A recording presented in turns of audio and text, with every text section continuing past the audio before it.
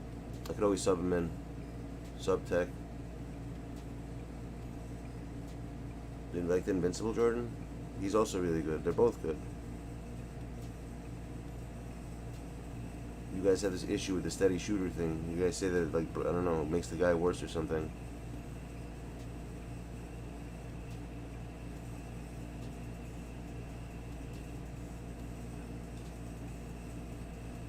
What up, Menace? How you doing, my dude? You good?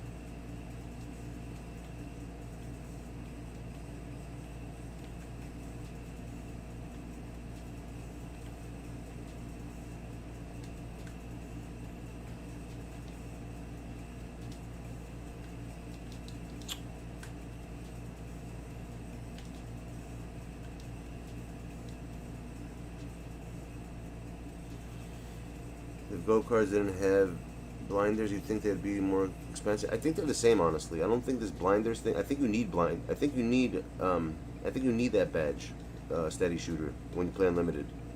Think about it. Most of the people you're playing are gonna play D on you, so that badge actually is good for unlimited. I feel like it's better for unlimited.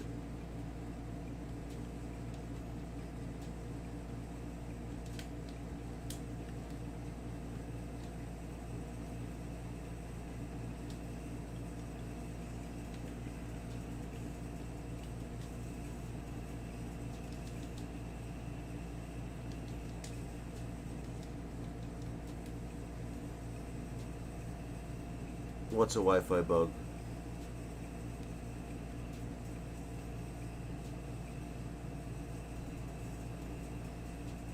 Really?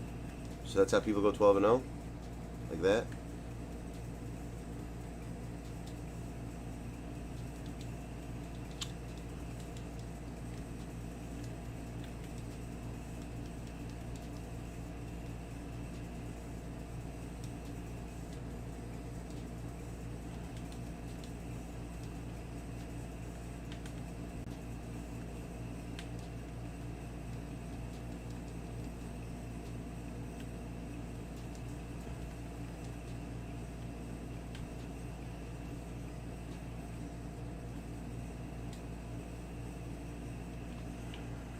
Play smart now. Every game, I don't give a fuck. I'm fucking pissed today. I can't do that. If that happens to me again, right? Imagine I was like 10-0 and that shit, or 11-0 and that shit happened. You know how mad I'd be? Marcy Projects, Marcy, son, what?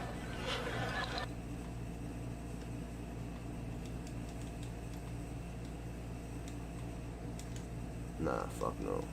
Of course.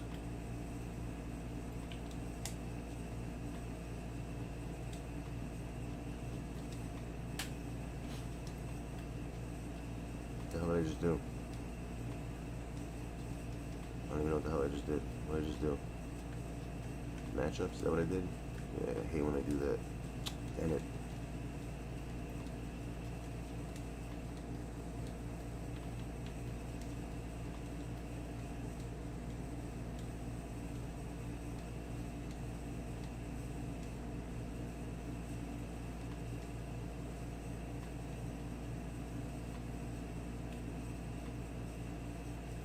Depot.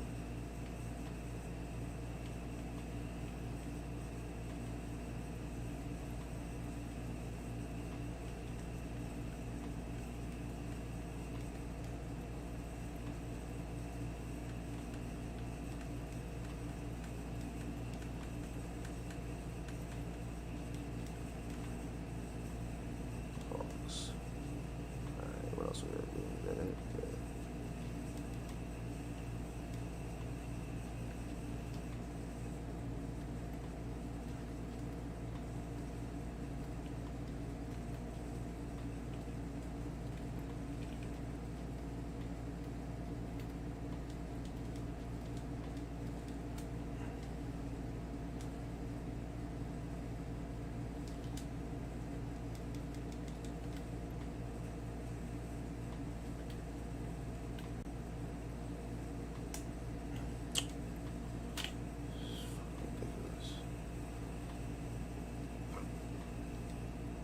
What up, Josh? How you doing, my dude?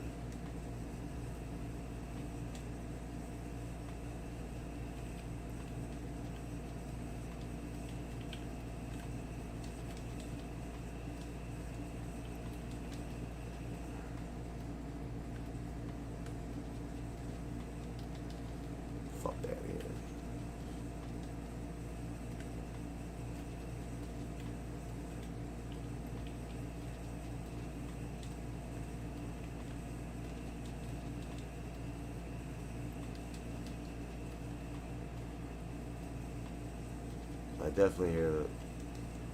What I, oh, bad pass. I don't know, that wrong person, that was my fault.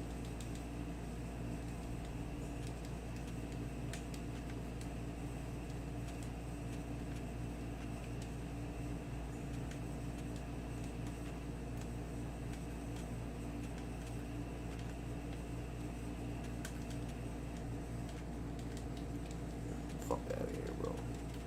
Yeah, that's what I'm talking about. The real teal deal? What's the real teal deal? What are you talking about? Victor Olav Depot, dude.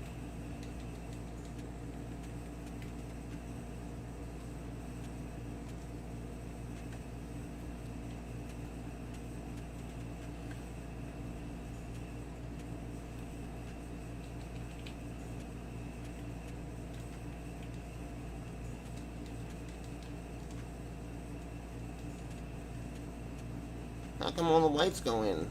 All the whites are going in. It's not fair. Whites. The whites are going in.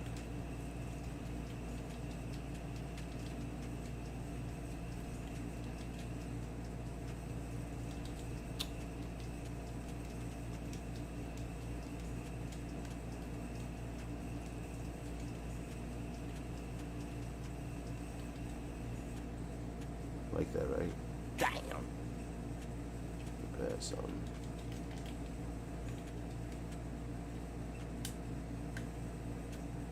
Fuck out of here.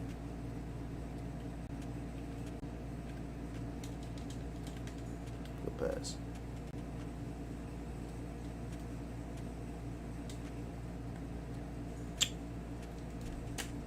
This motherfucker can't hit a three.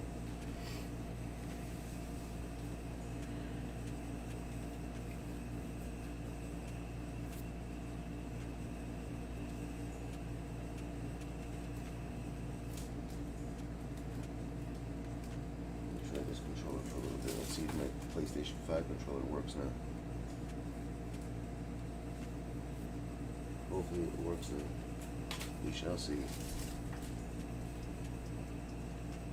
If not, I'll have to go back to this one.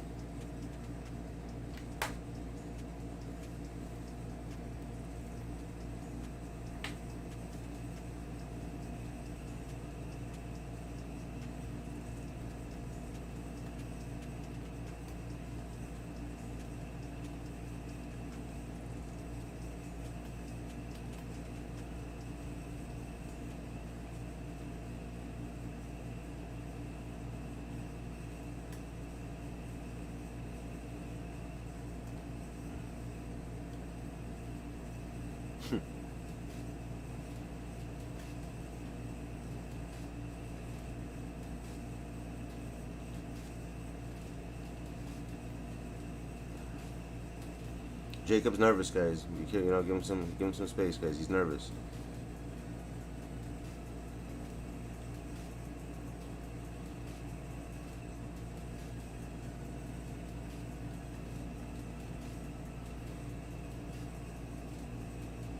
Do I do this? I've been born doing this, son. What's up? Dogavelli has returned. Where the hell you been, son?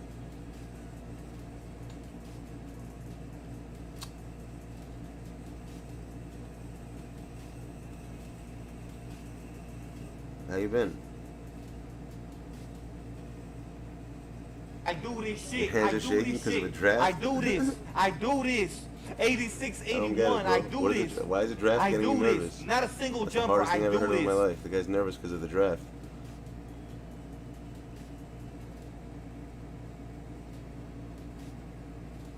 Salming. Salming, dude.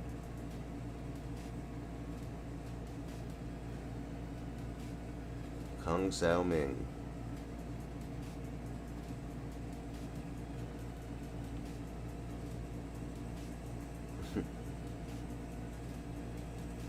You guys nervous over a draft? Jamardo. What's up, Mike?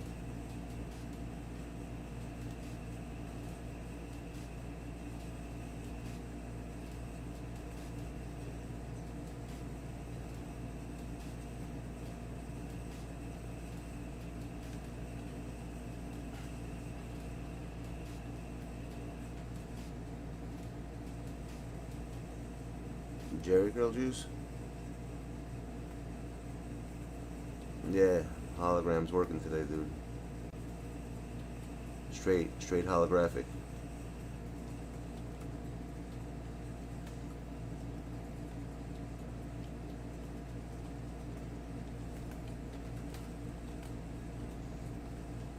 Nah. Fuck no, bro. It's fucking game, bro.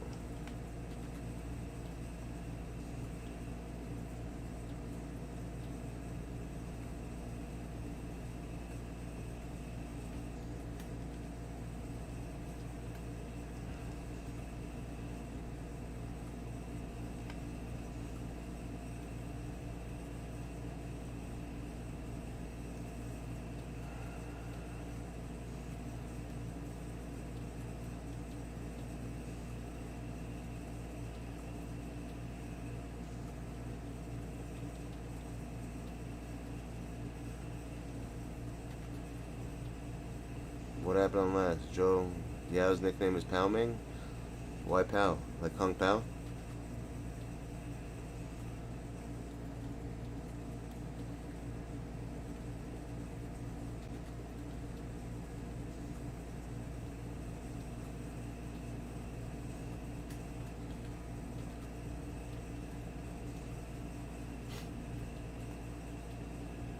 Savage, dude. What's cracking?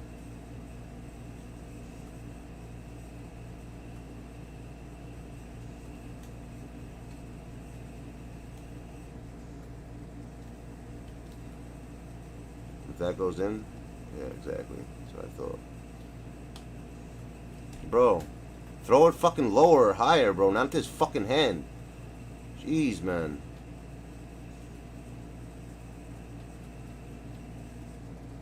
Dumbass fucking game, bro.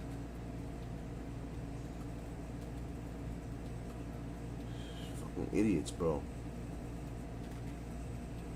They always have to throw the fucking ball in someone's head. Literally, they always have to they can't bounce it, nothing. They gotta throw it into the other fucking guy's hand.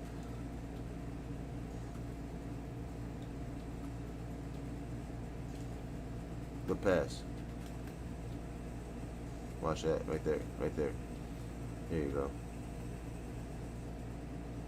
Gotta watch out for that, son.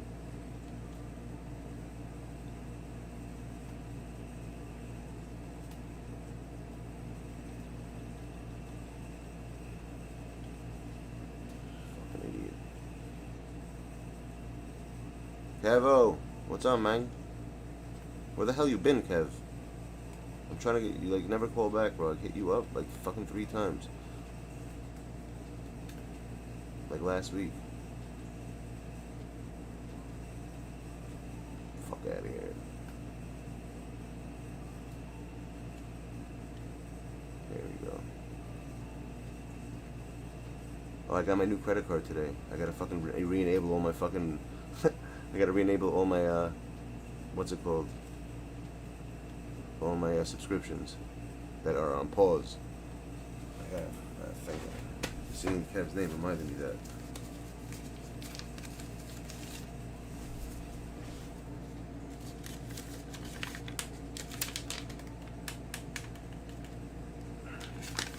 See you guys, I got in the mail today. Got my new card. Activated how? To activate? Are you serious? Is what I gotta do? I gotta call up the number? 1-800-972-2651.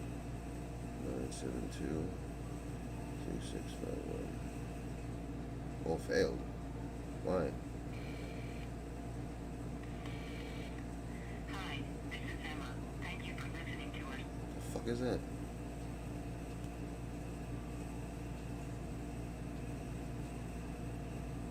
Emma. Call will be monitored and recorded, and your voice may be used for Your voice may be verification. used for verification. Welcome to Chase. Thank you for calling to activate your new Chase Business Debit Card. Para español, oprima el asterisco. Remember, your Chase Business Debit Card is a convenient way to pay for your everyday purchases. Your purchases are always deducted from your primary business checking account. I know. Please enter your card number, followed by the pound key.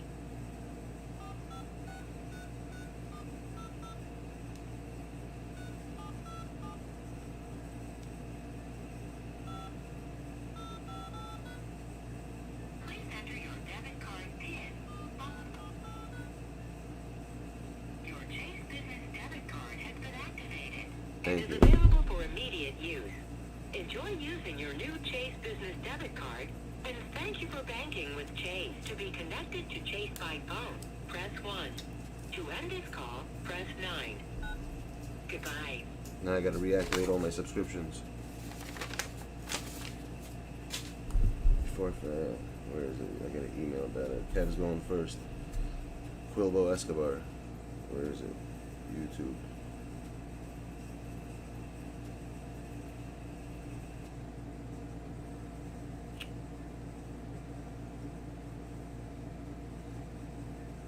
Here we go.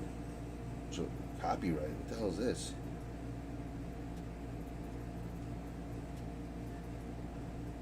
I have a copyright? Yo, that guy really copyrighted me, that piece of shit? Was the 28th yesterday? What's today's date? Track? What? Devo? Who the hell's Devo?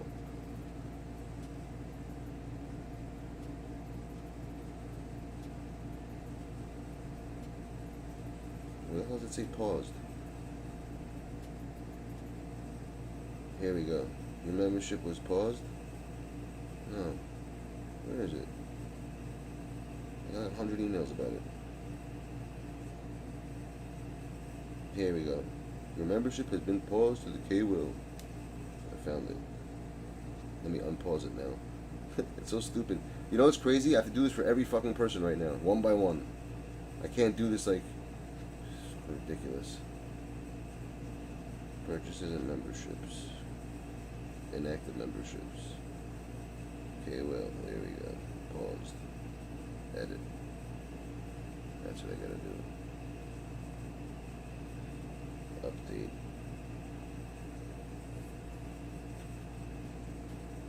What the fuck? Add.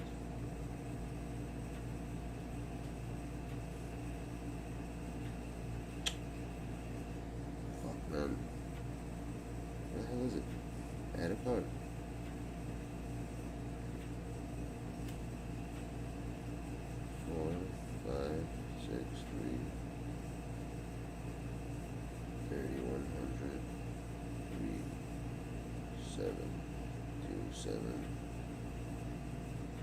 Alright, got it.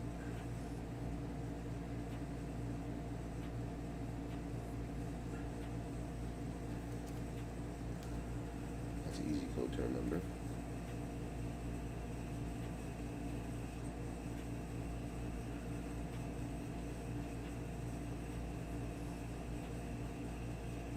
What? Unexpected error. Why?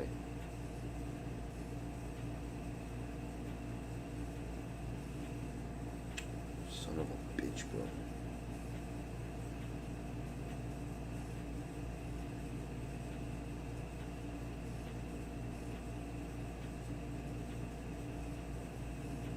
Motherfucker, bro.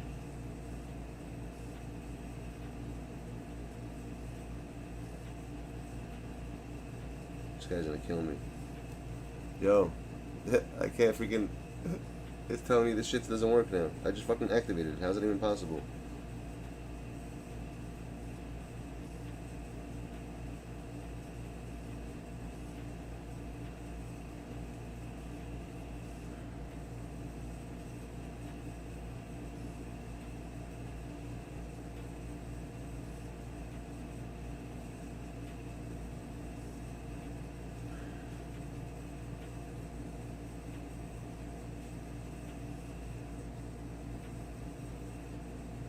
Yeah, to all the linked accounts. Exactly, bro. Don't give me an error message.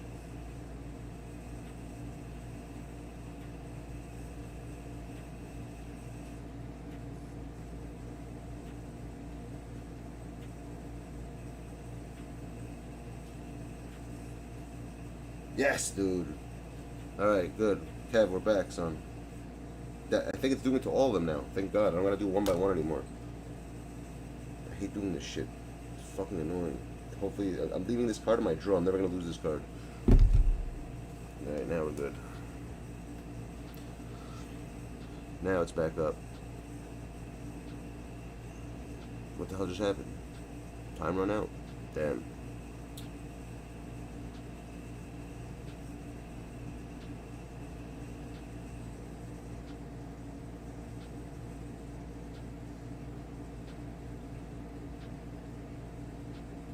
I guess because, yo, Kev, do me a favor. What are you talking about? What logic? What are you saying? What the hell are you talking about?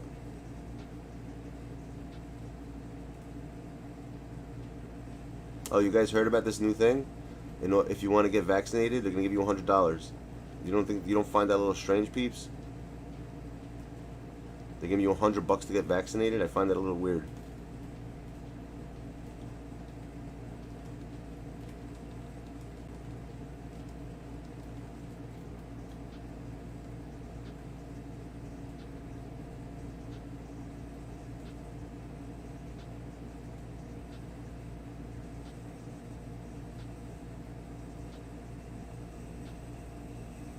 Do you still get your money? I find that why the hell would you want to get vaccinated now? I find that a little, why the fuck do they have to give you money to get vaccinated? You don't think that's a little weird?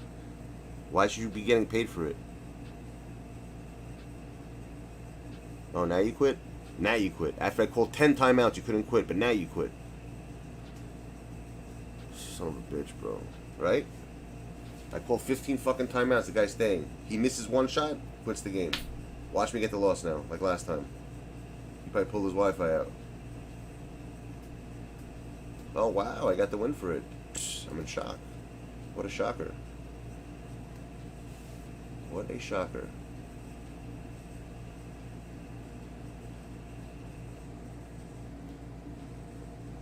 Wrong line. You're saying they're more scared of this guy. You know what? Fuck him. I'd rather put in fucking T-Mac and cheese. T-Mac and cheese. What's the difference between this T-Mac and other T-Mac? T-Mac and cheese. Where is he? Who the fuck's the other T-Mac? I pass him. There he is. 4 more badges? You serious? That's what the difference is?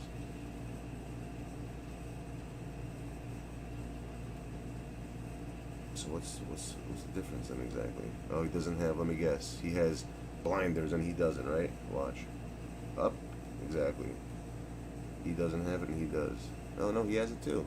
Hold on 1 second. Oh no, he doesn't. Steady shooter. And he has steady shooter. What's so bad about it? Reduces the penalties for contested shots and bonuses for open shots? That doesn't make any sense.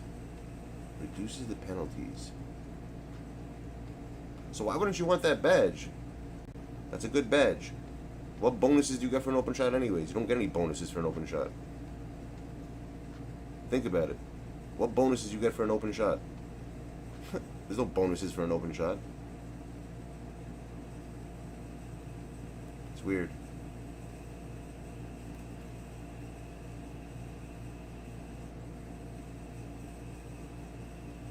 On Thanksgiving, I be passing turkeys out like Nino Brown, baby.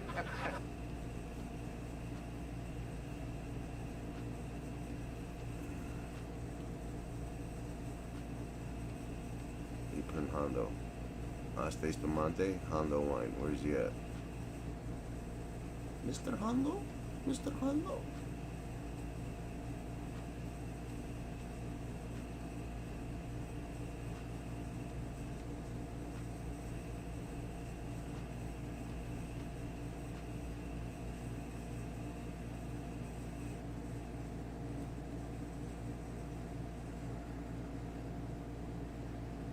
We want the funk. Gotta have the funk.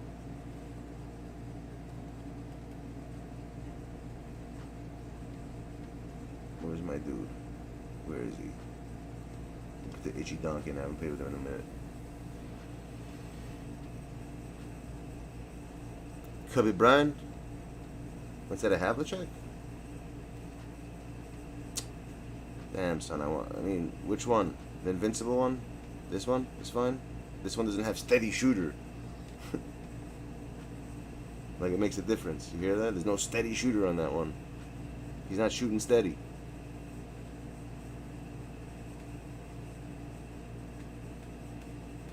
Kobe Bryant, Shaquille O'Neal. You guys ever hear him say it yet? The same card.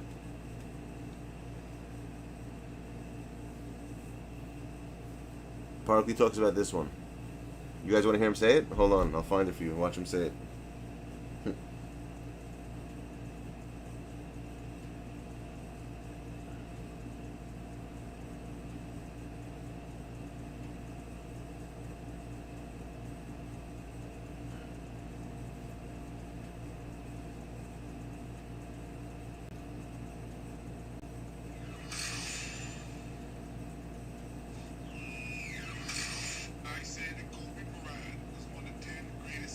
Kobe Bryant. I want to change that. Kobe Bryant, the 5 greatest ever.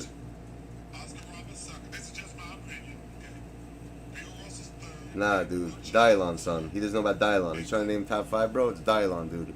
We're the best 5 rappers of all time. Think about it. You guys know what the hell he's talking about. It's Dylon 5 times. You guys know what the hell he's talking about. Well, if you only knew about Dylon.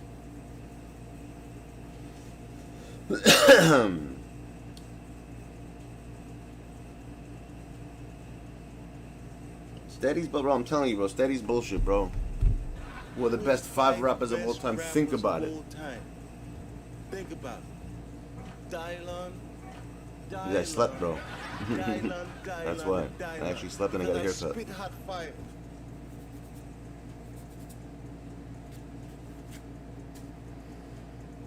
Kobe Bryant, Shaquille O'Neal, Kobe.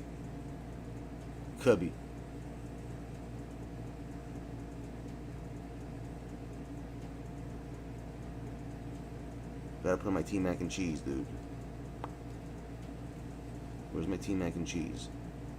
Tea mac and cheese. I want to use different players though. I'm bored. I'm sick and tired of using the same fucking players, man. Hold on.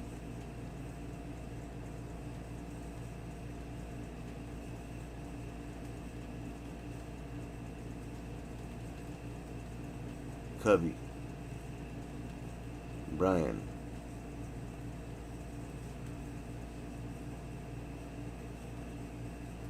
Cubby Brian.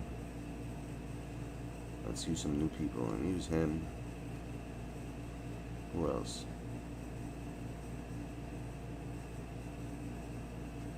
Jerry Steakhouse? Jerry Steakhouse. Scottie Pippen.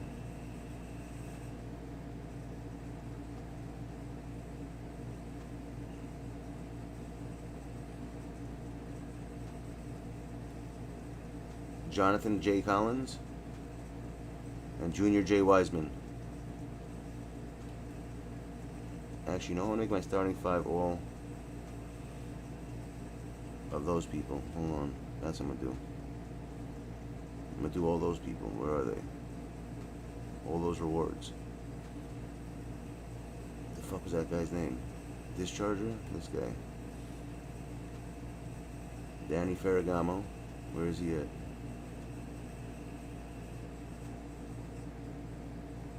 Who else was there?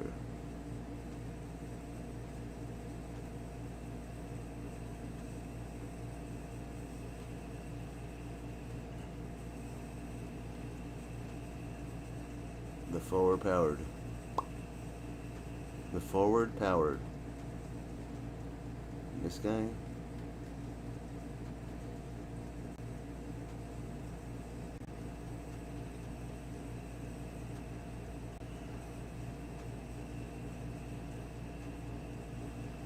Jiggity John Morant. How's Rudy Swordfighter? Is he any good or no?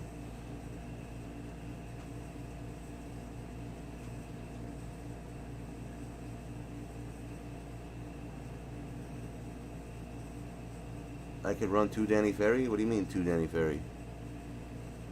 I don't understand.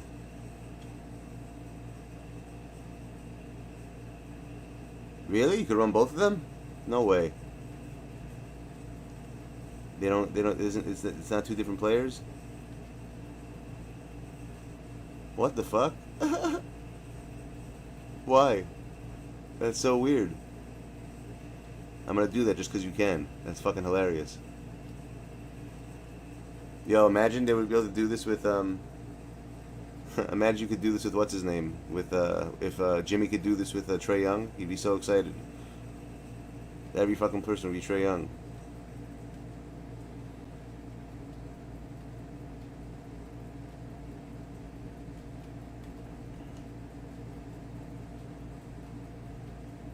Wiggins it just a little. Let me use what's his name? You know I haven't used in a while.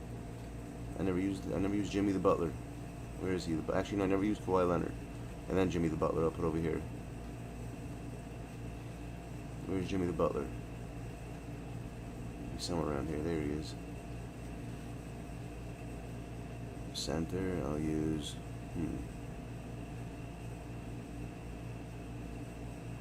Shaquille. Actually no, Porzingis. Might as well.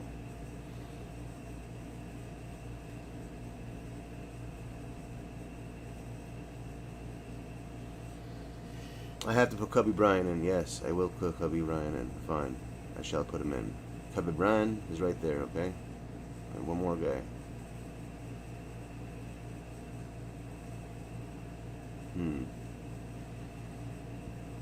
We need a big man.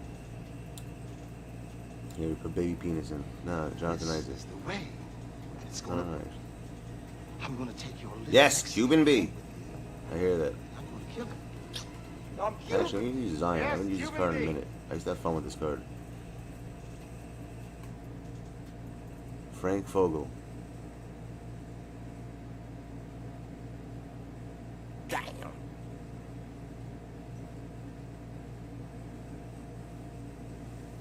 Alright, this is my team right now. I know it looks weird, but let me just like I wanna have some fun, bro. I don't care if I win or lose. I wanna play Kobe Bryant. That team looks funny as hell though. 2 freaking fairies. That's hilarious. How do you even figure that out? To use both of them? I kinda look like Vogel? I don't think so, my dude.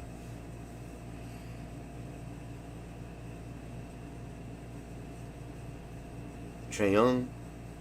Trae Young. Shaquille O'Neal. That's how he says shit. Shaquille O'Neal. Penny Hardaway is my favorite card in this game. In 2K16. He was fucking fire. That's a weird lineup. Maybe I'm gonna start matching up with these weird teams if I use teams like this. Look at AD. Looks like one of those Asian guys like making sushi. Oh, so sorry.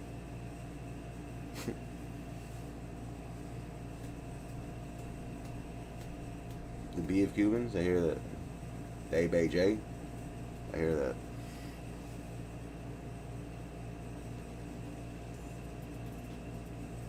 Exactly. Cuban B, dude. That makes sense, dude. Yes, Cuban B. That's so weird that I have 2 Danny Ferries on my team. They're like twin brothers. If someone asks how I did that, I'm like, oh, it's his twin brother, Danny Ferry. They're both named Danny. They're twins.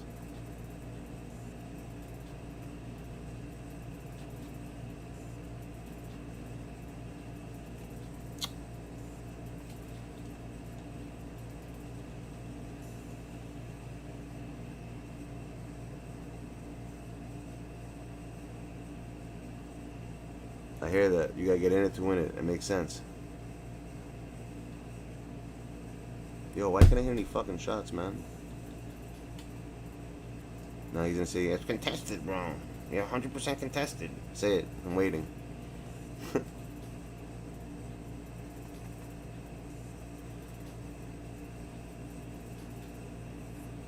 Watch this. Come on, Ferragamo. There you go, Ferragamo. Busy B, here we go, my dude. Smother, that's the only way to shoot in this game, my dude. If you're not smothered, why shoot? You hear that? You gotta shoot smothered. Just come on, my dude. Come on, man. You gotta shoot. So if you're not shooting smothered, you're not shooting right. You hear that? Madden? I should play Madden, you're right. I should, but I don't. Maiden. John Maiden.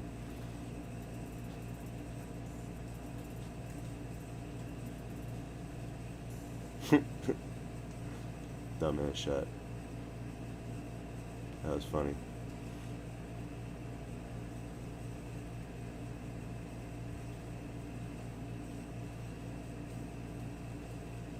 Oh, no foul. He fouled me. Foul. That was a foul. Not a foul. A foul. Not a foul. Like a foul.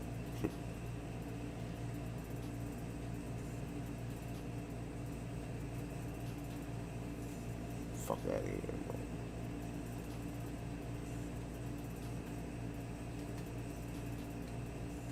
Man, that nigga knows it's humongous, man. Like, that nigga does cope with you. You ain't even getting a sniff, Madden? man. That shit, you ain't getting no, I used to love Madden. I used to play it on Sega all the time, I remember. I don't do coke, he does. Sega! Remember that? Who's Nick G? Nick, you sponsored us now? Thanks, bro. For the 15th time. Oh, how you guys don't know, like, you have to do it every month? That's kind of annoying. I would never be able to do that. I would forget all the time. Remember Sega? Dude, Sega was the best, man. In your face, bro. There's your lead, son. YMCA. There's your lead, YMCA. Nah. Of course you get the rebound. Terry Dishwasher. What the fuck? How many rebounds are you gonna give this kid? Shit, man. Too many. Hold on one sec. Get straight up here, come right back. Straight real down this dude.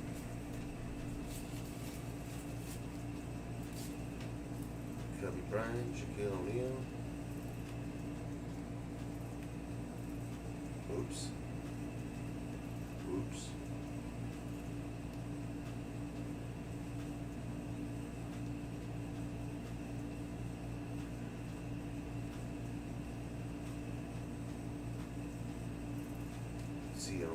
Use Sion for a little bit. Yo, you remember Sins used to play that all the time? Sega! Remember the game Altered Beast? Who remembers Altered Beast? You guys don't even know that game. I used to think those graphics were so good back then. You will be commanded to arise from your grave. Altered Beast. And then what else was there in that? In Sega. It was very good. It was Altered Beast. There was, hold on. One more time out. I need that, sorry. Altered Beast, and there was, I'm telling you guys, whoever didn't play Gauntlet, you know what game I would play right now? Everyone here should download the game Gauntlet. I think they have it on PlayStation. We can play with 4 people at the same time. It used to be a big arcade game back in the day. It's called Gauntlet. You're a warrior, a guy with a ranger, a wizard, and an elf. And you basically do boards together. You like run around boards, and the arcade game was sick. I remember the arcade when I was younger, but now they have it on PlayStation. I actually can have the game. I think it's free if you have PS Plus, so you guys don't have to pay for it. It's called Gauntlet. Look it up. Best game.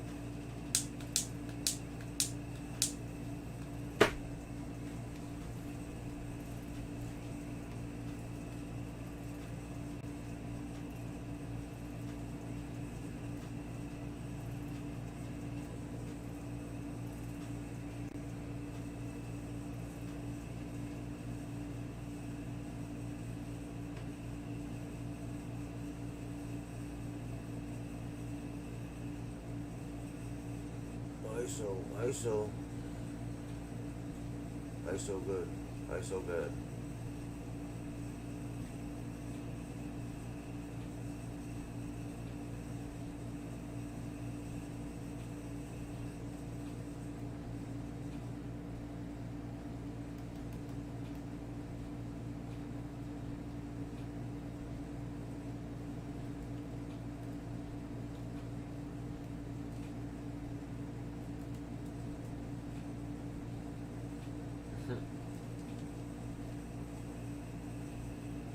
How the fuck you missed that shot? Well, you're like literally 1 inch away. It was smothered. I tell you, it was smothered. Like peanut butter on bread. It's smothered like jam. Smothered, bro.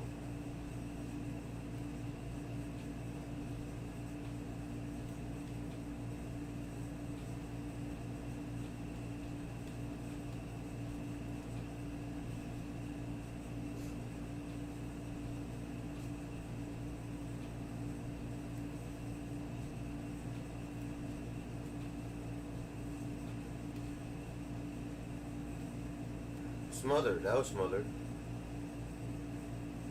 Went in. That was smothered.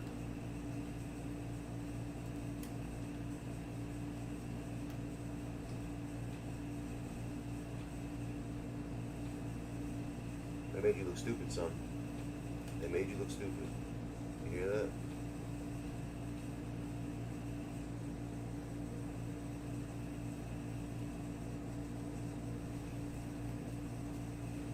That was stupid, son. Smothered.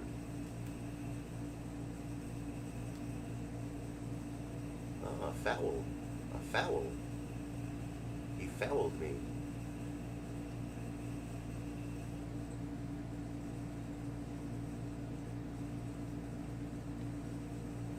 Smothered. It was a smothered foul.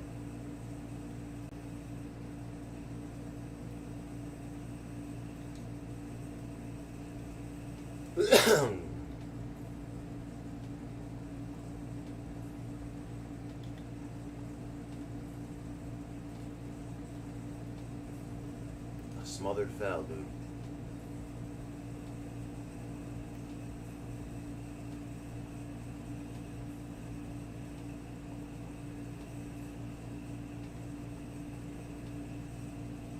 I used to be able to hit those all the time. Can't hit them anymore. That was my shot with him. I used to like run to the side and just shoot.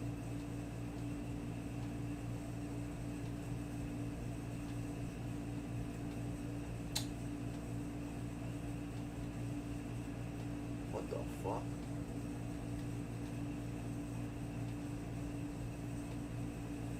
WTF. What the fuck?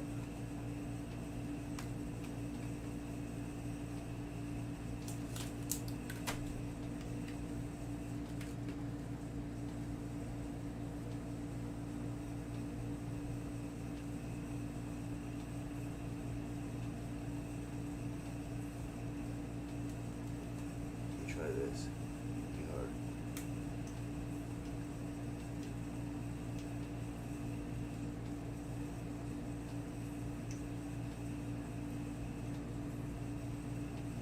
This controller is huge.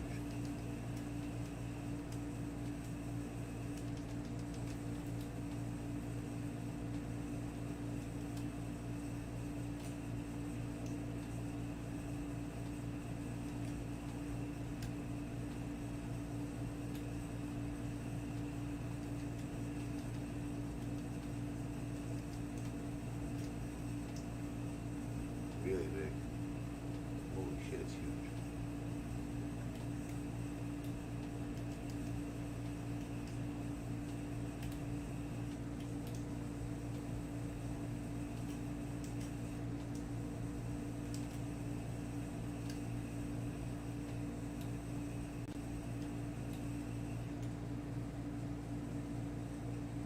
Yamatha? Yeah, Yamatha Amaguchi? Yamatha Amaguchi. Hear that?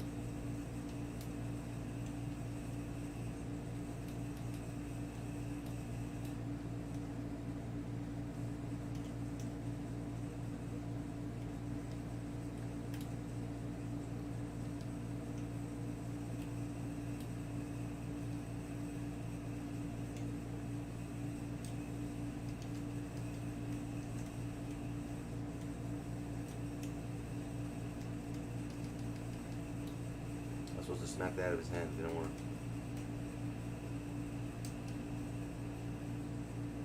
That worked.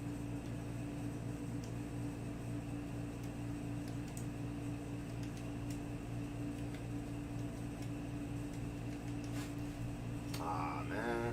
That was a foul, dude. I fouled him.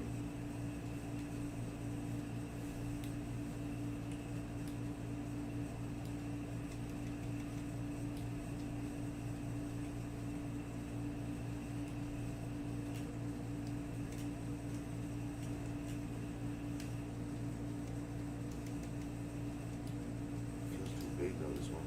Really too big.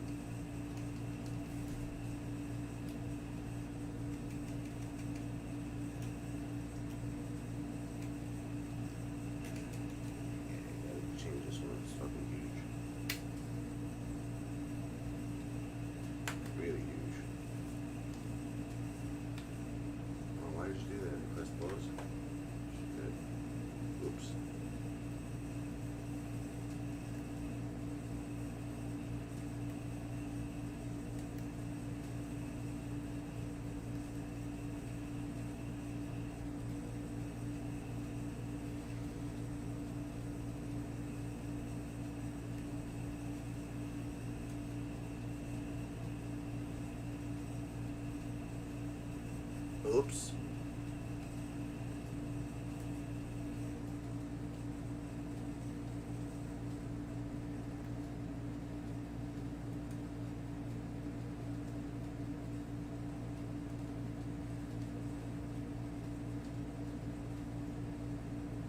The Ferragamo.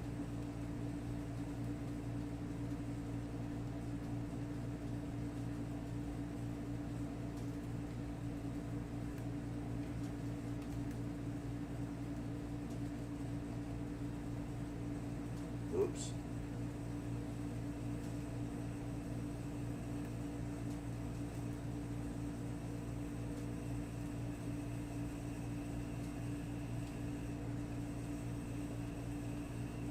Oops, I did it again.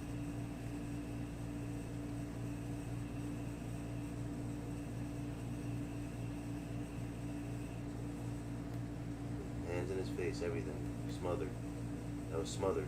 I love saying that now. Smothered, it's a new word. It was smothered. See, that was smothered too. Still went in though, even though it was smothered.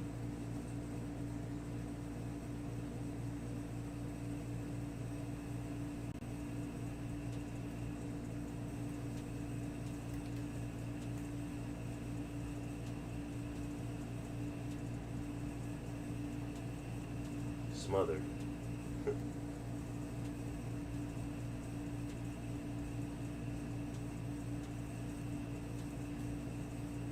Good all you, idiot.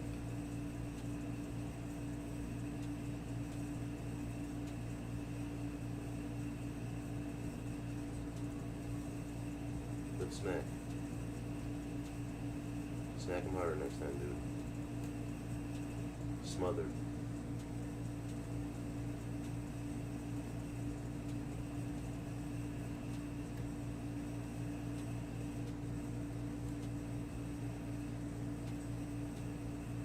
I love the fact that I have two Danny Gray. Yo, who do you guys think legit? Who's going number one tomorrow? From all these new drafts. All these new peoples.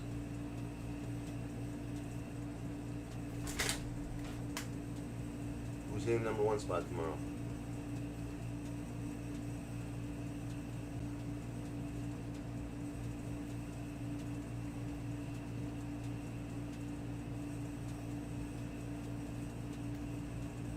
I don't know any. I saw the people that were getting drafted. I really don't know anyone in the fucking draft this year. I have no idea who anyone is.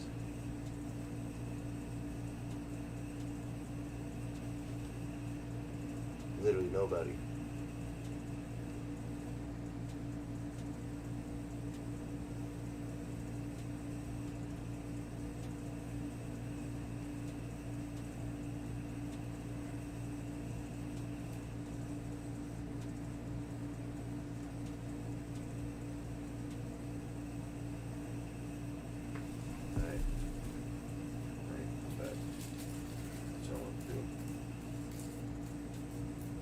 Yamamoto. Smothered. I don't see the chat. Give me a second. I will see it in a minute. Smothered. I'll see it smothered, guys.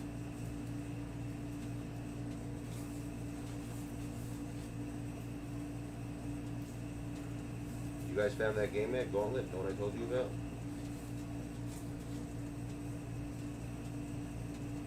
Smothered. It's a smothered game.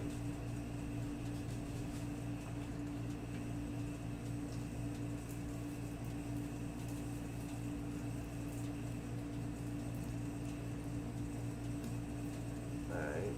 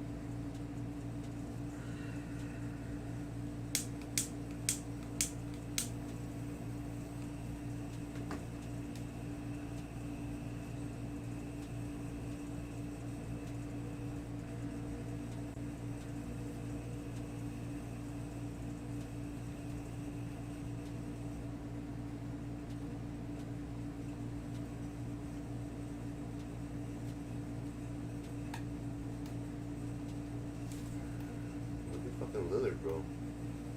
We literally got hops.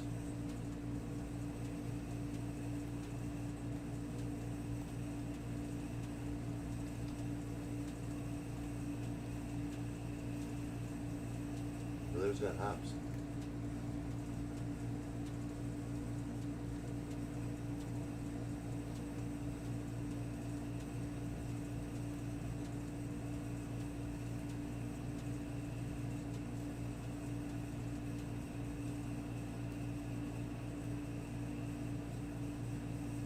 Smothered hops.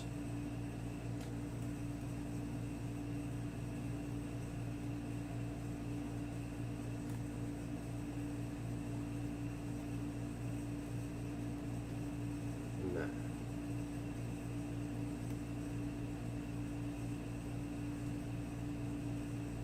Man one. Oh fuck it.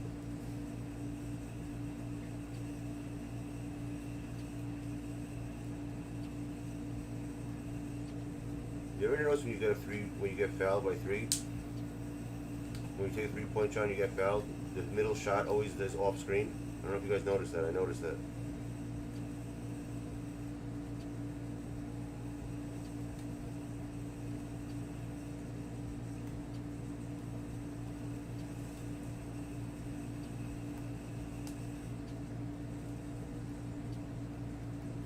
How do you miss that?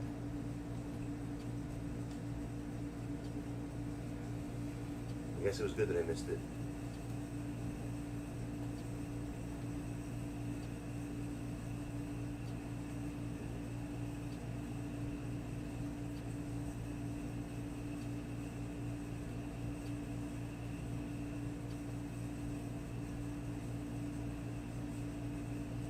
Come on, Butler.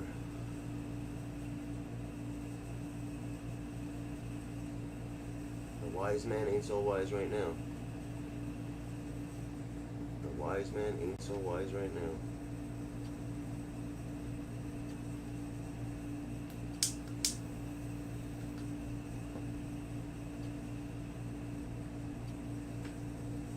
Alright, now I'm good.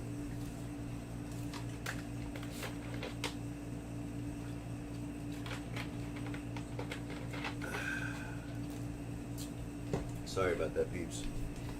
Took a little break for a sec. Now I can read. RNG? This game knows all of us. It literally is RNG fest. RNG fest. Shit, which fairy is which? I don't even know which one's which.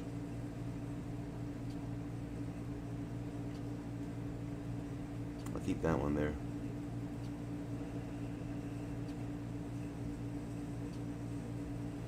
Use all my players.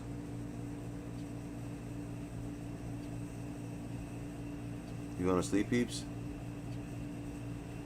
Captain Sheep? Alright, bro, have a good night.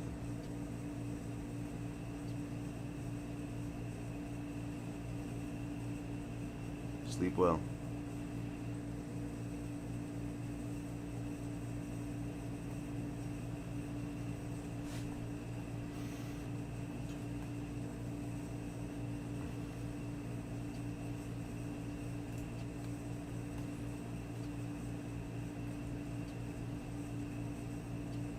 The hell was that? I hate those dunks.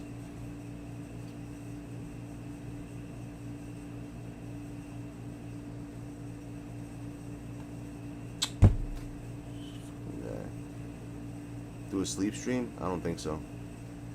I've done them already. You missed them. You've missed them all.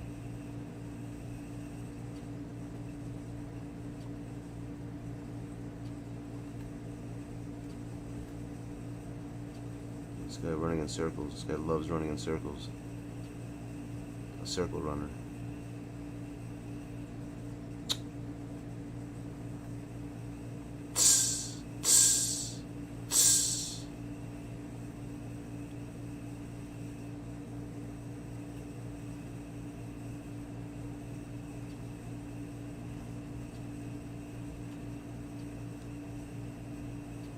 Nay.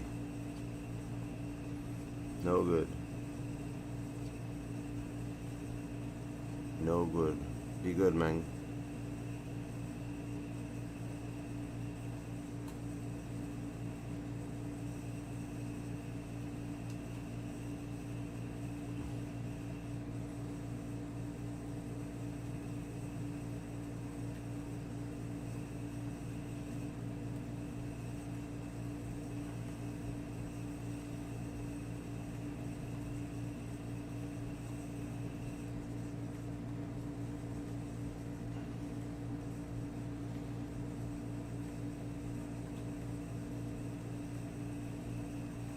far.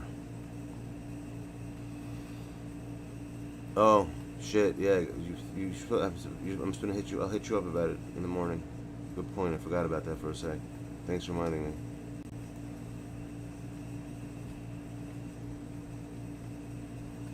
For my friend, right? The little mini PCs. I gotta look for them.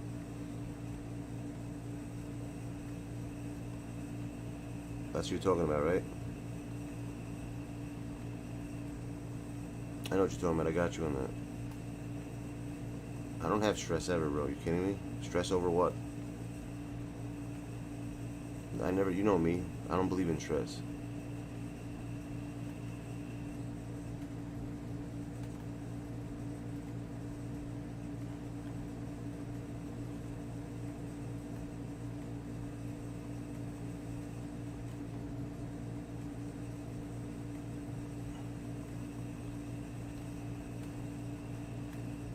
Why would you? Ridiculous.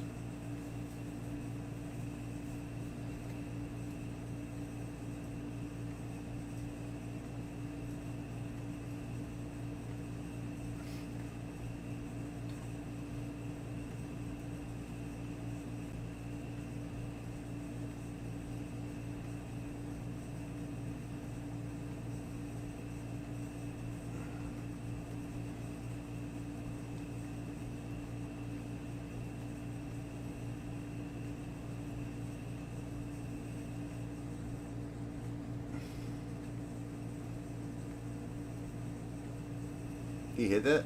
Or no? I didn't pay, I can't even see that. I wasn't looking at the screen. No what? Redacted?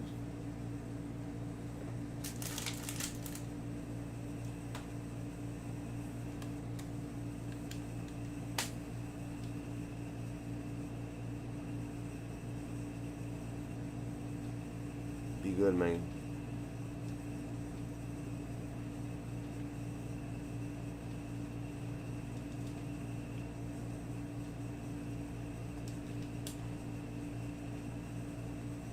Punch some horses in the head, I hear that.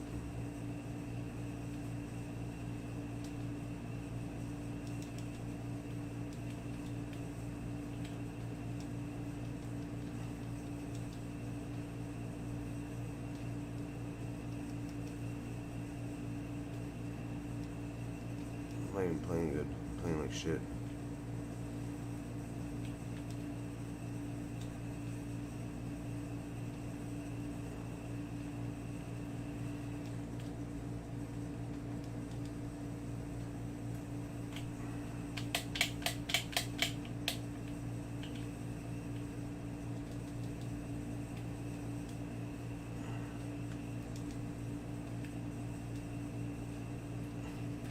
Why do they always do that? I don't get it. This game is so retarded, bro. The way they do that shit.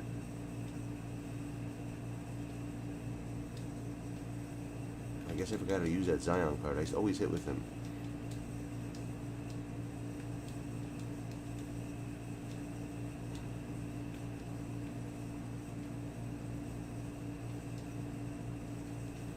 After I play Unlimited, I'm going to be playing Unlimited for a while. But okay.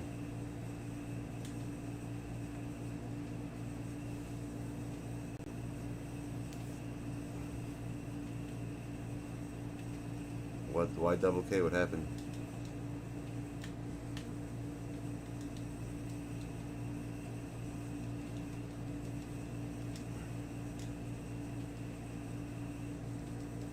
This game is horrible.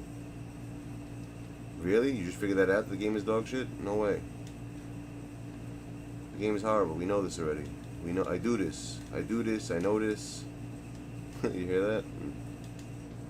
I'm just upset that they gave me the loss. When I fucking reset the thing and I beat somebody. Love it or live it. I don't like that they did that. How they fucking, what's it called? The guy quit the game down by 20 and they fucking gave me the loss for the game. How does that make any fucking sense? Only in this fucking dumbass game that something stupid like that happens.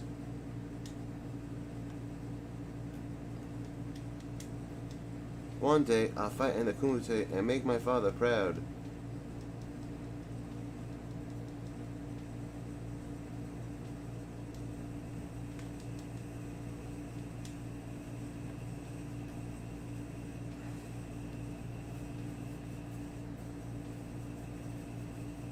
You want to be in the stands? Yo, Goku, I'm Goku's secretary now, Cash Money. He's looking for you. I became a secretary out of nowhere.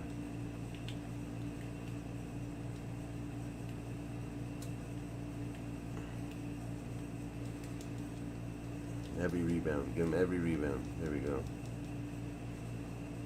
What do you mean? What's the whole who cares if Bruce Springsteen is his Shidoshi? Remember that? Who cares if Bruce Springsteen was his Shidoshi? Bruce Springsteen, the guy says.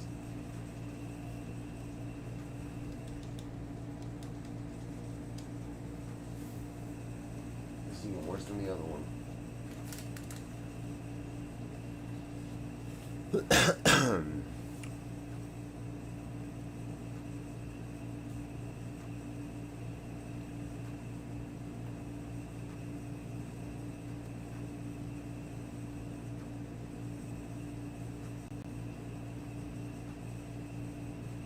You said sup, bro. What am I reading? You said sup. That's last? Your last is sup, dude. I quit, Round Eye. I hear that.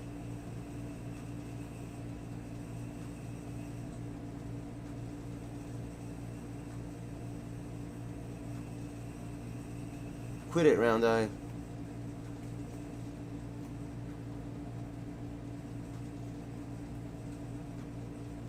There you go, dumb fuck.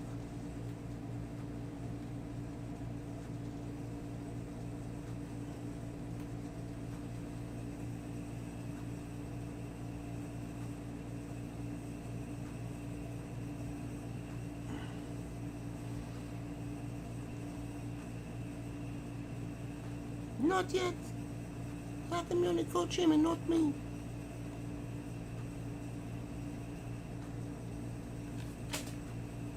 Hell just fell.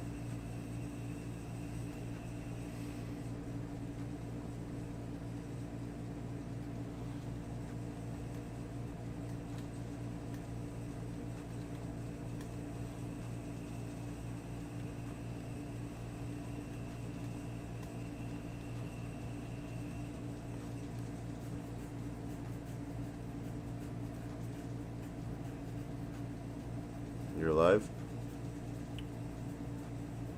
I hear that. He lives.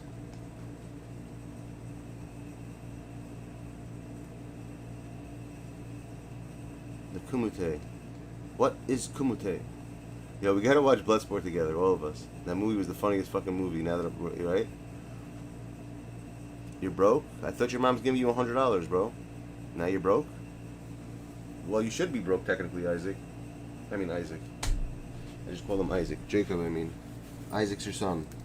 Let me put this in the piggy bank. Oh, no points? I hear that. I'll give them to you now, but next year you're going to have to earn them because you're gonna need Toonchies to get stuff. Where is it? Little piggy bank.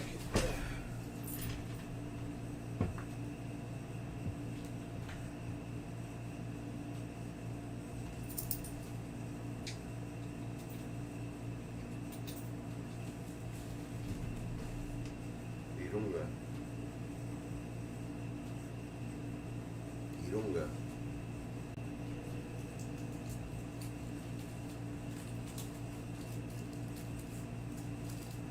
You need Toonch coin? Yeah, hold on, I'll do it right now.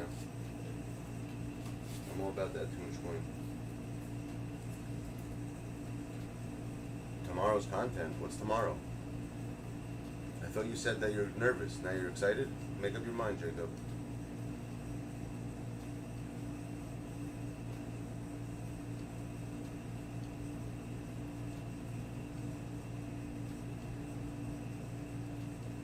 You will lose.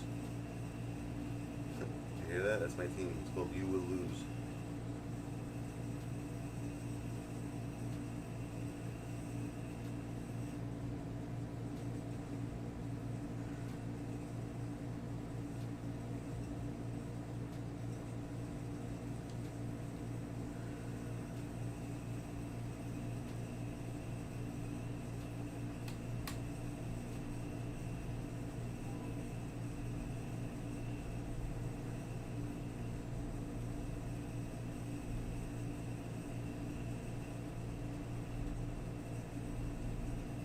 How is this guy Juwan Howard? Is he any good?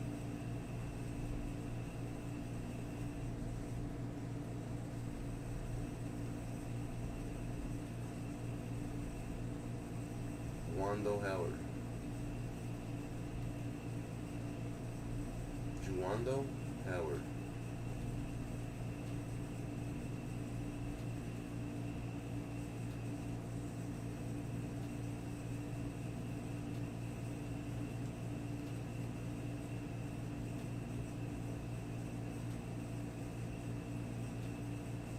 Where's the throw?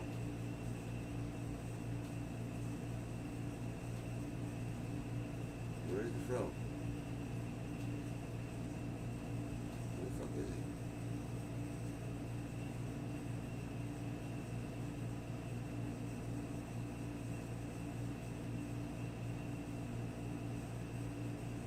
Am I blind?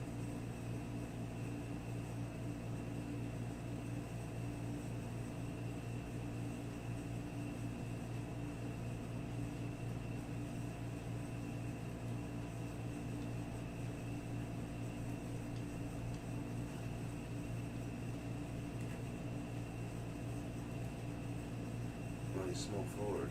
He's a fucking shooting guard.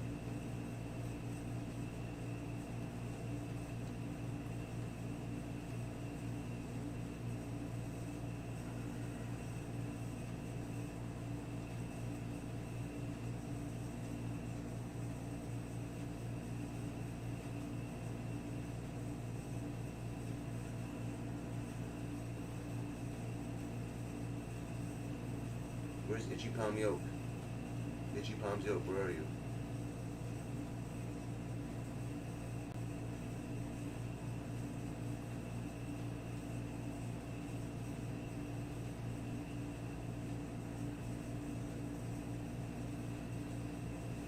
Get some big men up in this bitch, you hear that?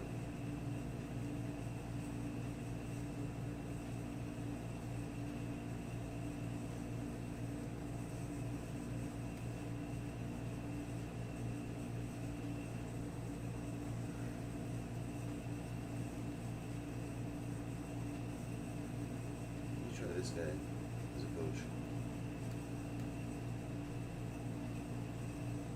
Let's see if he's any good. This clown.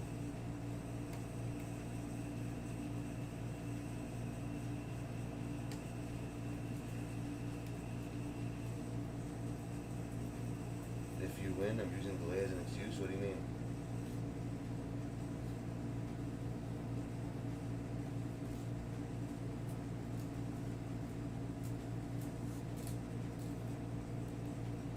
Who's playing right now? Where's Cash? You're playing Cash right now?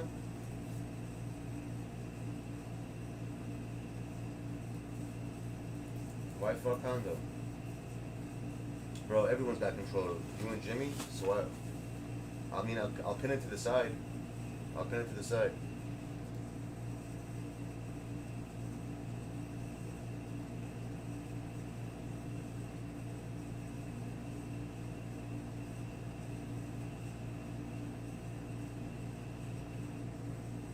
You're not even sharing the screen.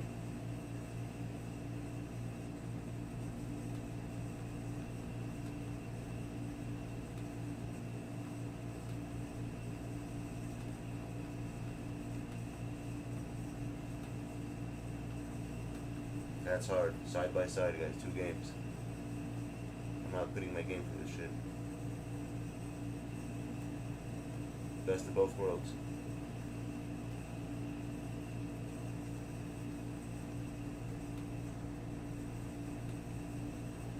Hold on. Let me fix something up. Yo, Deep, what's up? Grams Deep. Grams Deep. Grams Deep, Deep, Deep, Deep, Deep. What's with you and Hondo, by the way? What do you have against him? Why are you so anti-Hondo? Hondo, I don't even know where the fuck they came with that name with either. What the fuck's a Hondo? His name is fucking John Havlicek. Where Hondo came from, I have no idea. Someone probably just made it up recently. I don't think that's been his name. I never heard of him as Hondo in my life till this year. Unless that's been his name. Yo, Menace. Has Havlicek ever been called Hondo, or is that a new name for him? 'Cause I don't remember him ever being called that in the past. This is the first year I ever heard that name, Hondo.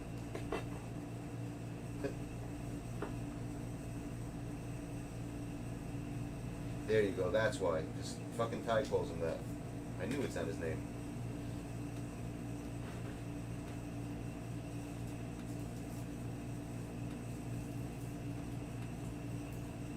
What does Hondo have to do with John Havlicek? I don't get it. What does one have to do with the other?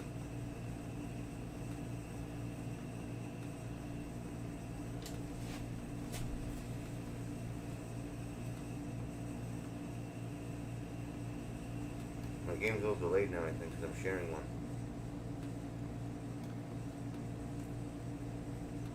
Honestly, I might play better now.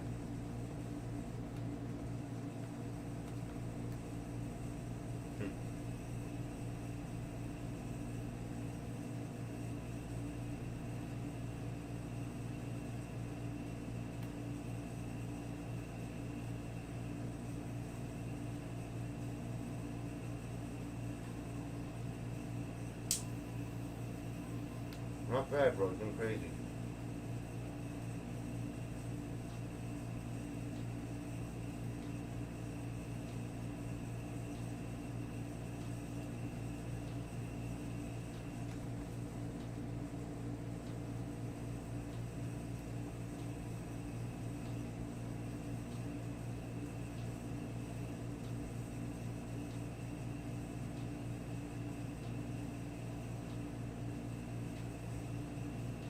Just block him, bro.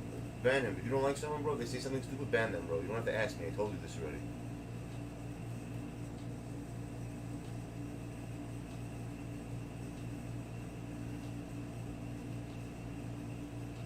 Hondo or Exim-based Manu? I don't know. Honestly, I have to try them both together. I don't really choose. I don't use Manu that much, you know.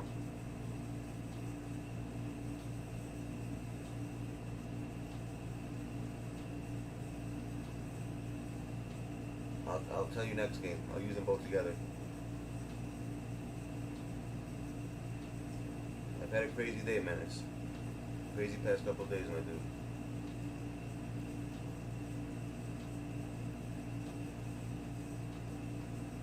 I saw a commercial today, couldn't stop laughing. They're giving out $100 in order for people to get the vaccine. It shows you that there's something not right. The fact that you have to pay people to take it, I don't know, something doesn't sound right about that. Can't see it. I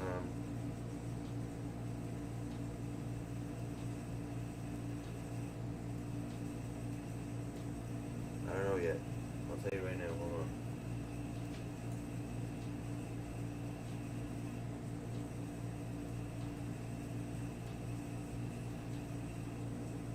It's like 6 to 9 or something.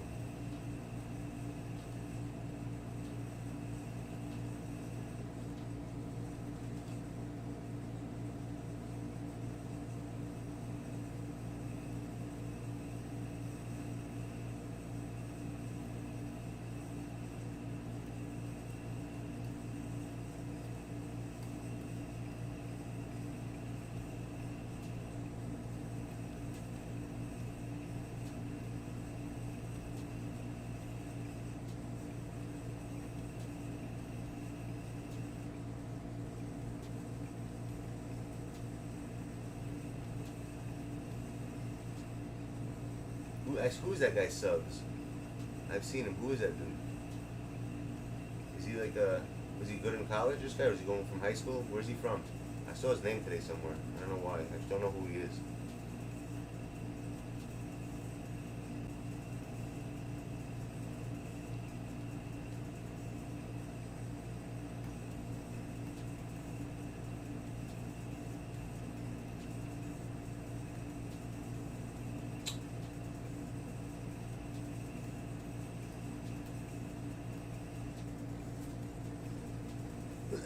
Where's he from, that guy? Subs.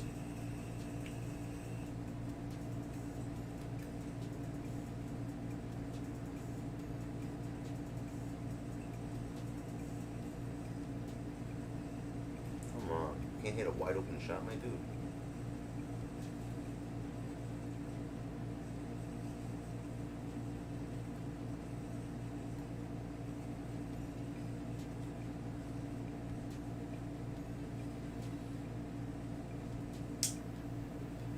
Packs are coming out today, bro, on Thursday? Or they're coming out on Friday? When are they coming out?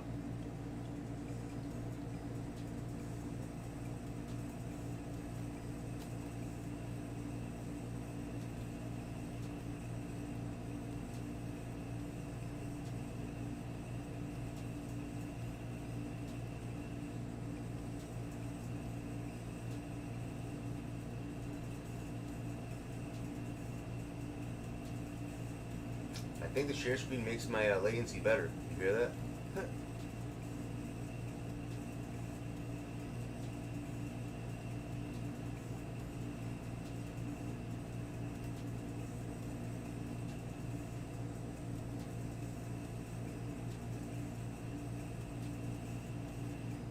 What do you mean? What happened to that boom boom? Oh, that dude? He's talking like sword fighter talk.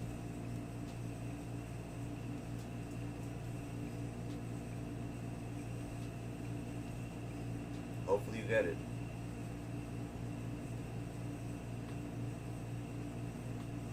Hopefully you get it, my dude.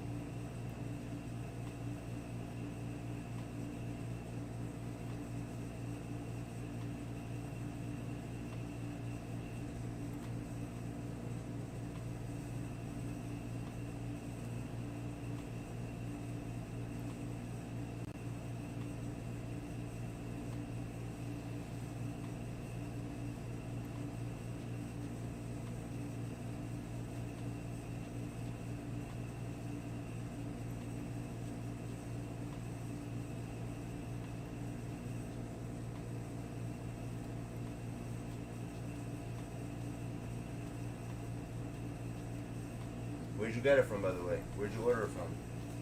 That you actually got it. They're actually still doing that shit? They're still putting them up on sites like once in a while and shipping them? Walmart? Which one did you get? The disc version or the non-disc version?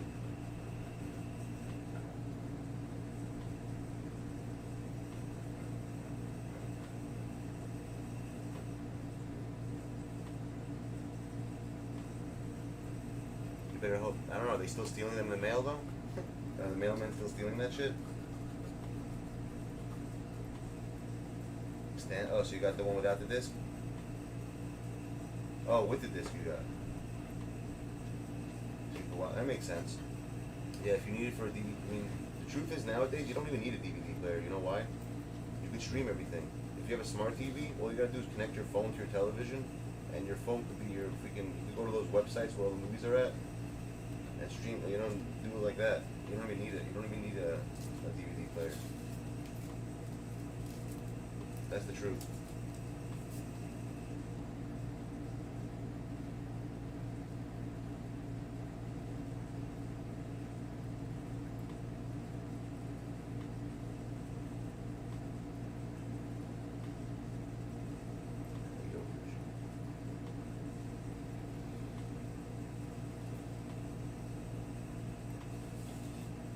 You don't even need a DVD player nowadays. I got the same one you're getting, disc, but I didn't have a choice in the matter because that's the only one I could get. I wanted the digital one, but I could only get the one with the disc. So that's not like I got a choice to choose.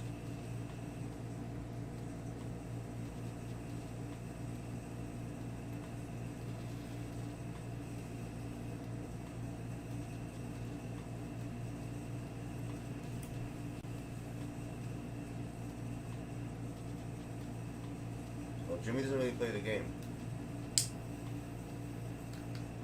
I don't know. He doesn't really play 2K.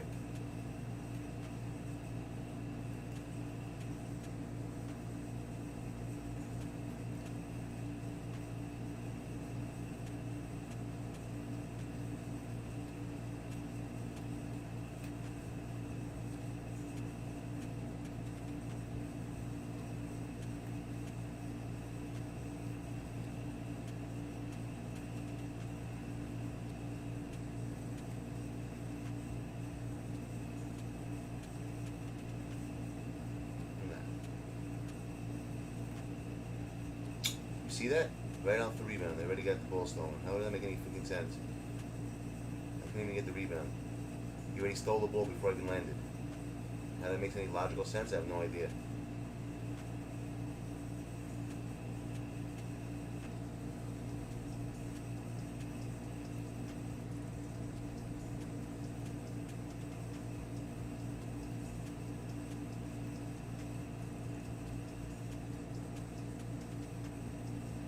Yeah, that's the only difference, bro.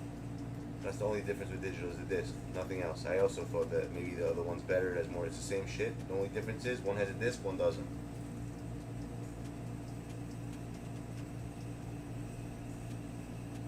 There is no other difference.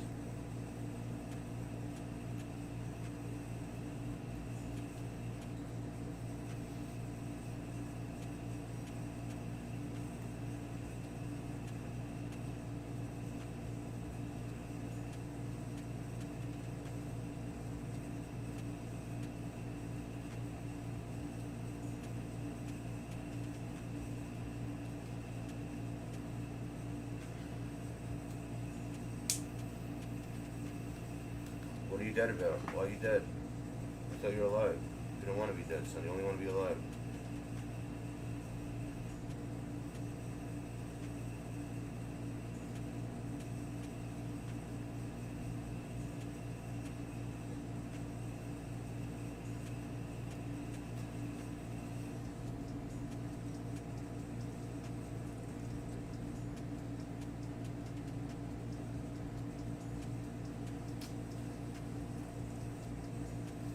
Me, Goku, and Jimmy are all playing side by side right now. That's what's going on. Of course it's a foul. Of course it is. Why you have really? Are you guys have slant? You guys have a slant eye in your family or no? You guys have that in your family or no? Out of curiosity.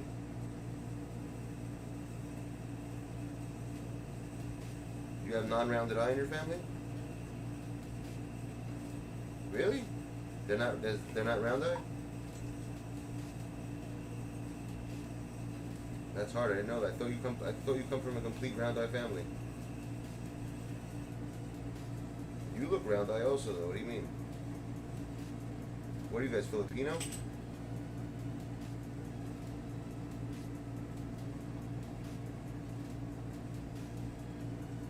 Oh, Peru. Oh, you're like my friend Bruno. My friend Bruno Salinas. He's Peruvian. I used to call him El Salvador. El Salvador. That was his nickname, bro. El Salvador. You hear that? His name is Bruno Salinas, bro. And I used to call him El Salvador.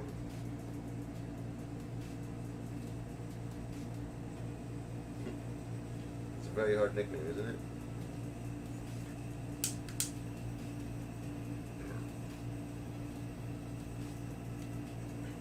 One day he'll fight in the Kumite and make his father proud. Not ready yet. Yo, Cash, quick question. I was gonna ask you.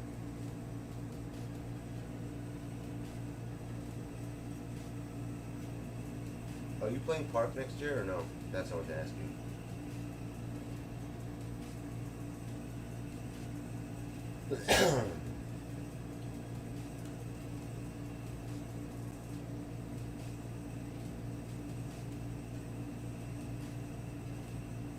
It's funny because you ever notice how the Asian Chinese people have down slant, Japanese people have up slant, and Filipino people have round eye with slant. It's weird. They have a round eye but a slant on the side. I've never seen that before. You know that? So it's up slant, down slant, and round eye slant. So yeah, Filipinos have round eye slant. It's very hard having a round eye slant.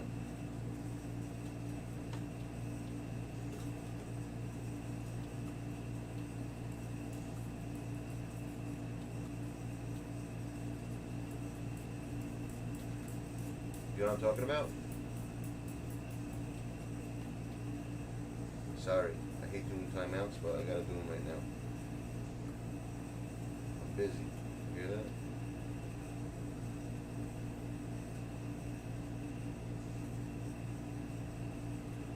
What happened? Was who? I don't understand what you're saying.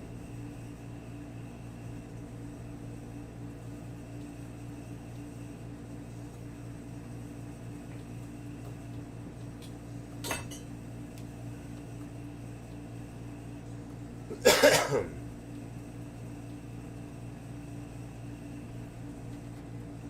Libic is around Iceland.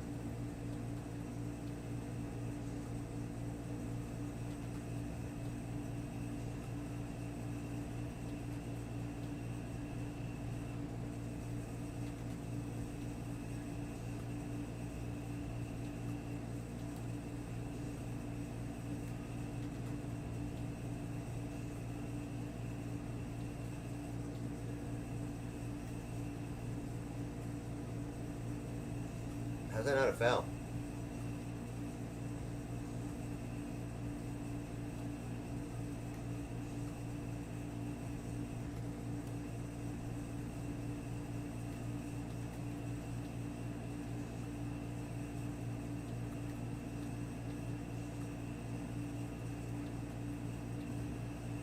How do you miss that?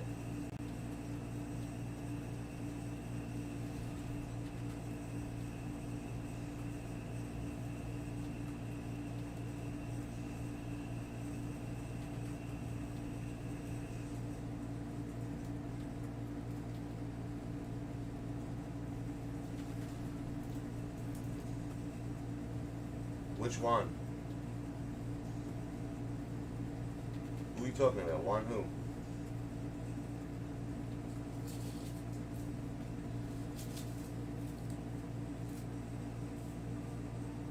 I don't have any card named Juan.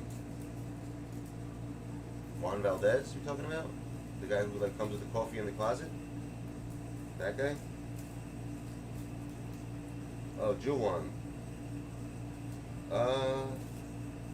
He's alright, actually. He's not bad. He's okay. That card's okay. I thought he would be like, he's pretty good. He kind of reminds me of like a bigger version of T-Mac. The way he like shoots.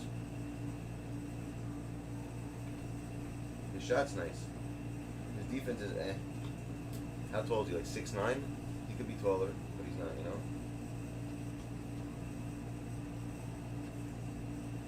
Here's Jokic. Irving. Garnett. D-Rob. There we go. New squad.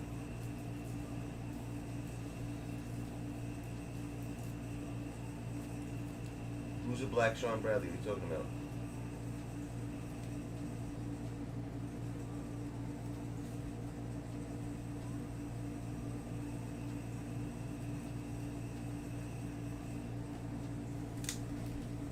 I could have sworn I put you.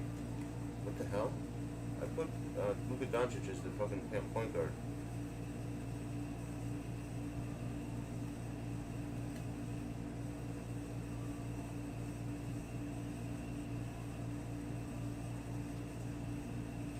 Put the Joker there instead.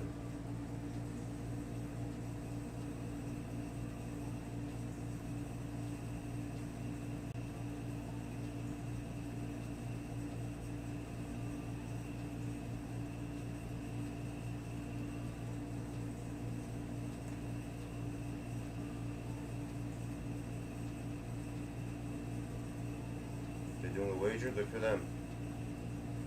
Who's winning?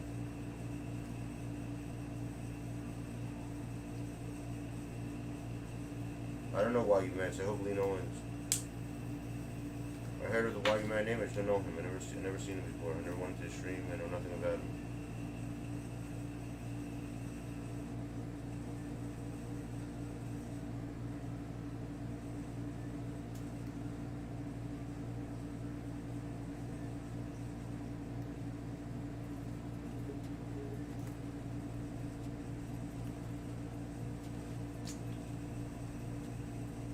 Jonathan Isaac card's insane. He's not getting an invincible. It's Cash Money Heroes. The S, bro. Not a hero. Who won? They finished their game, and I fucking am still in the second quarter. That's funny as hell. I don't do mods, bro. You gotta ask Jimmy or Dre. Jimmy, Dre, and what's his name? One more person, I forgot who. or Zoe.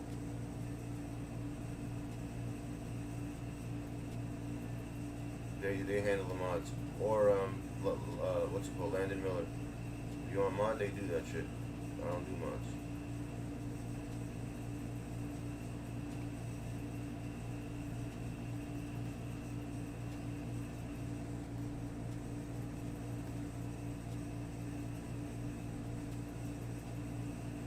Dave AJ.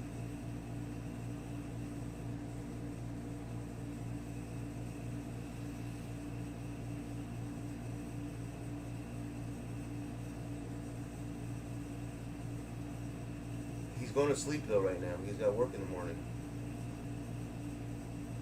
Did you guys set up a game for tomorrow maybe at some time so we could actually, like, you know, set it up like a normal, you know, like a normal time?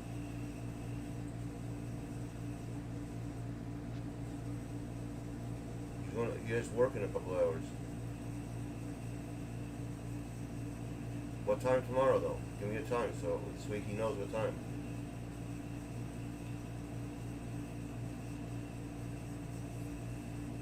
You taking a shit? Where are you taking it? I leave shits. I don't take them anywhere, bro. I leave them. You should leave them for now on, but don't take them anywhere.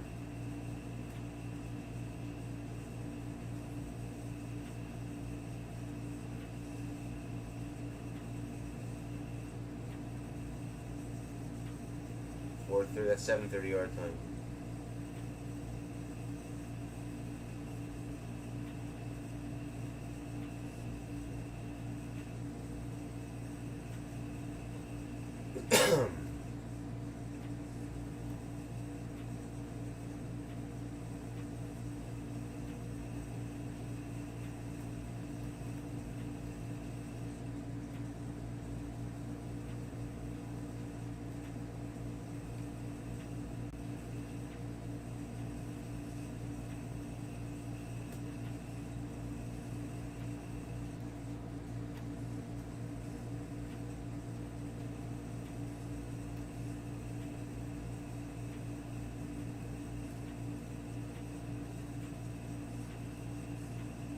Game over, son.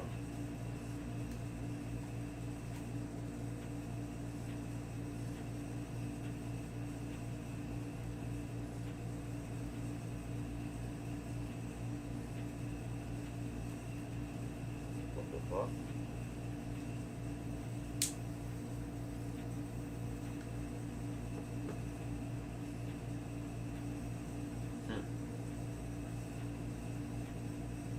So you want to do it 8 p.m.? I'll be on tomorrow 8 p.m. then if that's the case.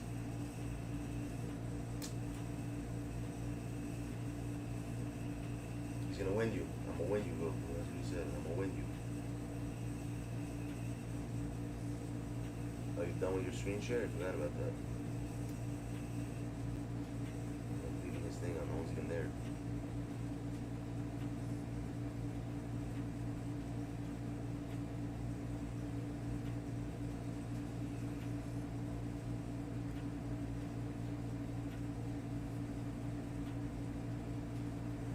Hondo, dude, I love that name. Hondo.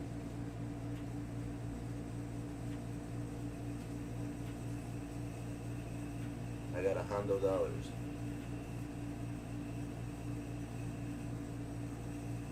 Itch.io. I didn't even do defensive settings this game. It's gonna be a new thing. I'm not gonna do it and see what happens. Yeah, 8 p.m. Eastern. Exactly.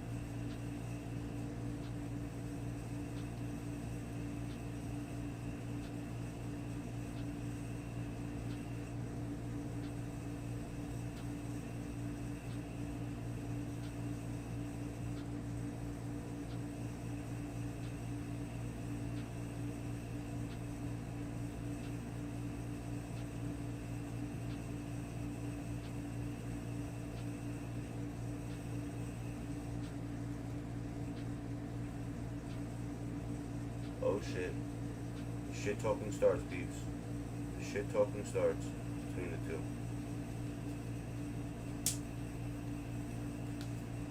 What's up, Bryce? What's cracking?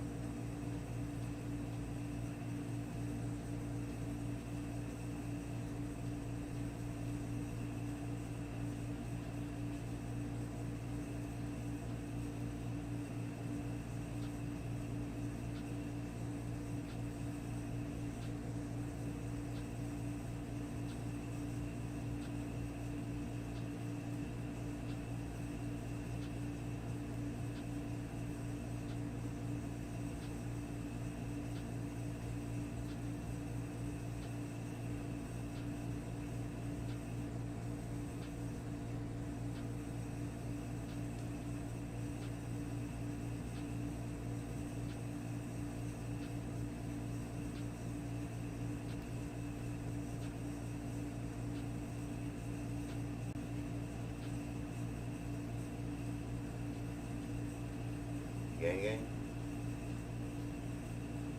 Are you okay, mang mang? Why are you fouling him?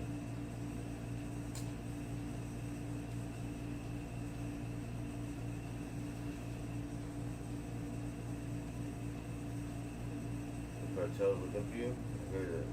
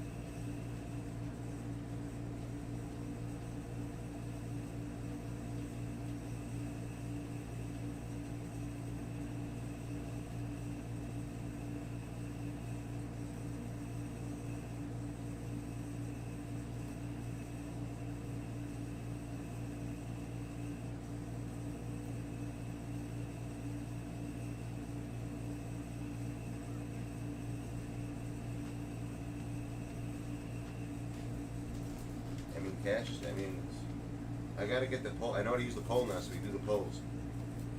I know how to do those poll things. So we can actually set the polls up.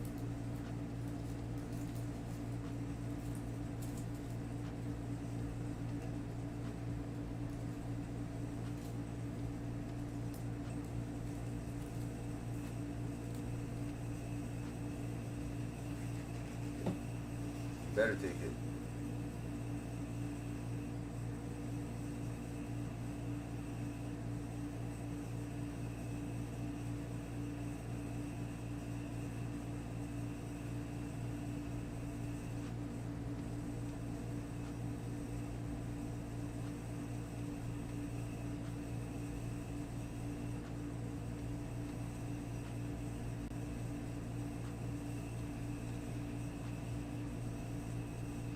Think so? So you gotta win a title then, Tekka. If you say stuff like that, my dude, you gotta freaking what's it called? You gotta win it. You gotta win it.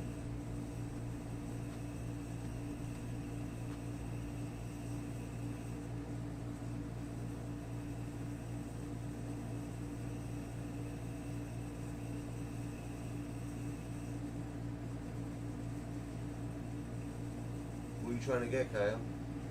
Juwan or Honda? Who are you trying to get? How much is he going for?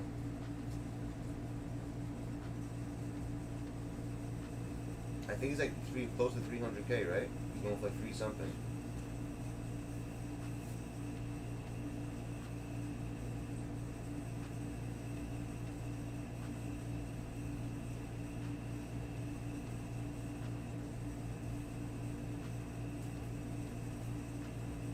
On Xbox he's 2? Really?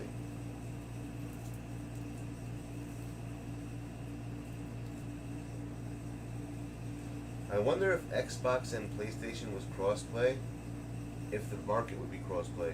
You know, if like we would share the same market too.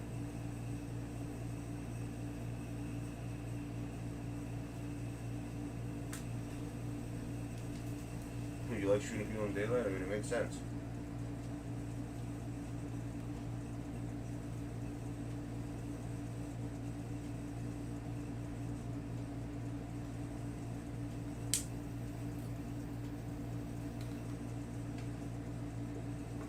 Really? I don't like that card. I don't like Anthony Davis, the Invincible one. I don't use him.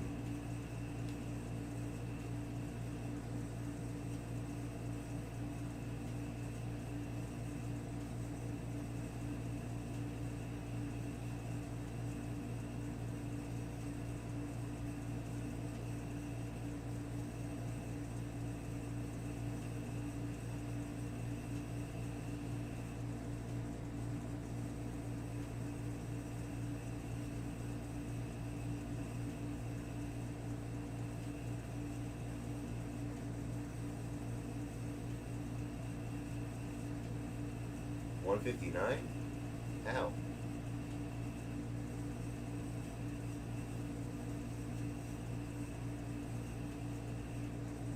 How's that even possible?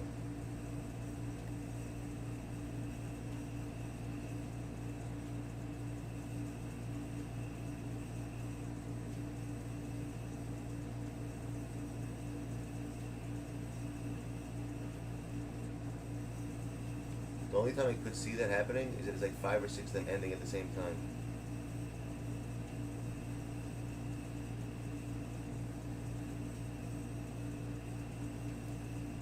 Then maybe I could see that happening.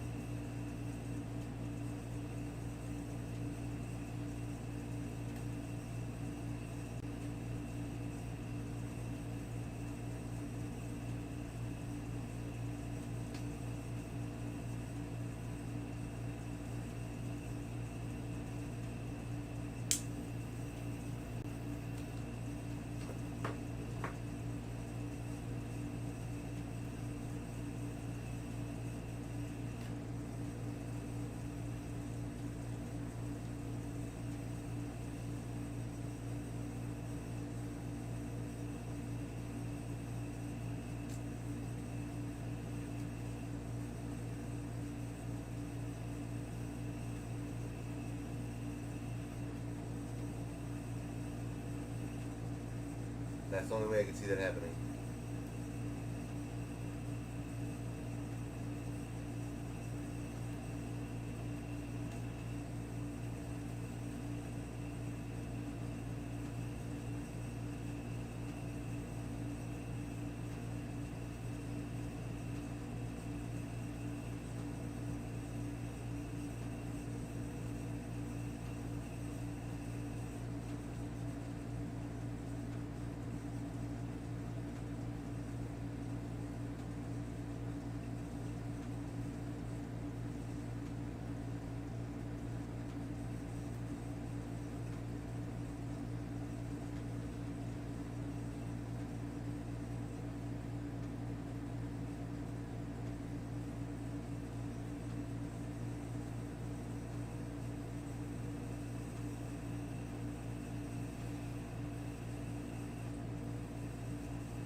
Shooting is the best what? Option?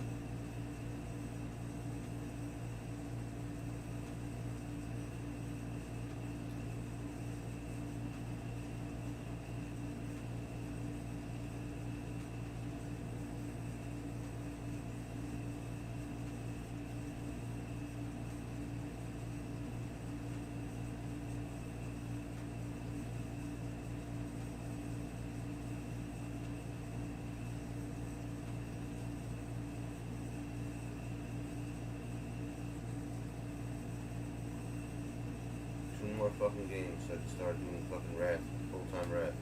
If they fucking fuck me again and give me a loss, I'm gonna be pissed.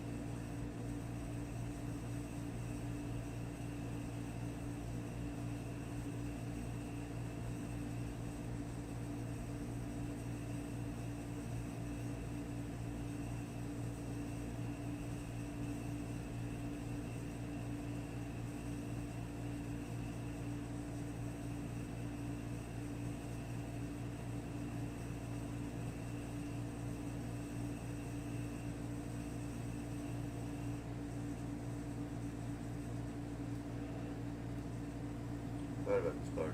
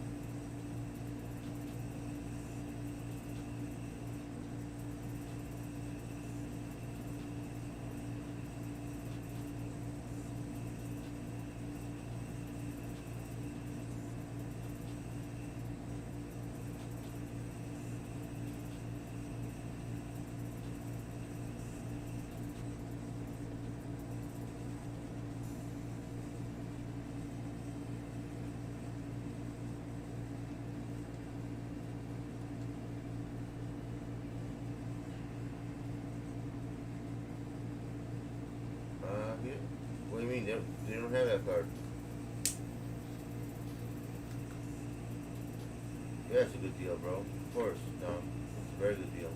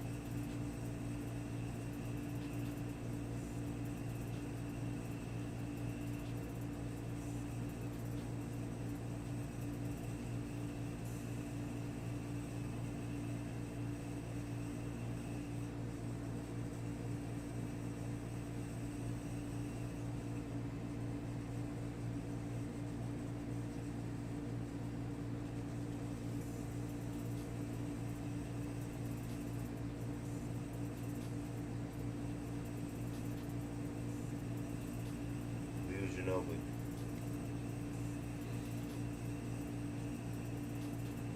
What about? We need one? Really? Why do you think I don't think we're gonna get that card and go. Invincible? I don't think we're gonna get that. I don't think it's gonna happen.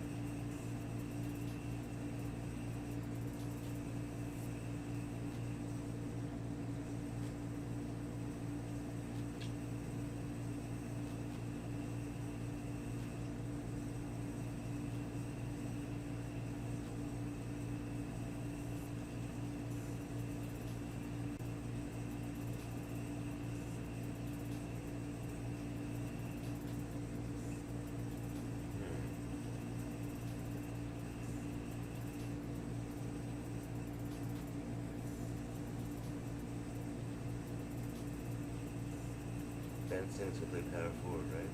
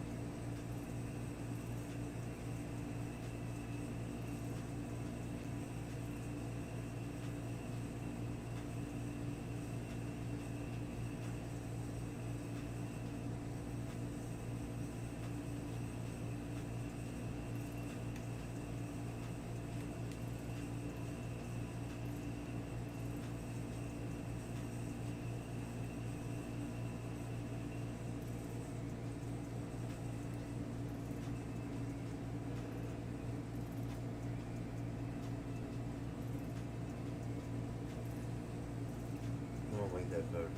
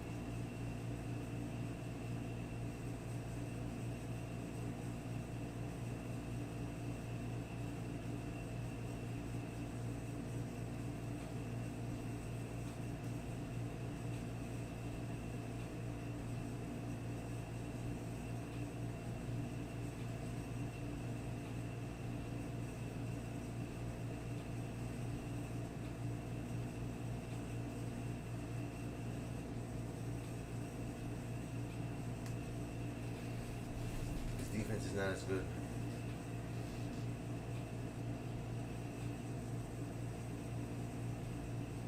What up, Jason? What are you talking about? What point are they looking for?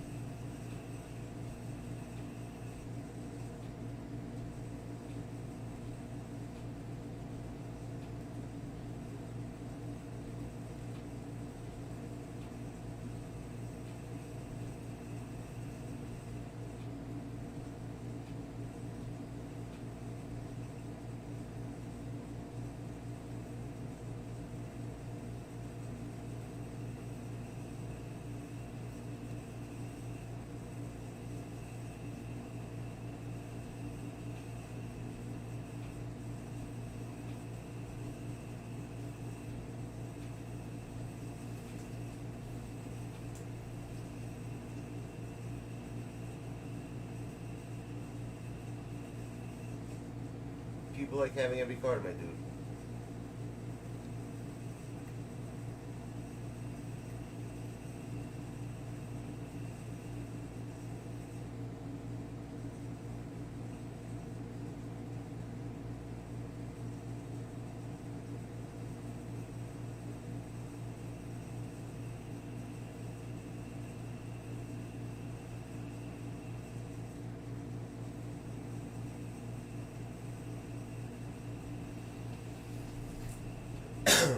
That's what it is, bro. People just like having all the cards in the game. There's certain people like that.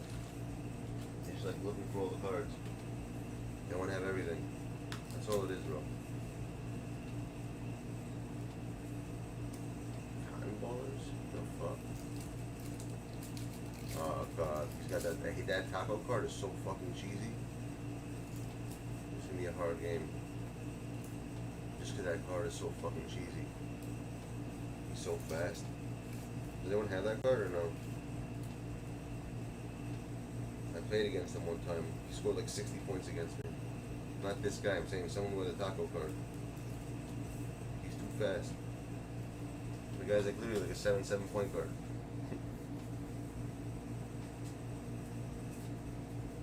So that's how quick he is. You think so? I don't think so, man. Taco's way faster. The way he moves, like his moves, the way he moves around, I'm saying, is way better. Well, if this guy maybe doesn't know how to use him. Hopefully this guy can't use him. The other guy who had him knew what the fuck he was doing.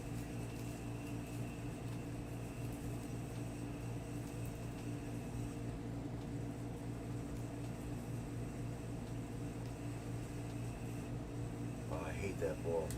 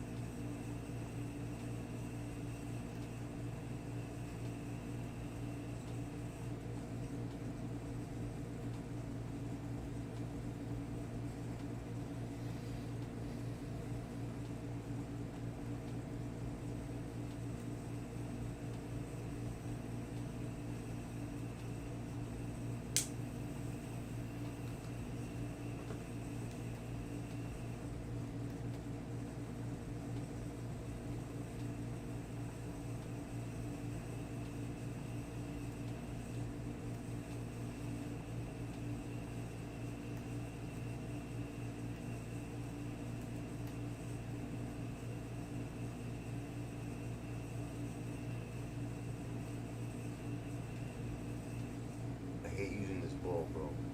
You're like fucking, look, you can't really shoot right.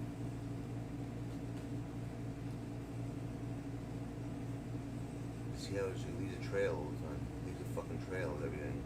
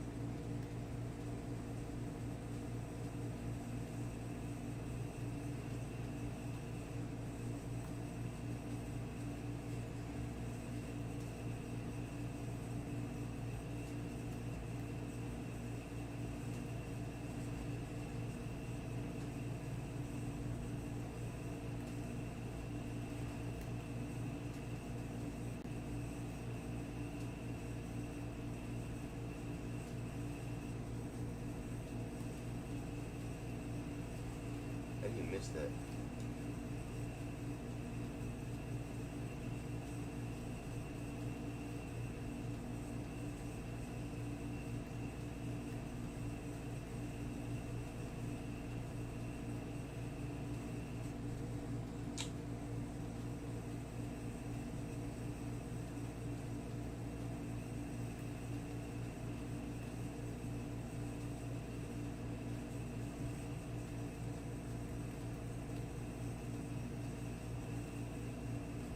Can't shoot this fucking ball with the fucking trail that it leaves. Might as well just restart the game now before I even fucking waste my time with this shit. I can't really shoot with it at all. Which is a problem, by the way. Because if I'm not gonna shoot with this, I might lose them. So I gotta learn how to shoot with it.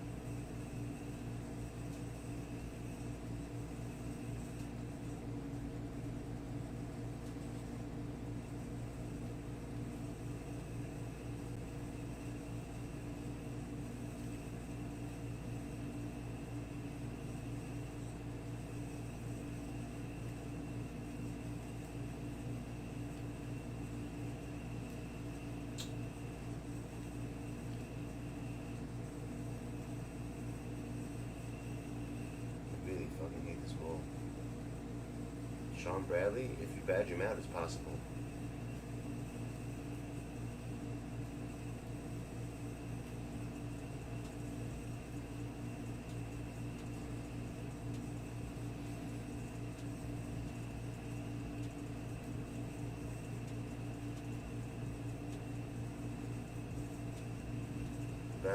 Backcourt, no call. Saw that? He was in between the lines, and backcourt and then they didn't call it.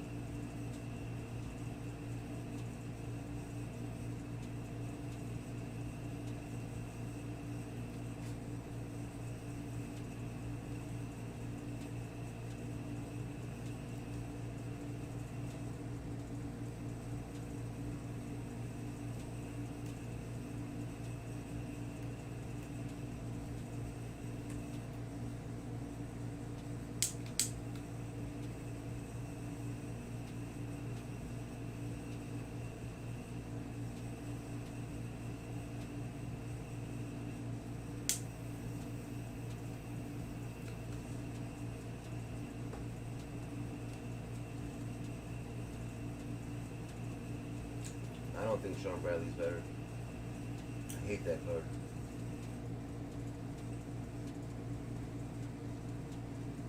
It's really personal preference, like Akunko said, he's right. Some people could use him better. It really depends on the fucking player.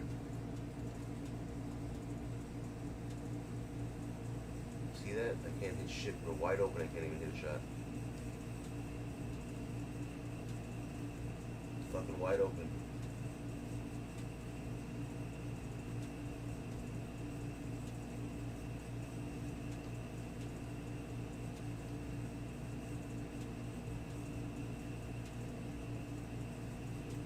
Fucking was it, like either shoot slower or something with this shit? Don't get it.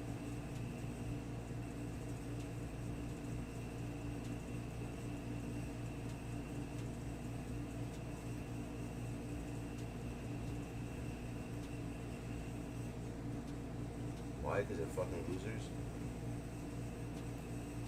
That's why?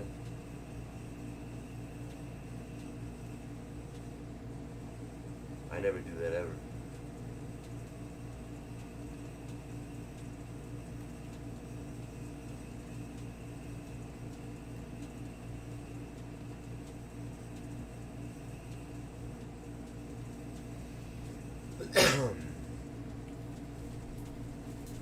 I hate people that do that to you, trust me. Pausing, fucking all the bullshit people do.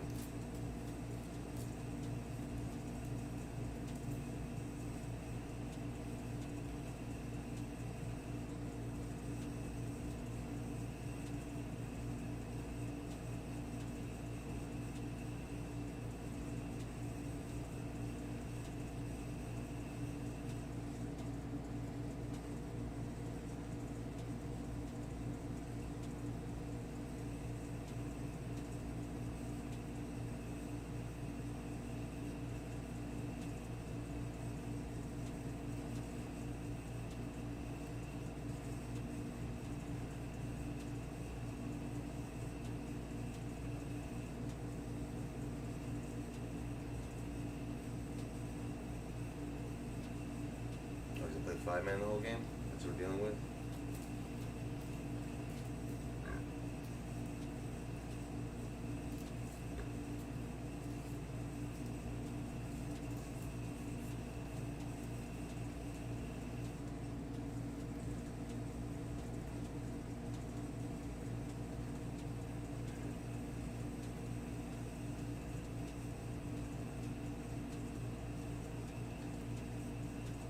This kid running in circles.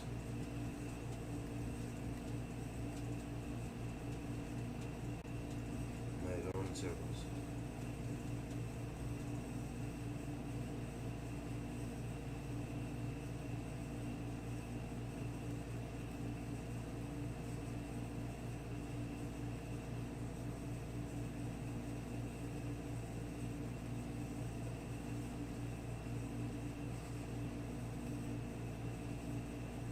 Kid legit has no idea what the hell he's doing. He just runs in circles.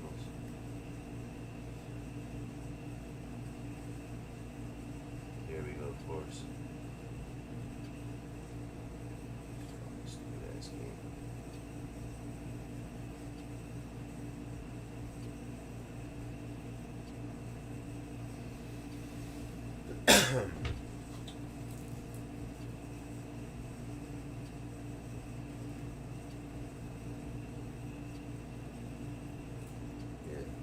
People, when according to this game, they would think Cam Reddish is one of the best players in the NBA.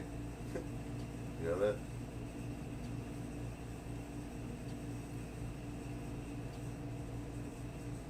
They would, legit, they would think Cam Reddish, Isaac Bonga, who else? No, he's not, bro. In the NBA? What are you talking about? Oh, he's on the Hawks, right? Of course you're going to say that. I'm going to say Reddish, Bonga, who else?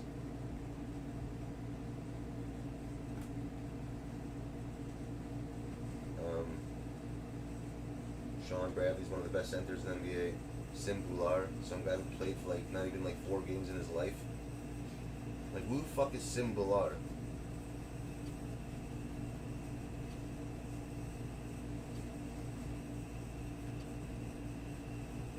Brian Scalabrine is one of the worst players that ever lived. He averaged like what, 2 points a game for like 15 seasons, 1 rebound, 15, you know, like who the hell is Brian Scalabrine? I know who he is, I mean, but he wasn't good.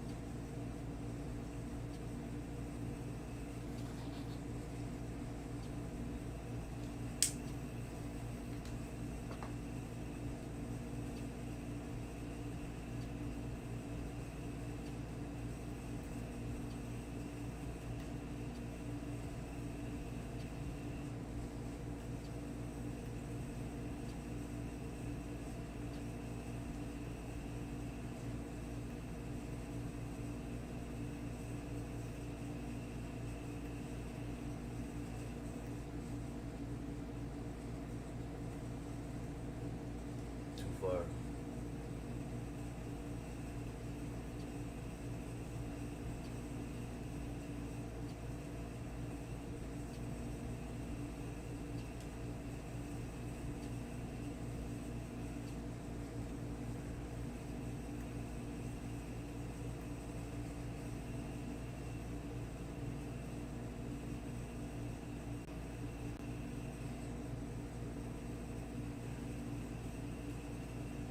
Fuck, you missed that.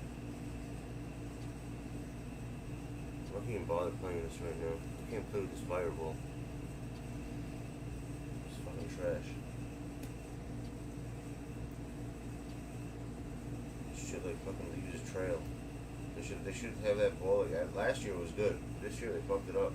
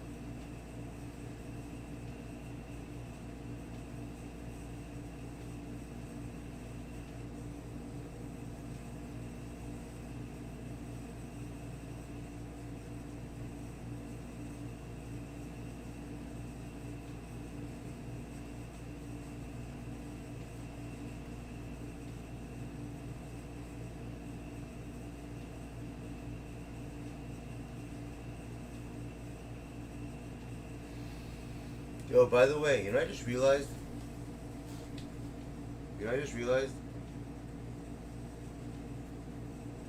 That they nerfed Phil Jackson as a coach. I'll tell you why. I remember when I used to use Phil Jackson a couple of weeks ago, he had higher defense than everyone. It was 99 everything. Now, it's lower than everybody's. So they did something to this coach card. They fucked with it on the last update.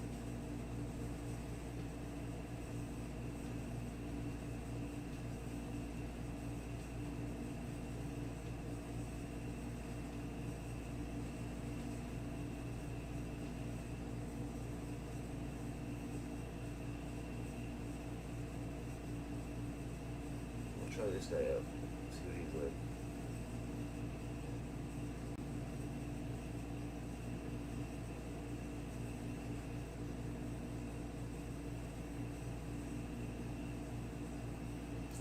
What, Jim, you're still having latency problems?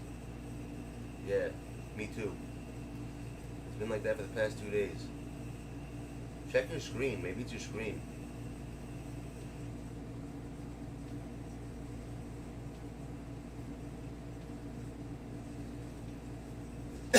Could be your screen.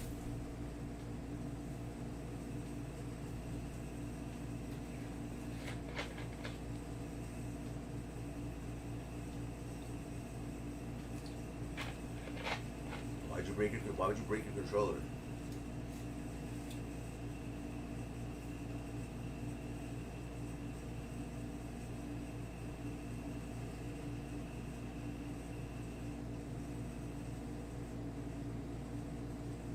I want to get Ray Allen.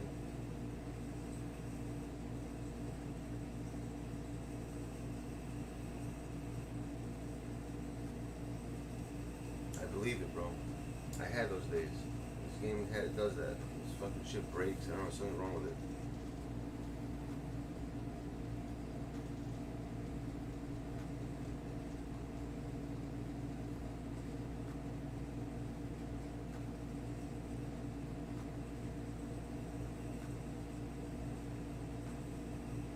How's he out rebounding me? So there's 7'8" guys over there and he's out rebounding me already.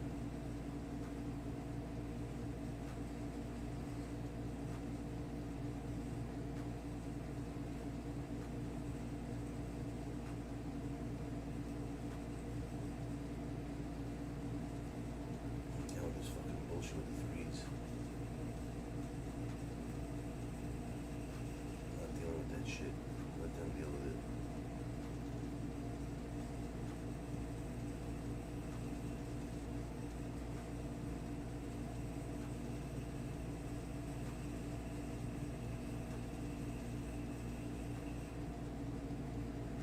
Actually, you know what? I gotta take off that fucking thing. That's what I gotta do. I wish we could do that.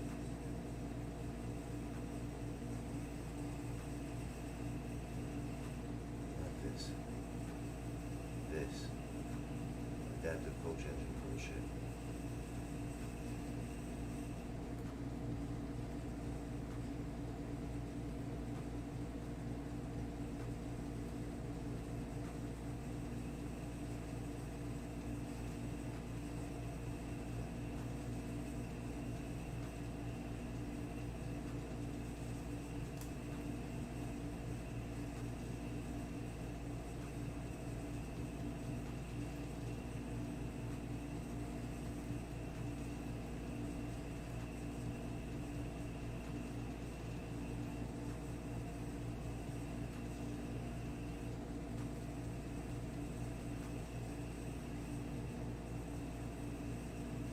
How do you catch that off my guy's hand?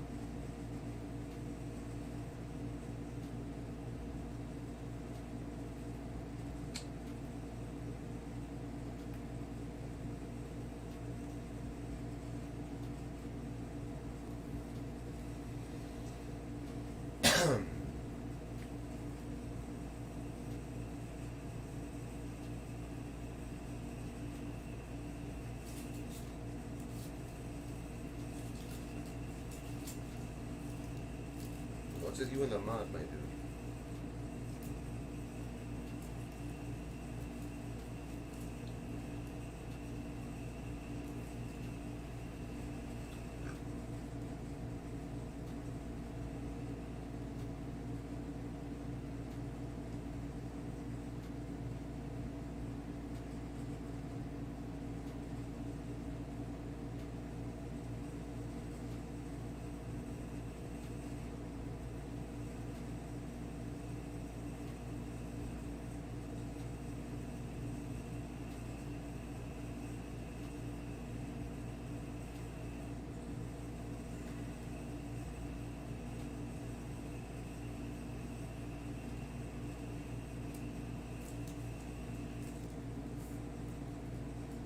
You guys are always warring for no reason.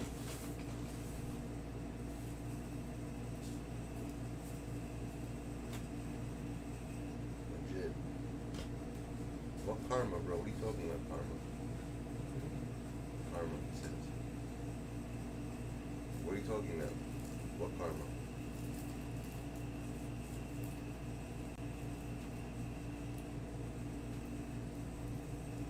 I talk all the time. What do you know? I mean, I always talk.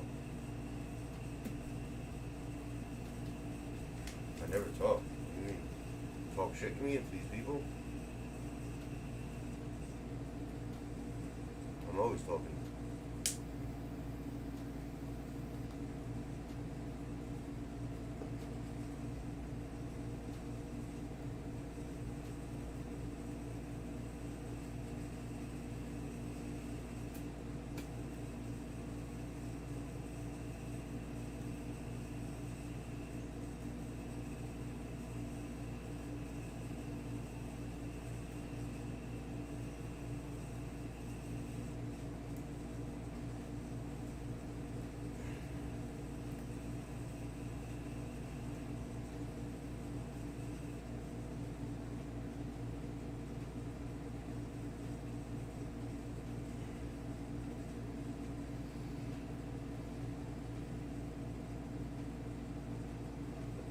I don't know they're arguing. I don't know what they're arguing about though.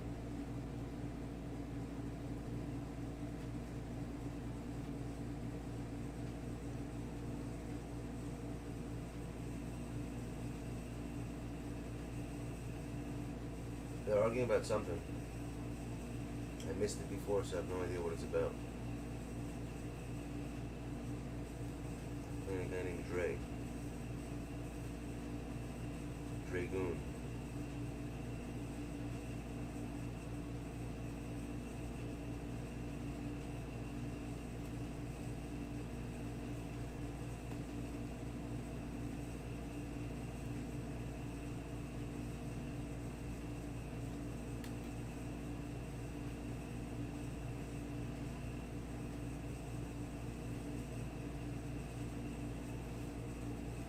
About time I did that.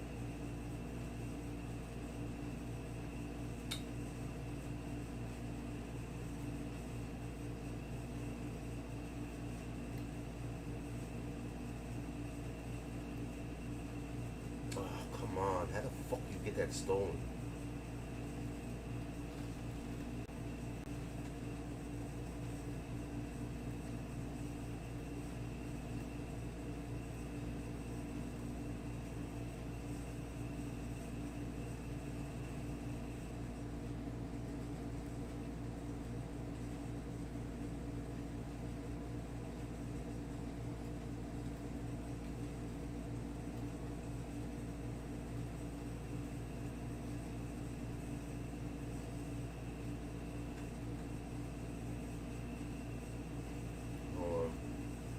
Pressed. So what? That you said cry? What do you mean cry? Cry what? So you told me what I should cry? Big deal, bro. 7 days a week? Damn, son, that's crazy.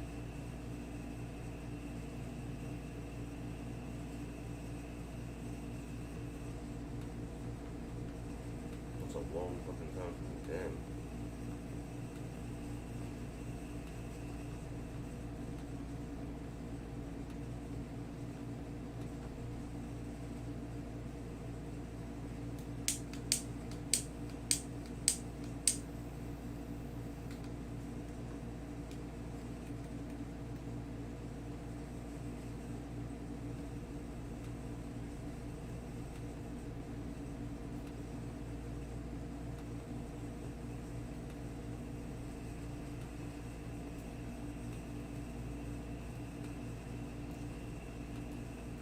There we go.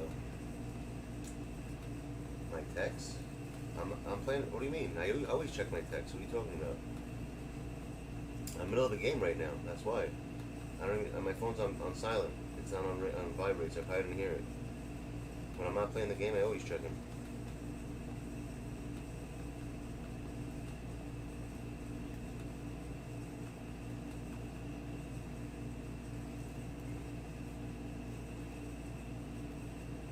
I always check them, dude.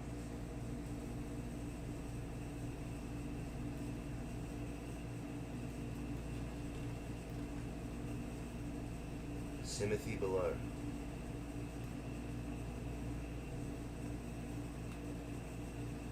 No foul. You gotta love it. But me, they call a foul right away.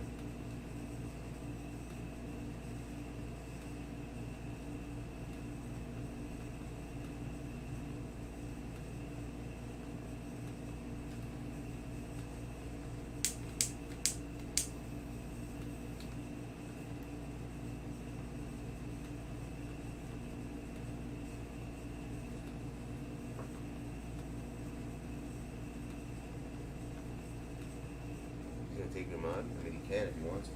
Why would he? I don't think. He said he doesn't. I mean, I don't think it works for him. He should be able to do it. Alright. Shit.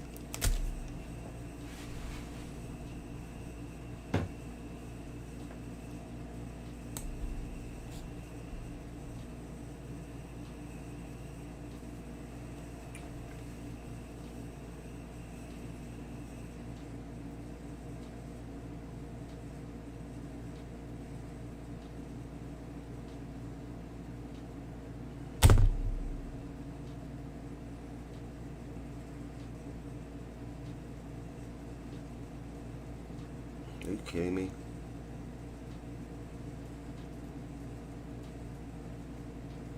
The guy just bumps right into me.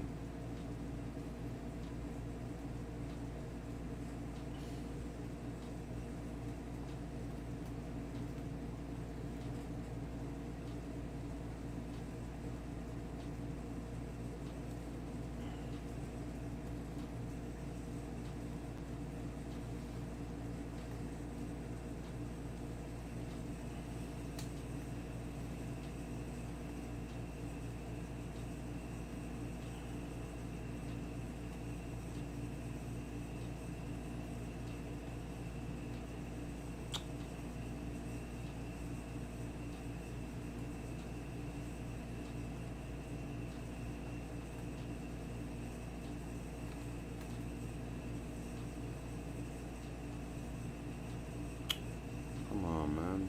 Run to your fucking defenders, bro.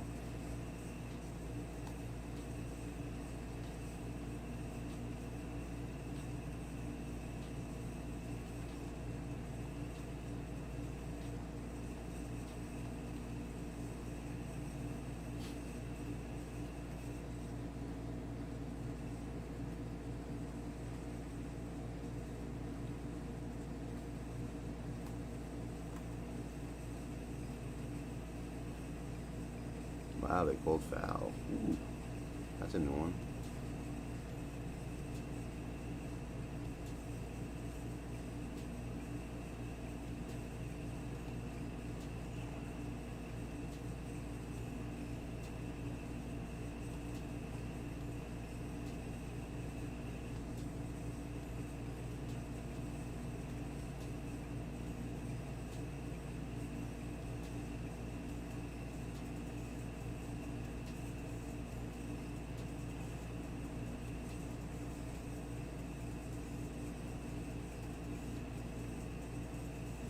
That card is so cheesy.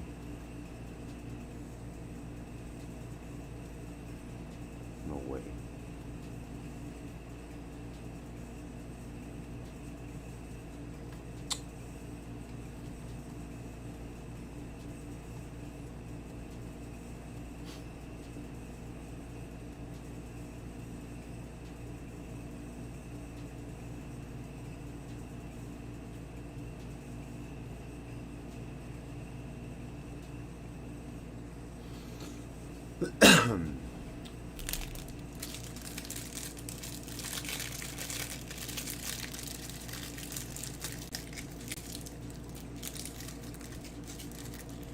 Really?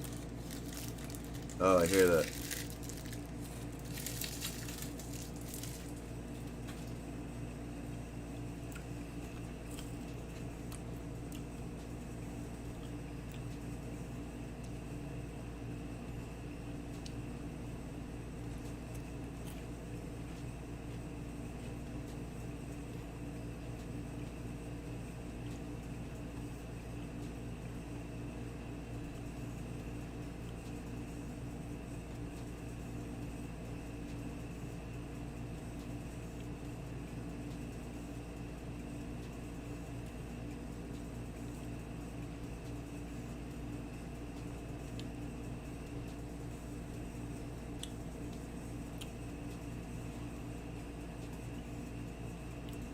Here we go.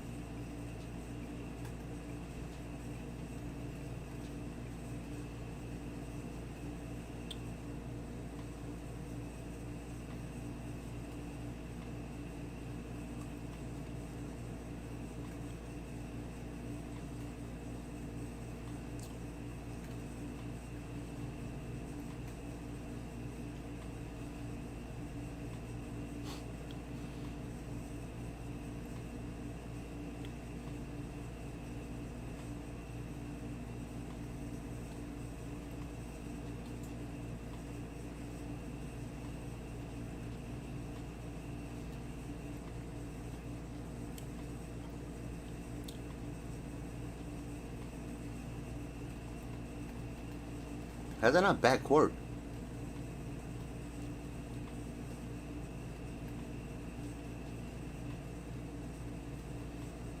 No foul.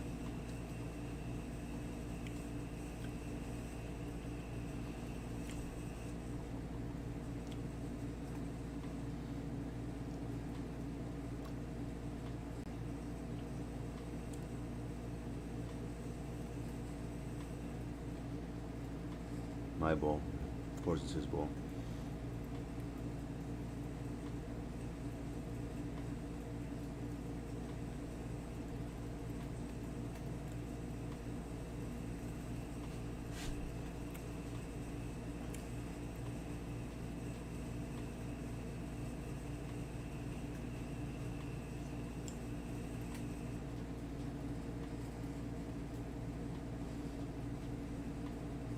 If you'd have missed that, I would have fucking flipped out.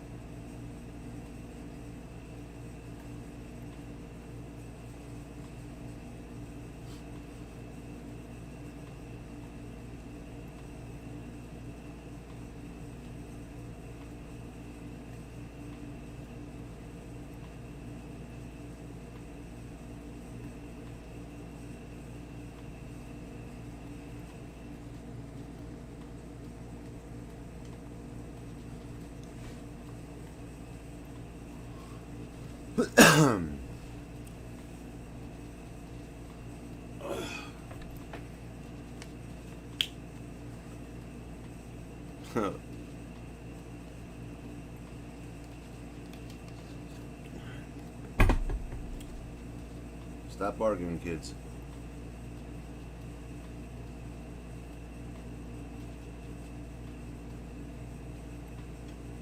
I don't know why the hell I took out that big guy. He was hitting man threes for me and I took him out.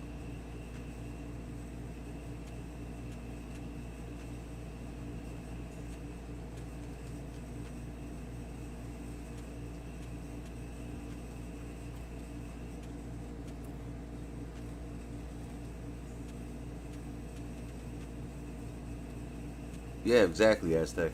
That card's ridiculous. You literally just shoot over people and it goes in 100%. That's how that card works. That's how it works. You just shoot over people and it goes in.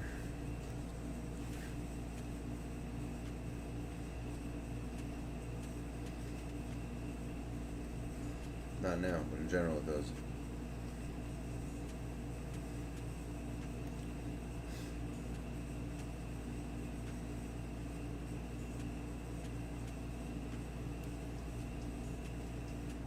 Like that.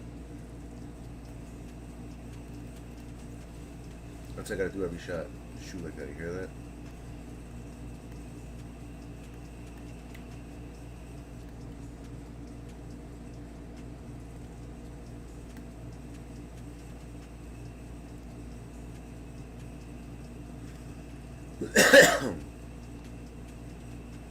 Yeah, it's gonna go in. Every shot in this fucking game goes in. I wonder if it's still gonna be on freaking, what's it called, on All-Star mode next year.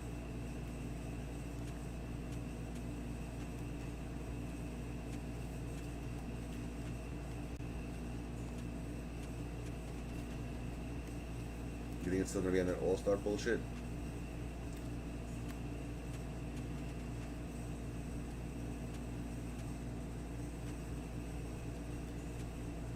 Nothing goes in.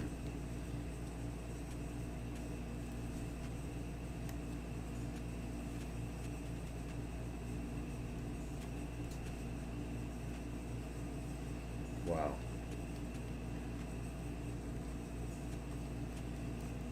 This game is fucking garbage, bro. The latency is insane.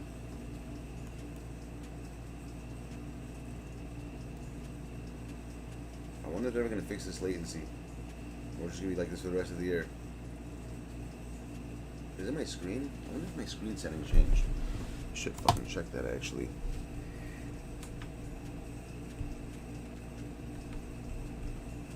Menu, let me see something. Game. What's FreeSync? FreeSync eliminates screen without the screen tiering?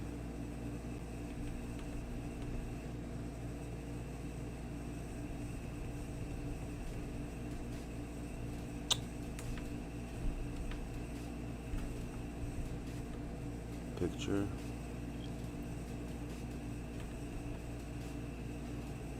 Black level normal. What the hell is PIP mode? What is this shit?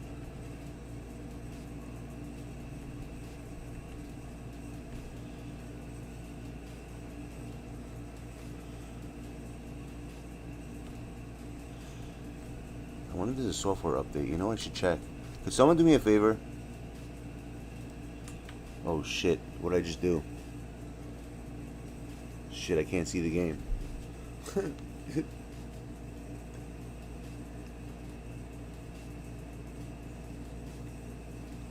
I just had a green thing.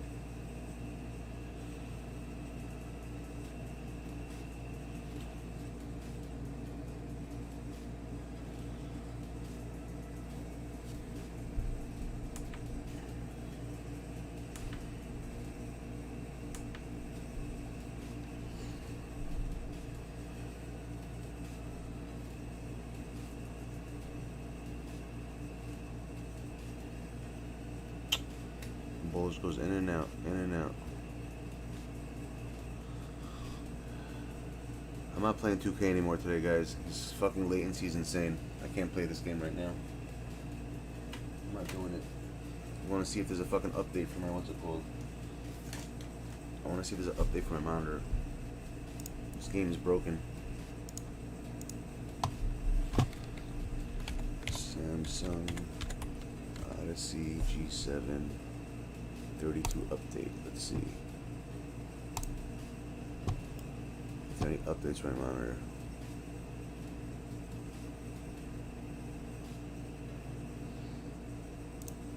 Okay. Firmware software. Let's see. Oh wow. Shit. Oh no, there wasn't.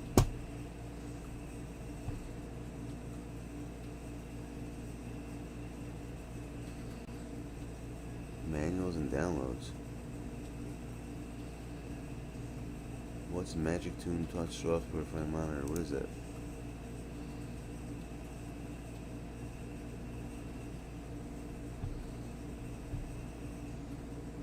Oh, really? Hell yeah, I want this. Fuck yeah, I need this.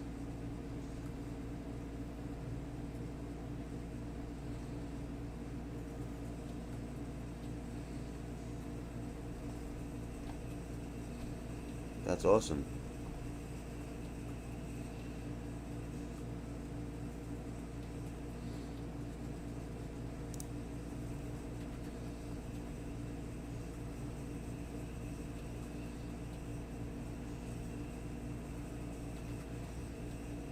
How do I get this?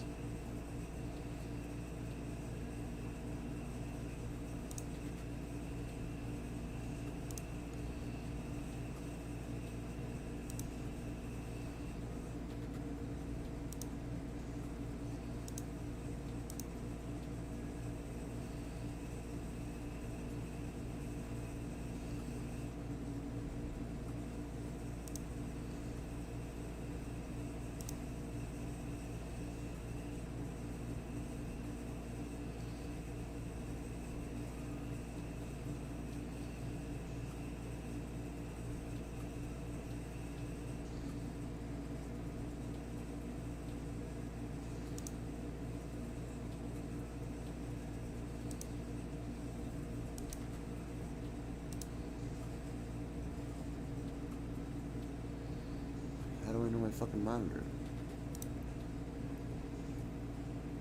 Monitors. Gaming.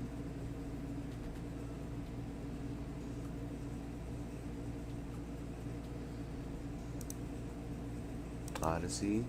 What series is this? G75?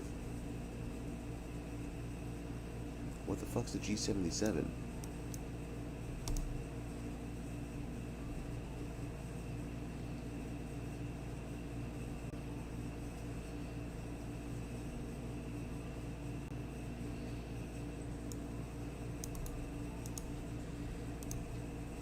The fuck's the G77?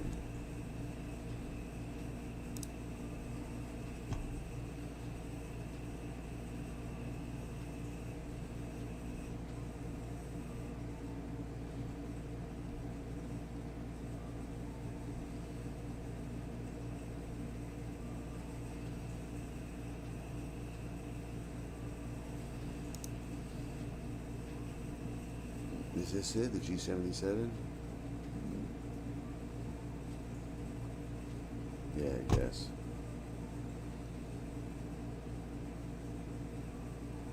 I don't know what the fuck that means though.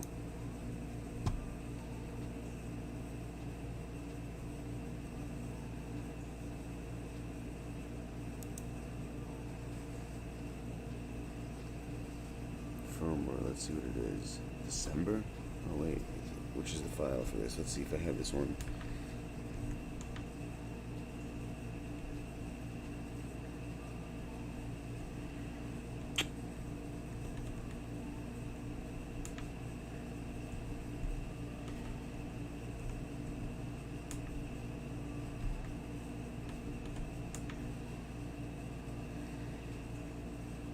Software version MTG700. Version 1003.1. Oh no, I have an old one.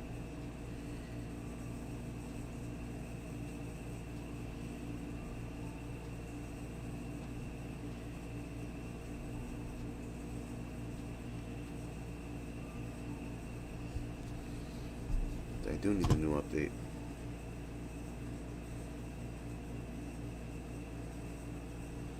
Actually, you know what? Let me put the serial number in. Make sure I'm using the right fucking one.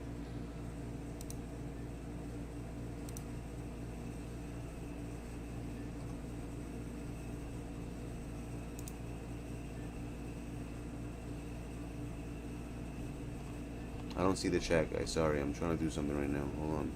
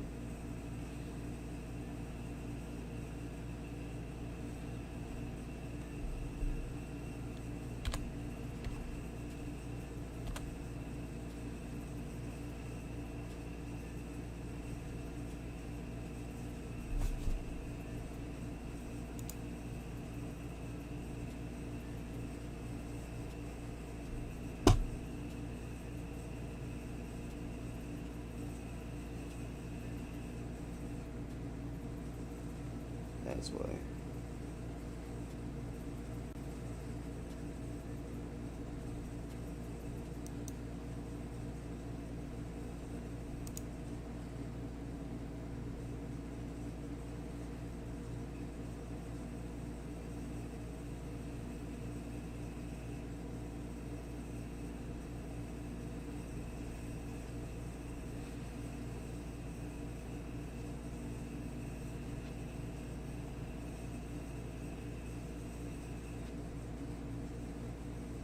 Where's that software?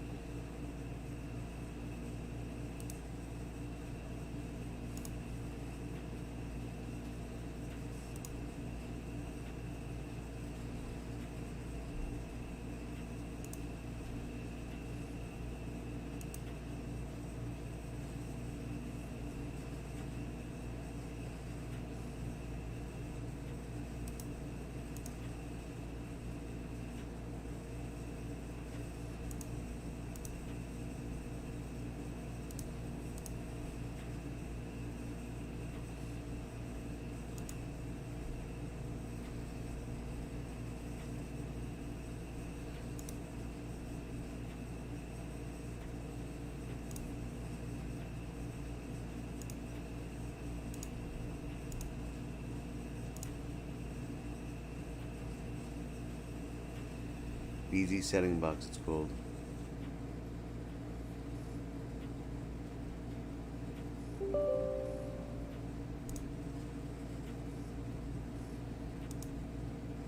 Let's see if it works. This easy setting box.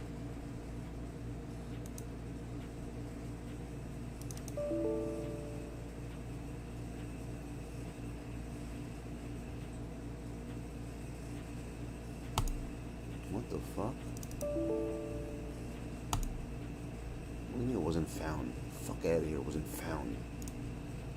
Son of a bitch, bro. It wasn't found, it says. What the fuck's that even mean? It wasn't found.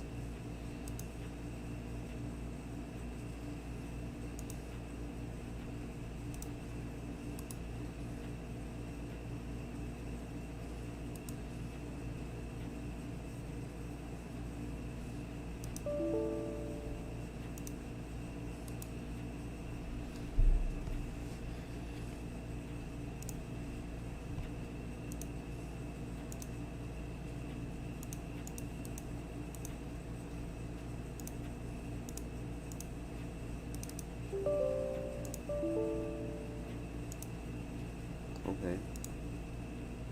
Okay. Okay, I see. I see what you're doing.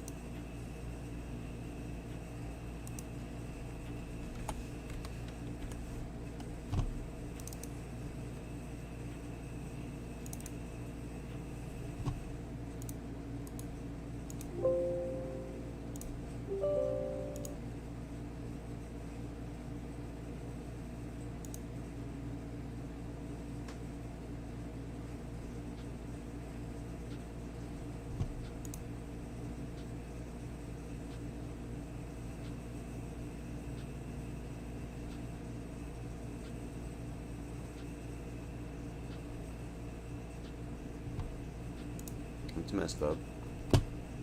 It's really messed up.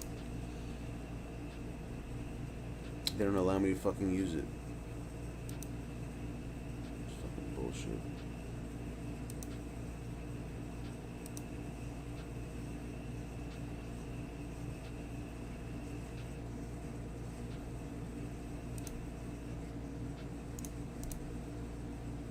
You know what?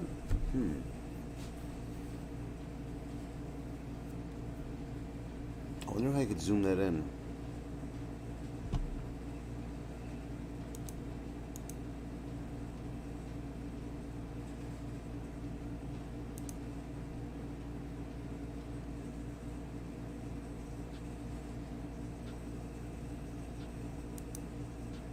Settings, let's see.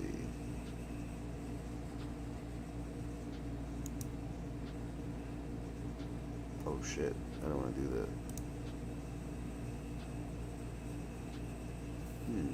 Did I get better?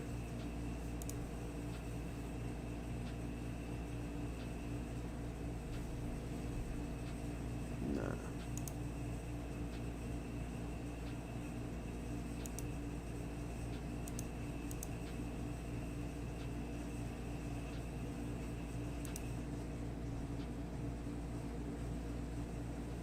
Highest quality. Yo, is my image better right now? Because I changed the quality to the highest.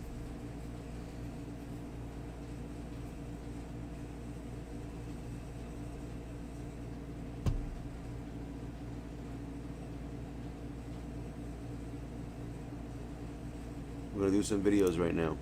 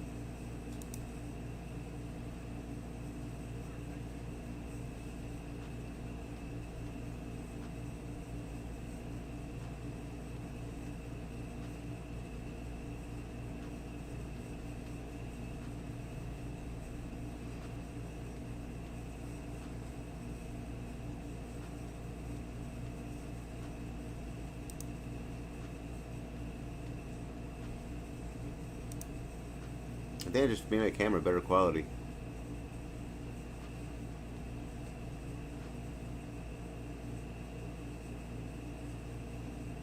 You got Honda? It's about fucking time, bro. Alright, we're gonna watch videos right now. I wanna get cereal. Yo, it's Jimmy. What cereal we getting?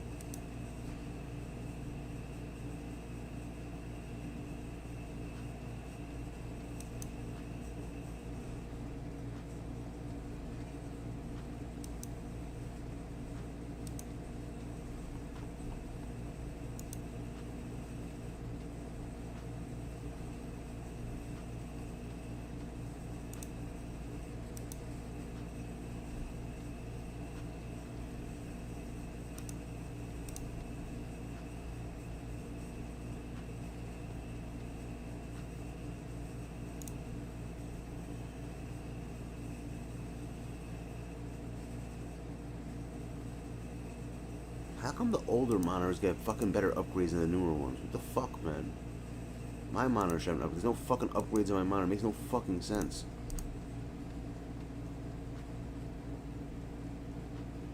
November 2020 should be the last one? Come on.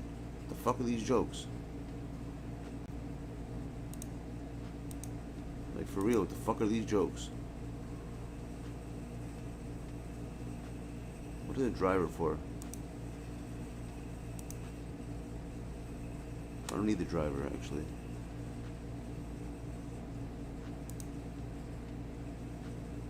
No, I don't need this shit. I don't need the driver.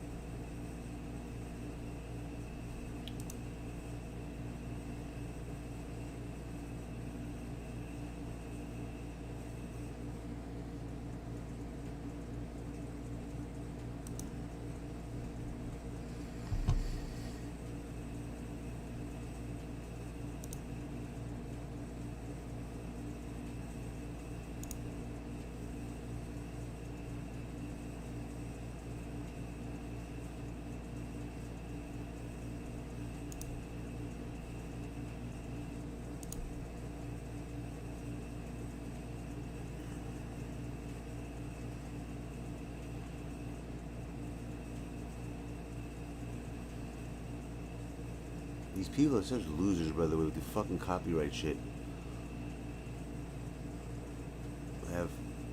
fucking 7 copyrights waiting. Let me actually open this up so I can minimize this, see what you guys are saying here. Here. Yo. We're watching videos right now. Alright, peeps? You guys down?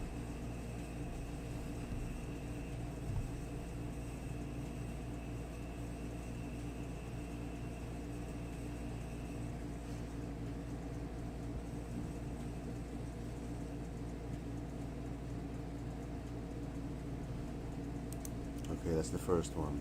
Next one. View copyright. Another one. Select action. Trim out segment. Select action. Select action.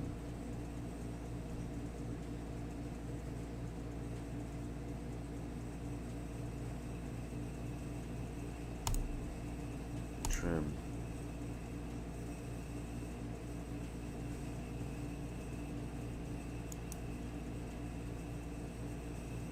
Who's Flapstar?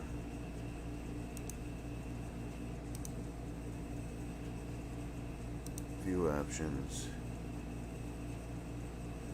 Select action.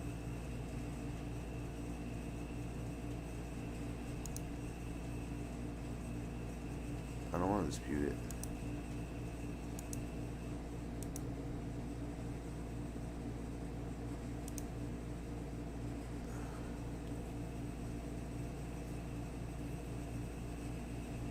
Can we get Yao Ming? Are you kidding me?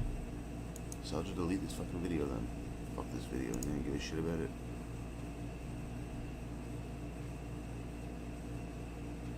Monetize in some territories.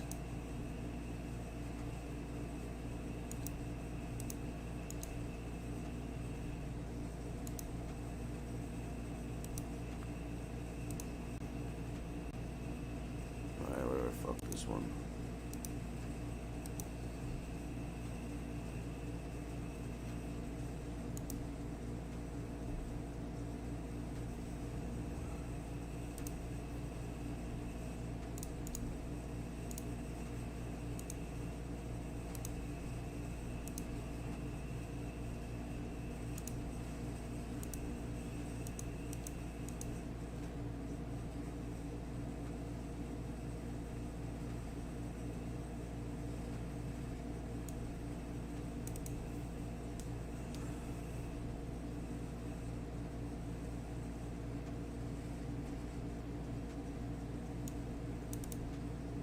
What does that mean when it says monetized in some territories? You guys ever see that shit?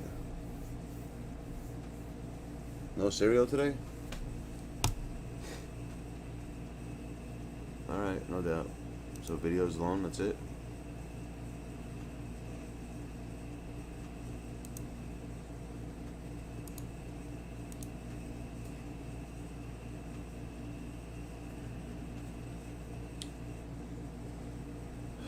No doubt. So let's just do this then. Yo, what are you in the mood for today? Are we doing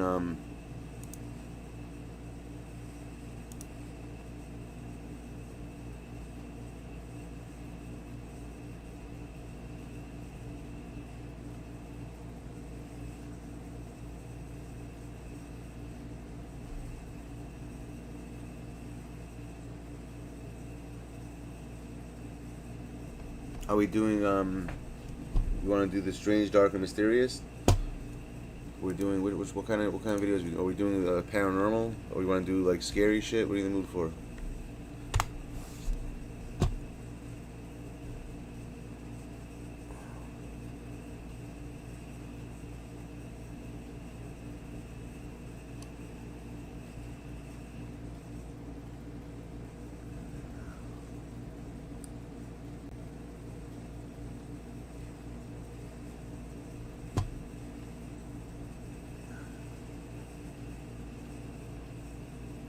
You want to see the Legends of History? The Fate of the Nephilim? That looks sick. You want to watch that? You want to learn about like some stuff from home invasions? You want the fucking home invasion shit?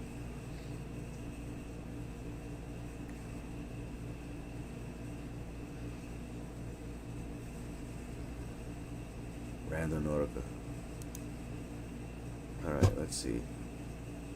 We got.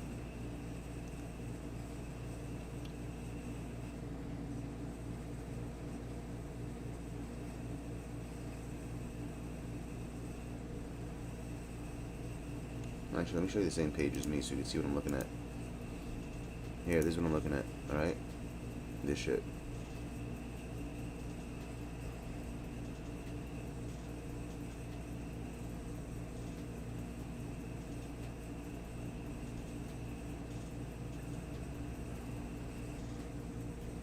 Which one you want to do?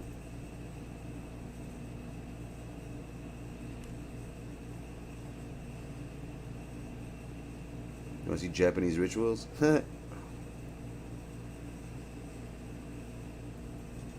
Oh wow, that's fucked up. 10 chilling paranormal moments caught on tape? I mean, I'm down to see that. Chilling. Whenever it says chilling, you know it's no joke. This random Nautica shit's nonsense. Eaten alive by a grizzly bear? Wow, that's crazy. Satan's and who? Columbine shooting? Nah, I don't want to see that shit. That guy's nuts. The chilling exorcism Annalise Rose with the audio? Oh wow. With 6 demon voices. Dark Mysteries True Horror Stories? The Demon in My Bedroom?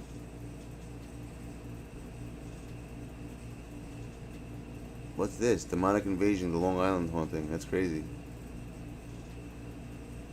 Ew.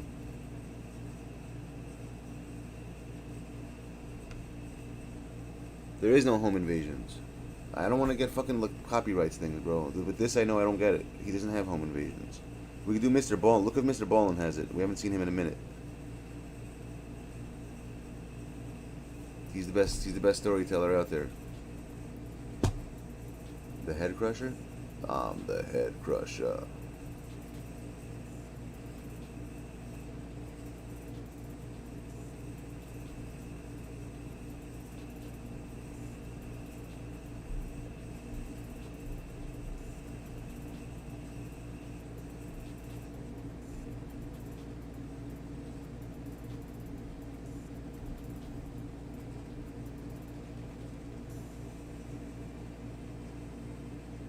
I want to see this one, I think. Dark Mysteries, True Horror Stories, Teen Terrorized by a Creature in the Forest. Can we do this one first? And we'll do that one next?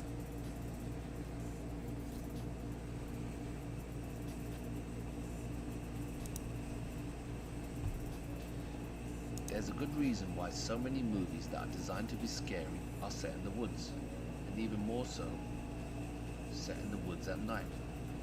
And most of them are like a cabin in the woods at night, and that's because you've got the isolation factor. Yeah, watching this first. Society, We'll do that one next. I want to see this. You feel more vulnerable that way. You've got the darkness factor, and as human beings, we're afraid of what lurks in the dark. You don't know what's watching you. You don't have the advantage of a neighbor or the city lights or noises. You're in total darkness, and every sound is enhanced, which makes it even worse. The third tick is it's easy to hide in the forest. There's trees everywhere. You've got animals, predators. You becoming prey suddenly becomes a reality. Predators. Hollywood has picked up on this design and made a bunch of movies. The whole cabin in the woods design. We'll look Home Invasion next, bro. I want to see this, dude. I want to see that. Dark Mysteries, dude. Dark. Because it works. It feeds on our fears and the whole fight or flight responses. So today's story starts off a lot like the other cliche cabin in the woods design. Cliche. But this one is different. This story scared the shit out of me because as I read the accounts of what transpired in this cabin in the woods, I imagined myself being in this man's position, thinking about the psychological trauma this would have on me. Growing up, I had my own experience with the supernatural. I need to get my cereal. In the cabin, but I'll be right back. It was in my mum's house. Shit, I don't want to miss this shit though. Figure, I like Home Invasion. I just want to get my cereal. The whole paranormal thing. So I'll be right back. Put yourself in his shoes. This story terrified me. But before we start, if you like this type of content, the strange, dark and scary, then you've come to the right place, because that's what I love and that's what I do. So please, can you disfigure the like button, then subscribe and turn on all post notifications so you'll get more content just like this. Let's do this.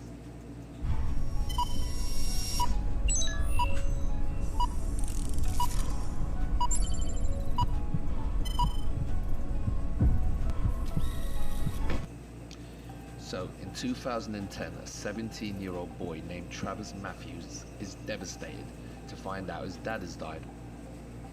It impacted the whole family because their daily life is connected to this man, and now they're grieving the loss of him. And there's this massive hole where he used to be. Also, they were a very close family. One of the things they love to do as a family, because they owned a cabin in Oregon in the snowy peaks, a really isolated and beautiful landscape. You have mountains and lakes where they went snowboarding and hiking, so during the winter this family spent a lot of time there together. They go together once a year, go fishing, snowboarding, have barbecues. It was a wonderful family retreat. So, because of his death, the mother wanted to sell the cabin because it's too painful, and now they're never going to go back there. You know, grief, it hits us all differently. You don't know how you're going to react to this type of change unless you've been there. So, all of a sudden, this cabin, this beautiful place that holds so much joy, is now all of a sudden too painful to go. So, they sort out the estate and the mother puts it on sale. So, this 17-year-old boy is very upset about the news. He was very close to his dad, and he's got very fond memories going hunting, hiking, snowboarding. So he asks his mum, before it gets sold, can I go up there one last time to pay respects, and I guess just to be with his dad? Because once the cabin gets sold, that's it, it's gone forever, and he knows that. So he wants to go just one more time, just one more opportunity to be with his dad, because if his dad's spirit is going to be anywhere, this cabin is where it will be. So she says, go for it, take as many days as you want, but when you return we are going to sell. So Travis packs up, he loads up everything he will need for a few days and heads out. He takes his dog with him. His dog's name is Midnight, so it's just the two of them, Travis and Midnight. The plan was to go up there and spend time just being happy in his dad's space. He wasn't looking at it like it was a hollow space. His dad had died and he just wanted one last positive goodbye. So he heads up there, settles in, and he's looking forward to a relaxing stay. You know, he's got a PlayStation and a pool table. It wasn't really about the outdoors this time. It was more about being in the space. So the layout of the cabin is very important. How it sits in the location and the surrounding trees. I want you to picture this visually as I tell you what happened. So the cabin is 2 stories and is built into the mountain in Oregon. So the back half of the cabin was built into the mountain. So if you imagine standing in front of the cabin, behind is a mountain and the ridgeline, and the cabin was dug into the mountain.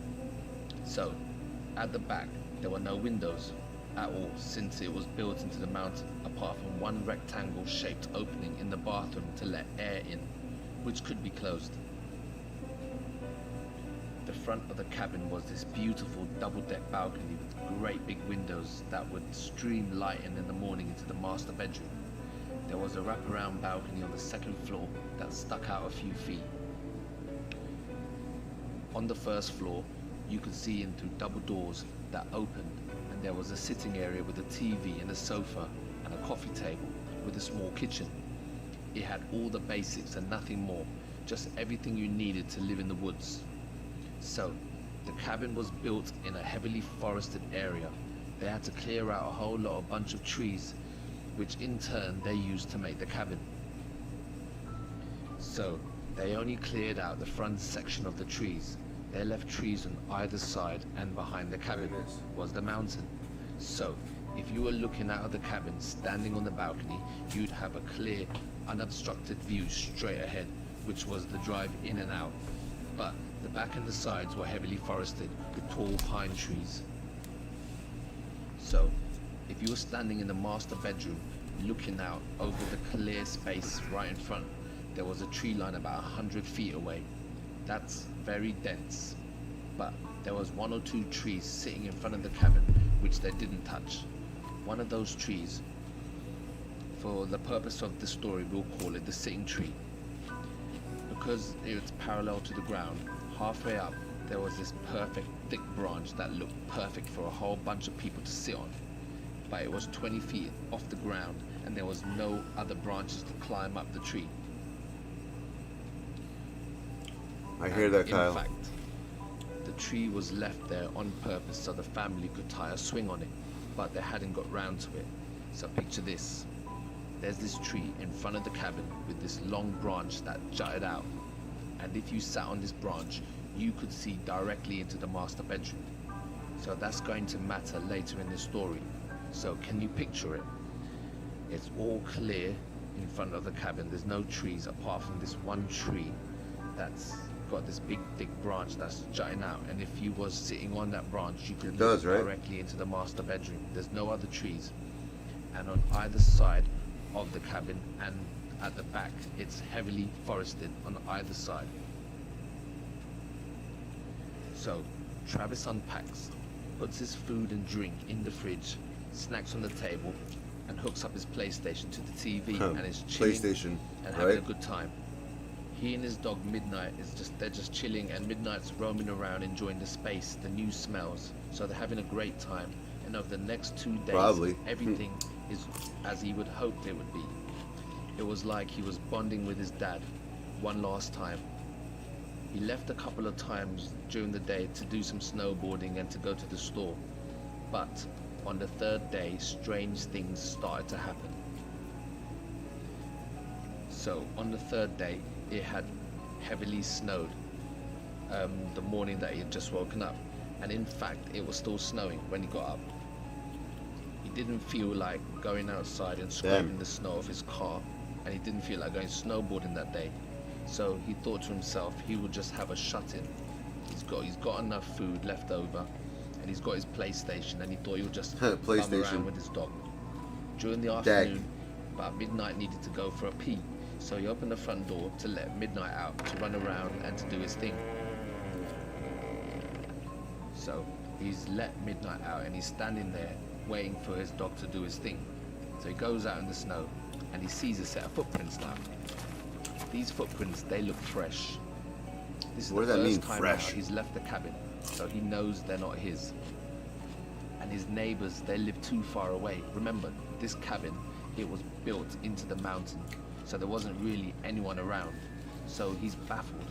So he's scanning the area, Yo, personally, Jimmy and Peeps, would you be in a place that was all alone like that? I personally would never go. If I had a place, I would never go to a place like that.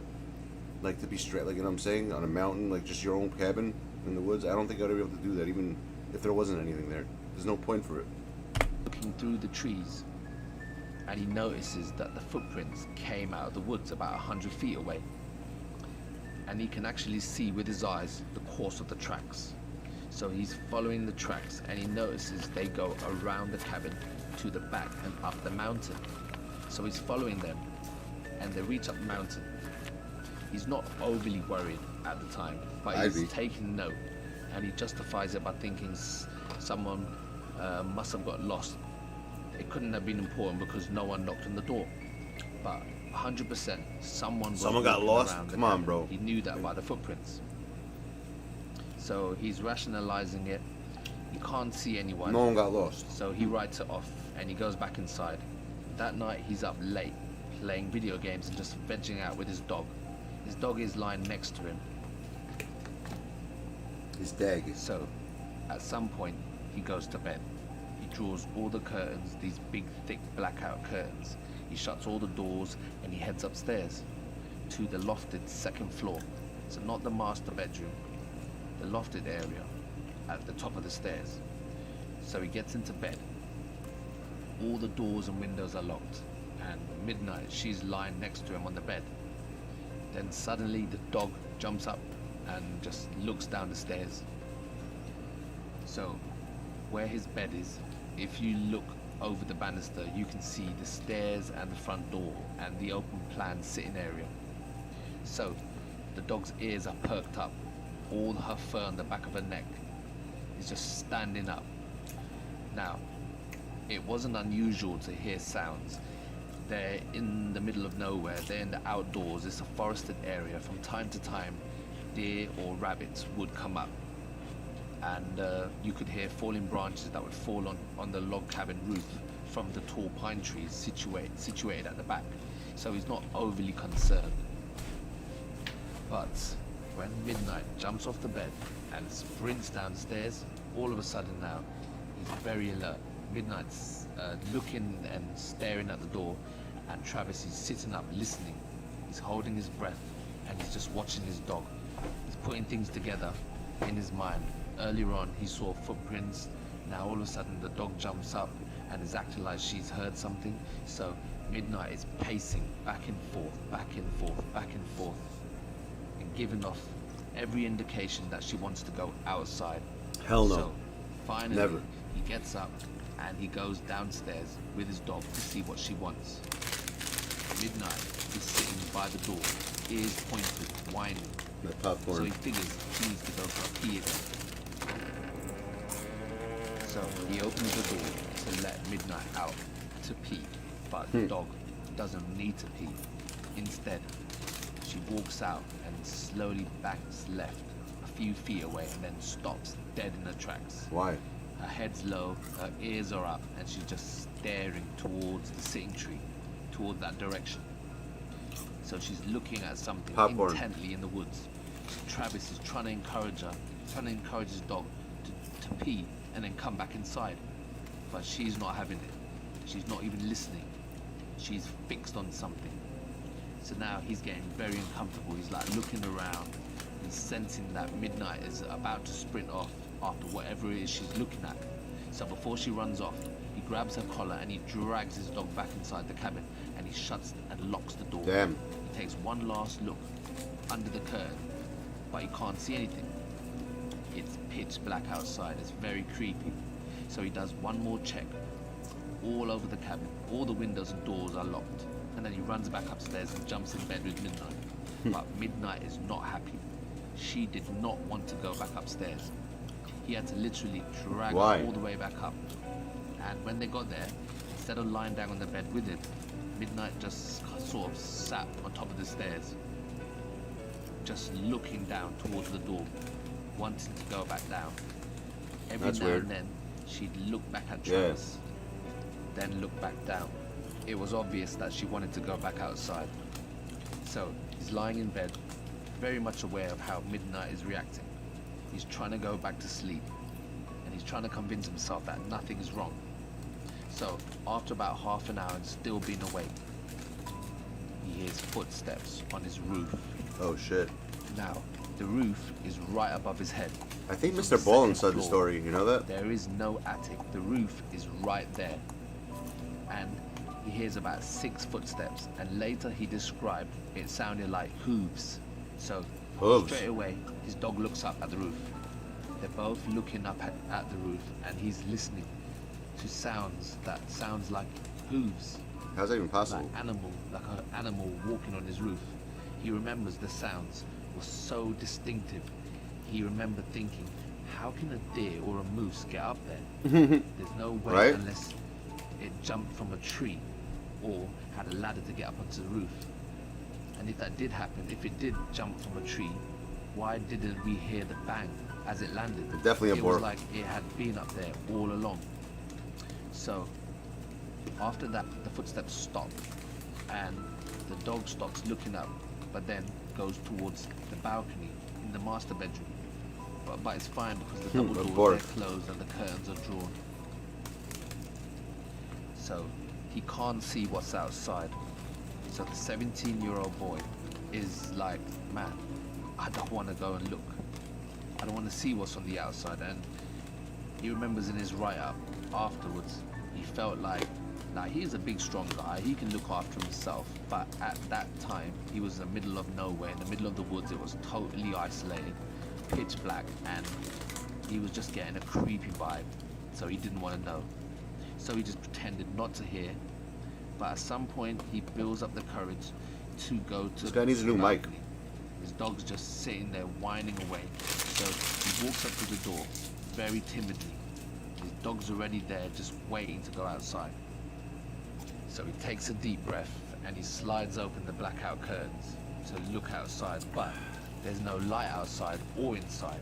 It's pitch black. I know, right? I should. Can't Hold on a even sec. make out the snow that's right outside. Yeah, that stuff's the crazy. I balcony wonder what it was though. fence. You know, they always So, say this type of stuff, but takes what the another fuck deep was the breath, thing? Clicks That's what I open want to the know. lock, What kind of animal was and it? opens the door. Hold on a sec. The first thing he does, he turns and looks up on the roof to see if there's a deer or a moose or something on the roof, but there's nothing there.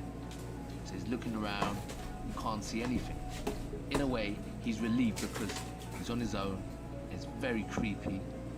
So now he's thinking, I must have imagined it, right?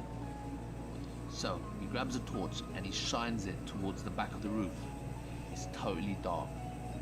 Now this is a high powered torch, but he can't see any sign of any animal. Then, all of a sudden, his dog starts whining and she's poking her head through the wooden planks of the balcony, facing towards the sitting tree, towards the same area she was looking before. So this boy does what anyone would. He shines a flashlight from his right hand side, from the top of the roof, from right to left, scanning the trees and around the up and the bottom of the trees. Now the sitting tree is towards his left, so he's slowly scanning with the flashlight for anything that's moving. So he's looking from right to left. He's looking, he's scanning, he can't see nothing, and he's slowly going left, left, left. Then he gets to the sitting tree and the flashlight, it lights up the whole of that branch that overlooks the master bedroom. What he sees next, he will never ever forget. There's a man perched on the branch 20 feet up. He was very tall, very thin. He had very long limbs. He was totally naked. His mouth is wide open like he's screaming. He's looking directly at Travis, unblinking, just staring him down. He's less than 50 yards away right now from Travis at that point. So it took Travis a second for his brain to register what his eyes were seeing. As he does this, he panics and he drops the flashlight. And Midnight jumps up because she gets scared too. So Midnight's scurrying around, turning, and she kicks the flashlight. So Travis is fumbling around in the dark, trying to find his flashlight. So he pushes the dog out of the way. He grabs the flashlight and he shines it back on the sitting tree. But whatever it was is now gone. The branch where it was perched on is swaying, and bits of snow are falling as if the thing just leapt off it. Immediately, he lights up the ground underneath the tree but sees nothing. He sees Jack. So now he's terrified. So he grabs Midnight and he literally throws her in. And inside his mind, he's imagining that this thing is running up the side of the cabin onto the mountain to jump onto his roof. So he throws the dog inside, he slams that door shut, locks it, draws the curtains. He jumps back in bed and is shivering there, holding his dog. His dog knows that he's scared. She's licking his face, she's rubbing up against him. Travis is shivering. Now he's wide-eyed and he's in full primal terror mode, and the dog is picking up on this. So at that point now, they're on the bed. The dog no longer wants to go out. She can pick up the terror from Travis. They're both scared. Now this is a young boy and his dog. Now the dog knows something's out there, and it's definitely not a rabbit or a deer, and she does not want to go back outside anymore. So Midnight keeps pawing at Travis and like just rubbing herself up on him because she's scared too. And he's like thinking, did I just see that? It looked like an unnaturally tall man, completely stark naked. How did they get up that tree, which is like 20 feet off the ground? And from that distance, Travis could see that this thing's limbs did not look right. They were very long, and he knew the dimensions of that tree. Like, he'd been there a lot of times and he knew that tree. To hold that branch on top the way he was, you have to be standing up. But this thing, it was holding it while crouching down, staring at him. What was this thing? And was it even on the roof? If this thing can get 20 feet up in the air, then it can definitely get up onto his roof. These are the kind of thoughts that he's processing at that time. And then he realizes it's not even late. He's still got hours until the sun comes up. So he's feeding off his own paranoia. It's getting worse and worse and worse by the second. And then all of a sudden, he hears a tapping on the front door of his cabin. His heart sinks. He and his dog, they just look at each other, and he knows it's that thing. He's not getting up. He doesn't want anything to do with this. Then he hears what sounds like a finger tapping on the window. So at some point, it stops. He thinks it's gone. Then he hears footsteps from the side of the cabin. I'm rich, bitch! And then the tapping begins on the side of the cabin, but this time it's louder. The tapping continues, and he's sitting there thinking, whatever this thing is, it's walking around my cabin. Then he hears from the back tapping from the little glass slit that lets air in from the bathroom. Now this thing is right behind where his bedroom is. It's probably 6 or 10 feet away. Just a small pane of glass is between it and Travis. Travis is praying at this point, literally, that this thing just goes away, but it does not. Instead, it goes to the other side and starts tapping on the cabin walls now. Travis moves away from the wall because he's just leaning on that side of the wall when it started tapping on it. It's right behind that wall. Then it goes to the front door again. Now Travis is in tears now, and it dawns on Travis that this thing, this tapping, this thing is looking for a weak spot to get in. Then his worst nightmare happens. He hears this thing get up onto the balcony outside the door of the master bedroom. It's now tapping on the big glass windows of the balcony. He knows that behind the glass and behind these curtains that this thing is there. It's tapping, and Travis is just waiting for this thing to just break the door down and come inside, but it doesn't. Instead, it goes to the roof and starts tapping.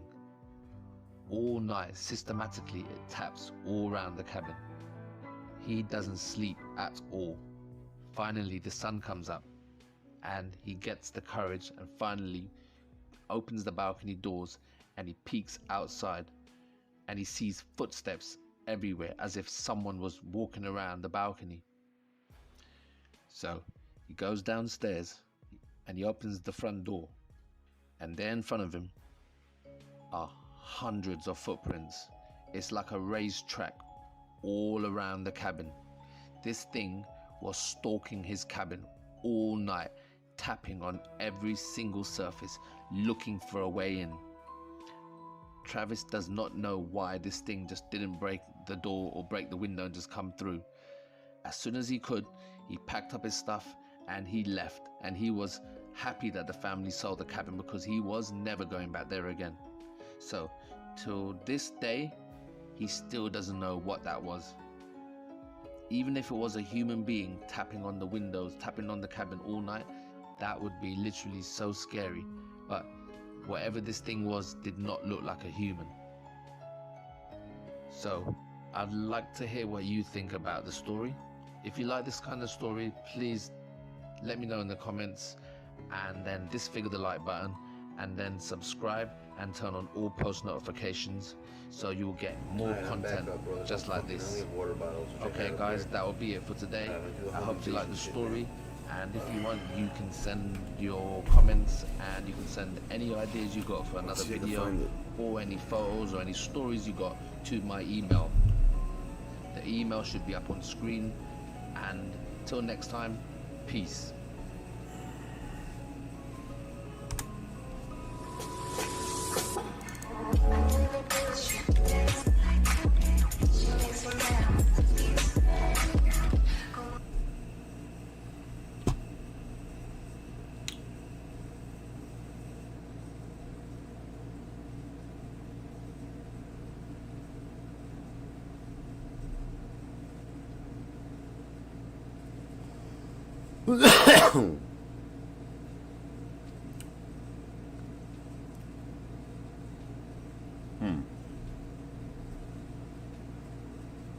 What, home invasion?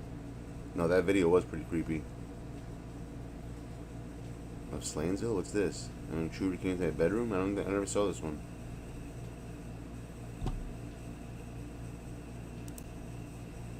Today I'm going to share with you a good old-fashioned cabin in the woods scary story. It happened in 1991 in West Virginia, and boy is it a good one. But before we get into that story, if you're a fan of the strange, dark, and mysterious delivered in story format, then you come to the right channel, because that's all I do. And I upload 3, 4, even 5 times every week. If that's of interest to you, then please take all of the like button's white clothes and wash them with a brand new red shirt. True. Also, please subscribe to this channel and turn on all notifications so you don't miss any of my weekly uploads. Alright, let's get into today's story. Here we go, home invasion.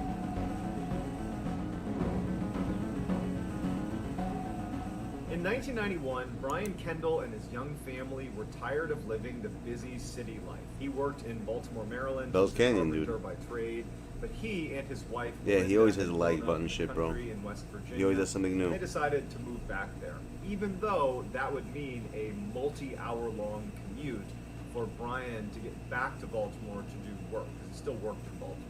So Brian and Belinda start looking for places to live in West Virginia, and they find this nice home in Slanesville, West Virginia, which is a population of 182 people last time I checked. The house itself had more of a cabin feel to it. I mean, it was way out in the middle of this forest, no neighbors anywhere. It was a ranch style, so single floor, and basically everywhere you looked was just pure forest. So this cabin is super isolated, but Brian and Belinda had come from a neighborhood that wasn't very safe, and they didn't like sending their kids outside without supervision. Now, living in the middle of nowhere, they could at least let their kids go outside and not really worry about them. So even though it might have been lonely, they felt like it was at least safe. And Brian went out and got a beautiful, friendly black lab dog Yo, guys. to come and protect the property. I hear that. We Coco, should they have love go to Coco. Bell's She's Canyon. very Thanks a lot, protective of gaming. I kids appreciate right that. away. Yo, you guys She want a moved free in gift with the card? family They just said on the back of the thing, don't mention to your friends about this gift card. So I think if I give you a screenshot of this, you guys could just all make it and we could all get $10 gift cards for free. I just realized that. You guys want it? I'm gonna take a picture of this and send it to all you guys. I just realized that's fucking crazy. Why would it say that? On the bottom it says, please do not mention about this gift card when you share your experience. And she planned on throwing a little mini surprise party. First of all, that doesn't make sense. That's a typo. Please do not mention about this gift card. Why did you say please do not mention this gift card when you share your experience? Why about? Please do not mention about. Who's grammar? Like, come on. The living room was right next to the kitchen, and so the adults were in the kitchen having coffee and chatting. And as they're chatting, they all noticed something very strange going on in the living room with the kids. The kids had taken all of the balloons and dropped them into the living room. And they had all floated up to the ceiling, and there was pretty high ceilings inside of this living room. And as the adults are looking in the direction of the kids and these balloons, they notice one of the balloons comes down from the ceiling, but the string is tight, as if someone's holding the balloon and pulling it down, but no one was pulling the balloon. The adults stopped talking, and they've all noticed this, and they're all looking at it, because it looked very unnatural. The balloon stops right in the middle of the room, and it's a ways away from the kids, and the kids haven't noticed. Thanks, legend. And the parents are just quietly watching this balloon, and no one knows what to make of it. No one's even commenting that this is happening. They're all just quiet and watching. And the balloon starts moving across the room over to where Jordan was. Jordan notices the balloon for the first time. She turns and goes, "Thank you," as if she's talking to someone, but no one's there. She reaches out to take the balloon, and as she goes to grab it, it drifts right back up to the ceiling. I need to get that icy as if hot someone thing. had been holding it and let go of it. And Jordan kind of grabbed for it, watched it go to the ceiling, and then Jordan just turned around and kept on playing. that startled everybody. They could make sense of a balloon coming down and then moving. The helium could be leaking, there could be a draft in the room, but for it to go right back up and look like someone had released it, they couldn't explain that. And so the parents go right in the living room, they're looking at each other, the parents are, and they're like, did you see that? What was that about? And they grab that balloon down from the ceiling, and they're trying to like replicate what they saw, and they're kind of looking at each other like, are we going crazy? And they go over to Jordan and they say, hey, who were you talking to a minute ago? And she couldn't really articulate anything. And they said, when the balloon was right here in front of you, who are you talking to? And she stops and kind of thinks about it for a second. She's a young kid, you know, she's like 2 or 3 years old.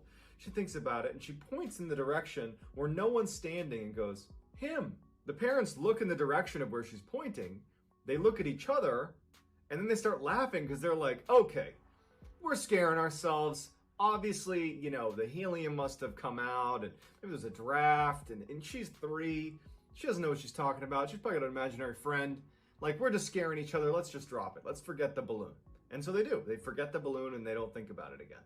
But after Jordan and her parents leave, Belinda and Brian would say to each other, like, that was pretty weird. A couple of days later, Brian asked his daughter, Blair, who was about 5 or 6 years old, if she wanted to come with him and go explore the back forest behind their property, because Brian had been working so much, he hadn't really had a chance to go explore, and he figured now's a good chance to go.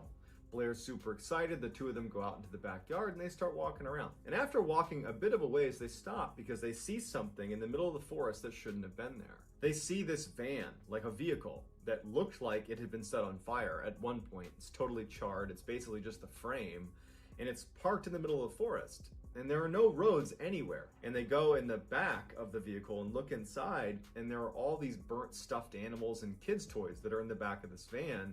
And there is what looks to be the spring of a mattress that must have been caught up in this fire that burned the vehicle. And Brian just had this sinking feeling that something was wrong with this scene. And he said, hey, you know what, Blair, we gotta go. Let's not look at this. We don't know what this is. Let's just go. When they get back to the house, Brian would tell Belinda what he found. How would that van have gotten there? And why was it there? It just didn't make any sense to either of them. Over the first couple of months that they were living in Slanesville, Brian was trying to commute daily to his work in Maryland, but it was taking up hours and hours of his day. He was getting no sleep, and it just didn't make sense. And so even though they only had one car, he started commuting on Monday morning to work and then staying with his mom, who lived in Maryland, and then coming back to Slanesville on Friday night, which would mean that every week, Monday to Friday, Belinda and the kids would be alone in their cabin in the woods in Slanesville with no vehicle. But Belinda had grown up in a very isolated house in the middle of a forest in West Virginia, so she wasn't a stranger to this type of setup, and so really didn't have any issues with this lifestyle that they had in Slanesville. Blair had been asking ever since they moved in if she could go camping one night out in their RV. They had a little RV camper that was parked right outside their property, and she wanted to spend a night out there by herself. And so one week when Brian was away for work, Belinda finally caved and said, okay, Blair, you can stay in the camper tonight. She wasn't thrilled about this idea, but she felt like the kids had a little bit of cabin fever going on because they were so cooped up in this house, and she figured this is an easy way to make Blair feel a little bit happier living here. So she told Blair, once you go in there, I want you to lock the door and not open it again. And Coco, their dog, is gonna stay with you. Blair was just fine with this setup. And so that night she went out to the camper. She had Coco with her. She had all her warm clothes on. She brought a lantern with her and some books she was gonna read. She goes out and her mom tucks her into her bed inside of the RV and gives her a kiss, and then she leaves. In the camper, there was a pull-out bed that she was on that took up the majority of the floor space in the camper. On her right, as she was laying down, was a big window with a blackout curtain that slid across the whole thing, and she kept that curtain shut. At the foot of her bed to the right was the door that led into the camper, and there was a window on that as well, but there was no blind to block it. And so at some point, Blair is tired. She turns off her lantern and she gets under her covers with Coco right next to her, and she goes to sleep. At some point in the night, Blair wakes up suddenly because Coco is acting really strange. She's very uneasy and she's looking towards the door that leads into the camper, and she's acting like she just saw something. So Blair sits up, she's trying to calm down Coco, and she looks at the window on the door, and she can look outside. There's a little bit of moonlight outside, so she's got a little bit of illumination. And as she's looking, she sees what looks like a figure walk past the door. She can't tell if it's a person or if it's an animal or what it is, but she definitely saw something walk past the door. And Coco clearly saw it too, because Coco begins growling, and instead of just looking at the door where this figure was, Coco basically follows the figure and is now looking at the window right next to Blair. Blair thinks it's her mom, and so she tries to calm down Coco. She turns on her lantern and she goes to the front door and she peeks her head out. She doesn't see anything. She unlocks it and opens it and pokes her head out. She doesn't see her and she goes, "Mom?" And there's no one out there. She looks up at the house, which is right next to her, and all the lights are off. There's no sign that her mom left the house. Suddenly feeling really startled, she shuts the door, locks it, and goes back in her bed. Now, the whole time that Blair had turned that lantern on and gone down to the door and yelled for her mom, Coco was still on the bed looking at the window where the blackout curtains were covering up whatever was on the other side. Now, when Blair's going back to the bed, Coco is showing her teeth. She's baring her teeth and she's growling at the window. Blair's totally spooked. She jumps into her bed, throws the covers over her head, and she's sitting there hoping that Coco will just stop and that this will all end and she can go to sleep, but Coco doesn't stop. And she's like reaching out and trying to pull Coco to get under the covers with her, but Coco won't stop. Blair decides she has to take a look out that window, and she thinks maybe it is my mom. Maybe I just missed her before and she's trying to come in. Maybe she was knocking and I didn't hear her. And so she takes her covers off her head, gets right up next to the side of the wall. She's underneath the window, which is right next to her. And she starts pulling aside that curtain. And as soon as she's got a view out the window, she sees a dark figure that looks like a man or something standing right outside the glass, looking down into her camper. She's so scared. She drops the curtain and then just gets under her covers. Coco goes right on top of Blair and is standing over Blair, basically protecting her. And at some point, Blair does manage to fall asleep. Meanwhile, on the same night, there was some other drama happening up at the main house. Belinda had put Blair's younger brother, Sean, to bed almost immediately after she tucked in Blair inside of the camper. Sean was 3 years old and he was a great sleeper. She could put him in his bed, say goodnight to him, and she wouldn't see him until the next morning. But that night, Belinda was laying in bed, and Sean multiple times would get out of his bed and come into her bedroom and say he was scared and didn't want to be in his room. Belinda would get up, she'd go back, she'd tuck him back in and say, "You got nothing to worry about, it's just a new house, you're fine, you're safe." But on the third or fourth time that this happened, because it was so out of character, she asked Sean, "What's going on? What are you so scared of?" And he says, "There's a monster in my window." Belinda assumes what he means is maybe a deer was outside or some other animal might have walked by the window, because in virtue of being a single-story house, all of the bedroom windows are at ground level. And so she goes to the window and she looks out, and it's just forest, deep, dark forest, everywhere you look. And so she's thinking, okay, maybe a deer walked by the window or a moose or something like that, and that's what he saw. And so she was able to explain to him that, you know, it's just a new house, there's probably some deer that are coming by the window, you got nothing to worry about. And so she was able to finally calm him down and he would go to sleep. The next morning, Blair is relieved to wake up and have sunlight be coming through that little open window on the front door. She and Coco go into the main house. She sits down for breakfast with her mom and with her brother, and Belinda asks her how was camping. And Blair, who was normally a very chatty child, was very quiet about it. And her mom said, "Well, did you have a good time? Like, you gonna tell me anything about it?" And Blair just said, "You know, I don't think I want to go camping again." And she didn't elaborate. She just didn't want to talk about it. And so Belinda didn't ask any more questions, and that was that. That day goes by without incident. And then that night, Belinda gets Sean and Blair to bed in their normal rooms. They're asleep. Belinda goes to her bed and she falls asleep. And she starts to have this very strange dream. In her dream, she wakes up and looks at the foot of her bed and she sees a boy she doesn't recognize. And he's signaling her to come with him. And so in her dream, she gets up out of her bed and she follows him out of her room and she goes out to the front yard, and it's daylight outside. And on her front yard are all these clotheslines strung all over the front yard. And there are these white sheets that are hanging from each of these clotheslines, all in different random directions. And she's trying to find this boy and she can't find him because all the sheets keep getting in her way. She finally stops because she feels something on her toe. And she looks down, she's barefoot, and on her right big toe is a clothespin that had been pinched onto her toe. And so she reaches down and pulls it off, and that's when she wakes up. And now she's awake in real life. And so she sits up and she's kind of looking around, and she's in that immediate fog following a really vivid dream. And then she realizes that was just a dream, gets back in bed, and she goes to sleep. The next day she gets up, she gets out of her bed, and she begins pulling her blankets up to make her bed. As she's walking around the foot of the bed, she stops because she sees something on the ground. A clothespin. They don't own any clothespins. And so she's sitting there looking at it thinking, how could that have gotten there? What was that dream about? Was I awake? Was I doing something in my sleep? Was I sleepwalking? She can't make sense of it, but it totally freaked her out. That day, Belinda told her sister about this dream with the clothespin and then finding it at the foot of the bed. And her sister's like, look, you probably just need a break. You're alone with the kids all the time. You're isolated. Let me come over. I'll watch the kids and you can just go for a walk and do whatever. Just clear your mind. And so Belinda's sister comes over, takes the kids, and Belinda decides that what she's going to do is go explore the woods behind their house. She walks a little ways behind their property and she sees something that really stands out to her. It was a little cemetery. And it was on their property, or at least close to their property. She goes over to it and sees there are 4 small headstones. There's no writing on them, but the size of the headstone themselves, it seemed to indicate that these could have been children. And so she was very unsettled by it and decided that, you know what, I'm done with my walk and I'm just gonna go back now. A couple of days later, Blair was sleeping in her room when she woke up suddenly for no apparent reason. She sat up, she kind of looked around, and she noticed that the curtains that normally would cover up her window that overlooked her bed were open, and she felt really uneasy by this, especially after that incident in the RV. She liked having those curtains closed. So she gets up to go over and shut this curtain, and she looks out the window and she sees standing in front of the tree line is a dark silhouette of a figure. It looks like a man or some person. And she freezes and she's looking at it and she can tell that it's moving towards her.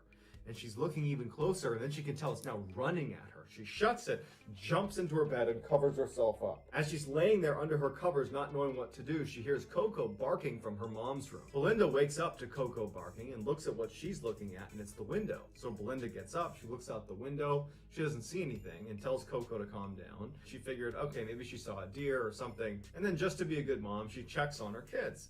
She goes to Sean's room. Sean didn't wake up from the barking. He's asleep in his bed. But when Belinda goes into Blair's room, Blair is hiding under her covers and she's scared of something. And she asks Blair, honey, what's wrong? And Blair finally says that she saw something. She thought it was a person. She didn't know what, but it was running towards the house. And so Belinda's thinking to herself, she just saw an animal, because that's probably what Sean saw when he thought he saw a monster outside. And I'm sure that's what Coco saw. You know, Coco's gonna react to an animal. There's probably some deer that's coming right up to the window and it's scaring my kids, it's scaring my dog. And so Belinda tells Blair, you got nothing to worry about, honey. Go back to sleep, everything's gonna be fine.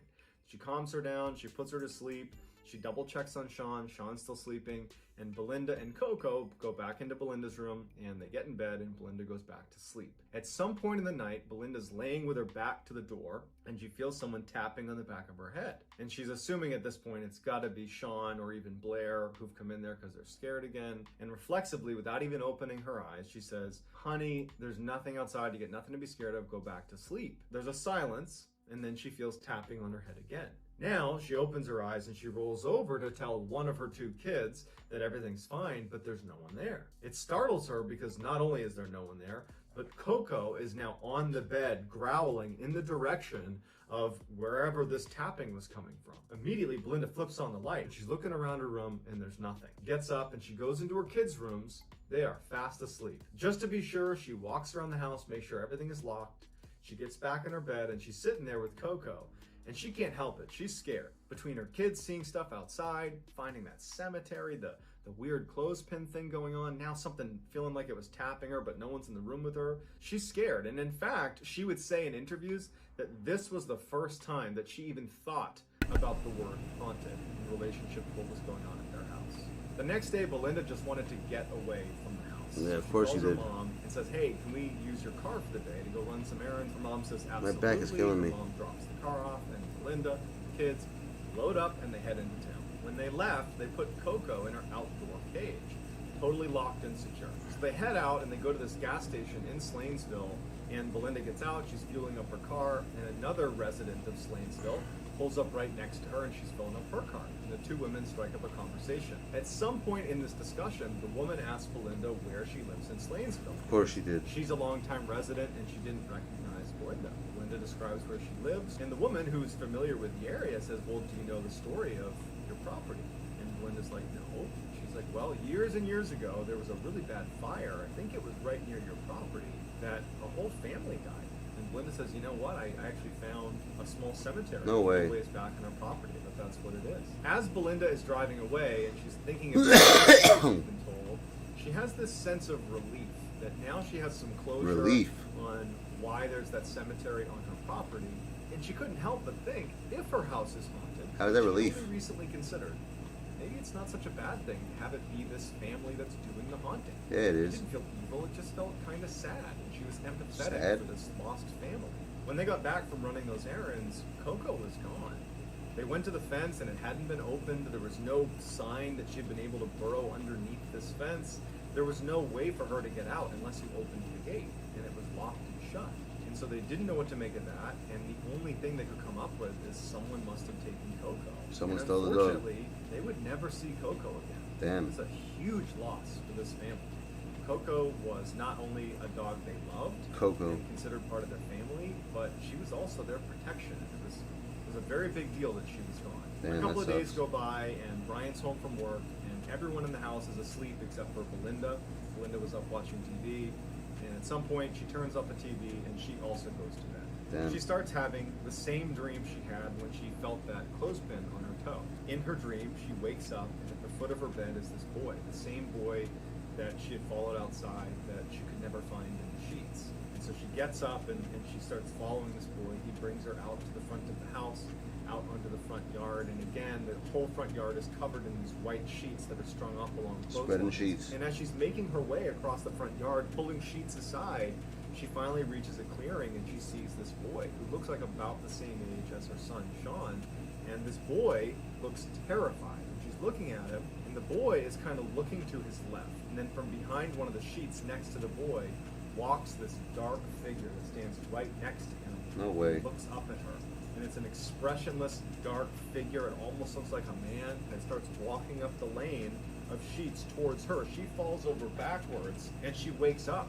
And when she wakes up in real life, she hears screaming coming from her own son's room. That's she crazy. and Brian jump up out of bed and run into Sean's room. He's laying on the ground with his arm cocked to the side. It's clearly been broken. And he's screaming and guarding his arm. And Belinda's over him saying, "What happened? What happened?" And the boy just says, "The monster came in the window." They The don't know what to monster make of this. They're not sure if that came means an in the intruder window. came in or what, but Damn. they have to get him to the hospital. They scoop him up, they grab Blair, and they get in the car and they leave. They get Sean to the hospital, and sure enough, he's got a very bad break in his arm, and he needs to stay at the hospital for a couple of days. Now, this happened on a Sunday night, and so Brian had to go back to Maryland the next day for work, so their car was gone. So 3 days later, when it was time to get Sean, Belinda had to borrow her mother's car to go pick him up. So Belinda gets her mother's car, and she and Blair drive to the hospital. They pick up Sean. As they're driving back, the car breaks down. And they're on the side of the road with flashers on, and Belinda doesn't know what to do. Luckily, a good Samaritan is driving by. Another resident of Slainsville sees them pulled over. She pulls over. It's an older woman, and she says, "Hey, can I give you guys a ride?" Belinda's like, "Thank you. You asked me your ride." So she, Sean, and Blair load up in the car, and they start driving to their house. And so Belinda tells this woman where she lives. "Yep, you take this road, you get up to our house, it's set back in the woods there." And when she realizes where Belinda lives, she looks at Belinda and goes, "You do know the history of your house, right?" And Belinda looks at her and goes, "Yeah, the fire that killed the family we're aware." She goes, "No, not a fire. The last occupant of your house was rumored to be hurting children on your property." What? And there's no proof, but some of the local men here decided they were going to take justice into their own hands, and they convinced this guy to go hunting with them. They brought him out in the woods behind his house, and they ambushed him, and his body's never been found. It's rumored there's a van somewhere in the woods near your house where they put him inside of it, shut the doors, and lit it on fire. Belinda's in shock hearing this, because now, if her house is haunted, which she's believing it is, it's not some nice family that was sadly lost in a fire. It's this horrible man. They finally got back to the house. They said bye to the woman, and Belinda and her kids went inside. And for Belinda, it was like this horrible sense of dread being in the house. It just felt evil. And she realized That's that horrible. she couldn't stay there anymore. So she picks up the phone, she calls Brian, and she says, "I cannot stay here another night. I have to go." So Brian says, "Okay." He drives back from Maryland. They pack some bags. They get in his car, and they all leave for Brian's mom's house. And that was it. They never stayed another night at that house. They only went back a couple times to pack up their stuff, put it in moving trucks, and they left. So I'd love to get your feedback on this story. Do you think that the house was indeed haunted? Damn. Or do you think there's some other explanation? Let me know in the comments. and I will respond to all the Probably early was. commenters. So get in there and give me your theories.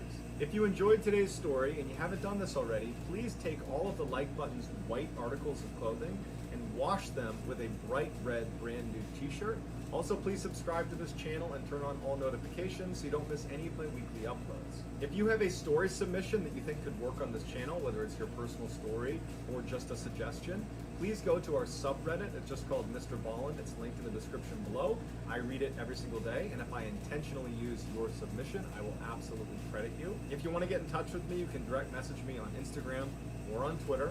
My username for both platforms is JohnBallin416. I also have a ton of content on TikTok. My username over there is Mr. Ballin. So whether I see you on Reddit, Instagram, Twitter, TikTok, YouTube, some combination, I'm just very thankful for your support. And until next time, guys, that's going to do it. See you. That's some crazy shit.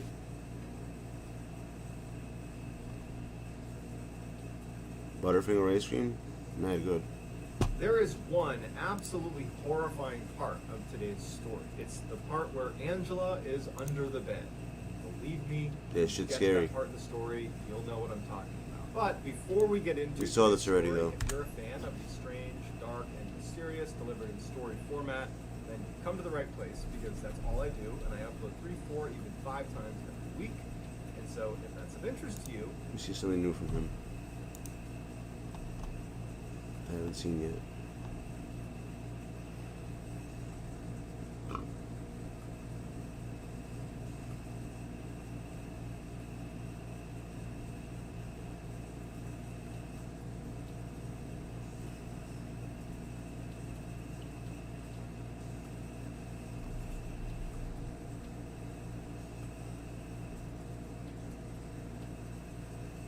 You saw that.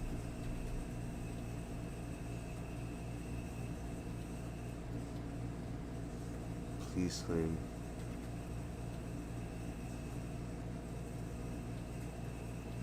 This ghost ship? in 1947, a disturbing distress signal was sent out kind of in all directions, like a flying distress signal.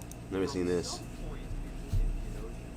Numerous American, Dutch, and English ships, along with other international listening stations, heard this distress signal. Once they triangulated where it was coming from, they sent out a search party to go see who needed help. When they arrived on scene, they discovered something that would become one of the most famous maritime mysteries of all time. This is the story of the SS Orang Udang. What's going on, Orangutan? guys? Mr. Ballin here. I was a Navy SEAL for a little while, and now I tell strange, dark, and mysterious stories on the internet. YouTube is my new passion, and I'm going to be posting at least 2 times a week going forward. If you like this kind of content, please right now hit like on this video and subscribe to my channel and turn on notifications so you don't miss any of this stuff. Thank you very much. Before we get into the story, I want you guys to be looking at this through the lens of trying to decipher whether or not you believe this really happened, because there is a large percentage of people that say this is just an urban legend. However, Could be. there is a couple of details that make it really hard to just write off. Number one, you have a number of international ships and listening stations that all reported hearing the same distress signal. It's a very unique distress signal that we'll get into. In addition, you have the U.S. Coast Guard in one of their fairly credible publications published a story about this case 5 years after it happened. And then you have the fact that this case has been around since 1947, for 70 plus years, and no one's officially debunked it. So let's dive in. In 1947, several Dutch, American, and English ships, along with a number of listening stations, picked up this strange distress signal that was coming from somewhere in the Indian Ocean. The distress signal, which was in Morse code, went like this. An officer, including the captain, are dead. Lying in chart room and The bridge. fuck? Possibly whole crew dead. Then there was a burst of indecipherable Morse code, and then it ended with 2 words. I died. Then silence. What? One ship that heard this distress signal was the Silver Star. It was an American vessel that was kind of patrolling the waterways around the coast of Malaysia, and with the help of other ships in and around the Indian Ocean and some of the listening stations, they were able to triangulate locations. That was weird. And they pinpointed a ship called the SS Orang Udang that was located right at the end of the Malacca? in the ocean. You're in Malacca. So this ship was basically drifting out towards the Indian Ocean. And so the first thing that the Silver Star does is they try to send a message back to the overhead none. But after numerous failed attempts, the captain of the Silver Star decides that we need to go investigate because something is obviously not right. Obviously. So the Silver Star tells all the other ships in the area, along with the other listening stations, that they are going to be the search party. They're going to reroute and head for the Orang Done. Because at this point, anybody that had heard that signal is saying, like, what do we do? Like, are we going to go investigate? Are you? After a couple of hours of heading straight to the Orang Done, they see off in the distance this ship. You know, from the eyes of these very experienced sailors on the Silver Star, they knew almost immediately that this ship is dead in the water. It's just drifting, which is not a good sign, especially if you combine that with the signal they got. As they get closer and closer to this ship, it becomes creepier and creepier. Because they're looking up, and in the bridge where the steering wheel would be, they can't make any person out. No one up there. There's nobody standing on the edge. I mean, they just sent this distress signal. You would think, with a ship that's dead in the water, that they would be lining the outside of the ship, trying to signal someone down. But no, it's just quiet. No one on board, all lights off, drifting, bobbing in the choppy waters of the Indian Ocean. So as they get closer, they start blowing their whistle and trying to attract anybody on the Orang Done to signal them back. They're also doing more Morse code to try to get their attention again, not being picked up. So finally, after all these failed attempts and just the general weirdness around it, the captain of the Silver Star decides we need to board this. So these Silver Star crew members, they knew before they boarded that almost definitely they were going to find something terribly wrong with this ship. There's just too many red flags about it. They were anticipating something bad, but I don't think that they were really prepared for just how bad this was. So they board the ship, and right away on deck is a number of crew members that have passed through for all this season. Damn. And the mystery really kicks in the position, the body position of all of the dead crew members. They were That's crazy. all on their back with their hands outstretched in front of them, as if defending themselves from some unseen assailant above them. Really? Strangers, they had this look of abject terror on their face, as if the final moments before they died were just excruciatingly painful and terrifying. Even the dog was in a position with its teeth bared, looking growling up into the sky. All of them. And so obviously the Silver Star crew members are shocked at what they find. I never heard this story. Have you? Looking at these dead crew members. So they make their way up to the bridge, and everybody's also dead in the same fighting with some unseen assailant in the final moments before they pass. The person who had been sending out the distress signal had literally slouched over the telegraph. Like their finger was literally on the telegraph. He's the only one that was not doing this on the telegraph and it passed away. So they go down into the bowels of normally inside of a steel ship in the boiler room. Sounds crazy. This is it. Pretty hot. No real ventilation to speak of. Not to mention outside, it was over 100 degrees. They went down into the boiler room and down into the ship, and it was strikingly cold. Some of the crew members from the Silver Star said it felt like it might have been about 40 degrees Fahrenheit. They found more crew members also passed away, also fighting The fuck? air with that look of abject terror on their face.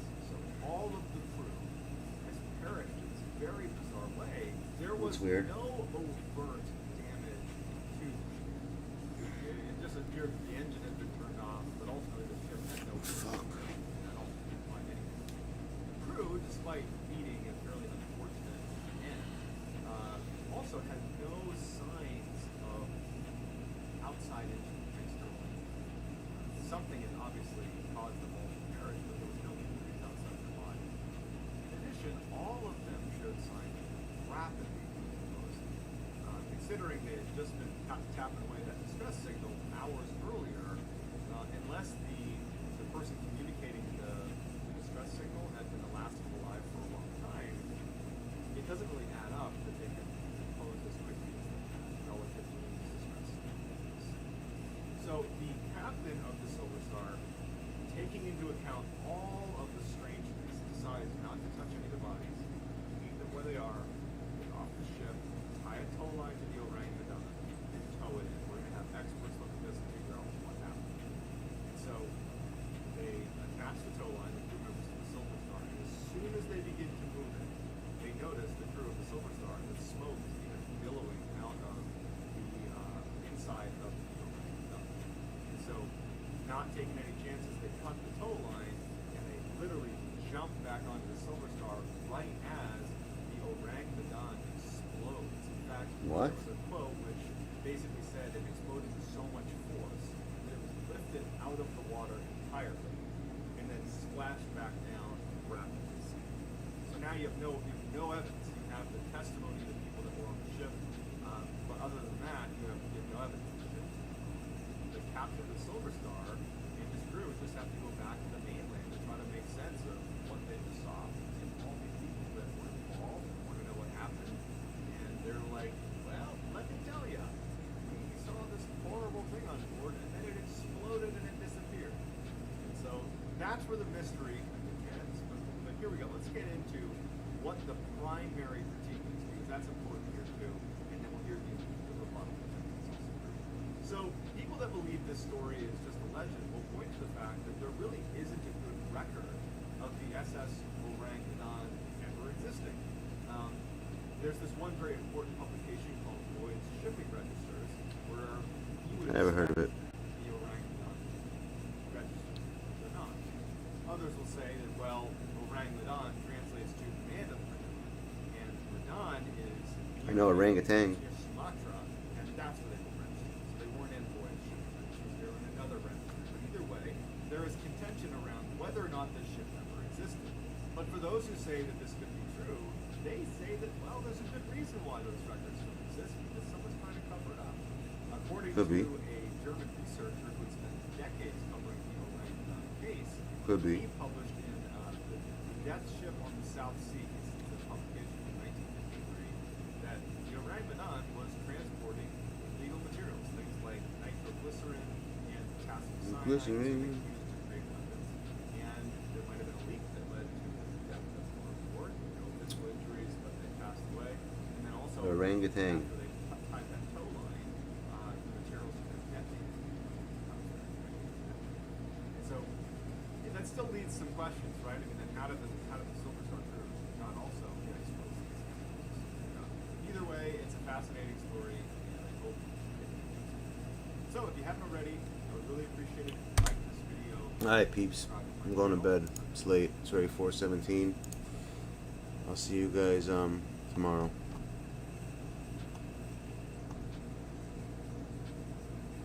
Mr. Ballin, that's his name. Alright guys, be good. I'll see you guys tomorrow.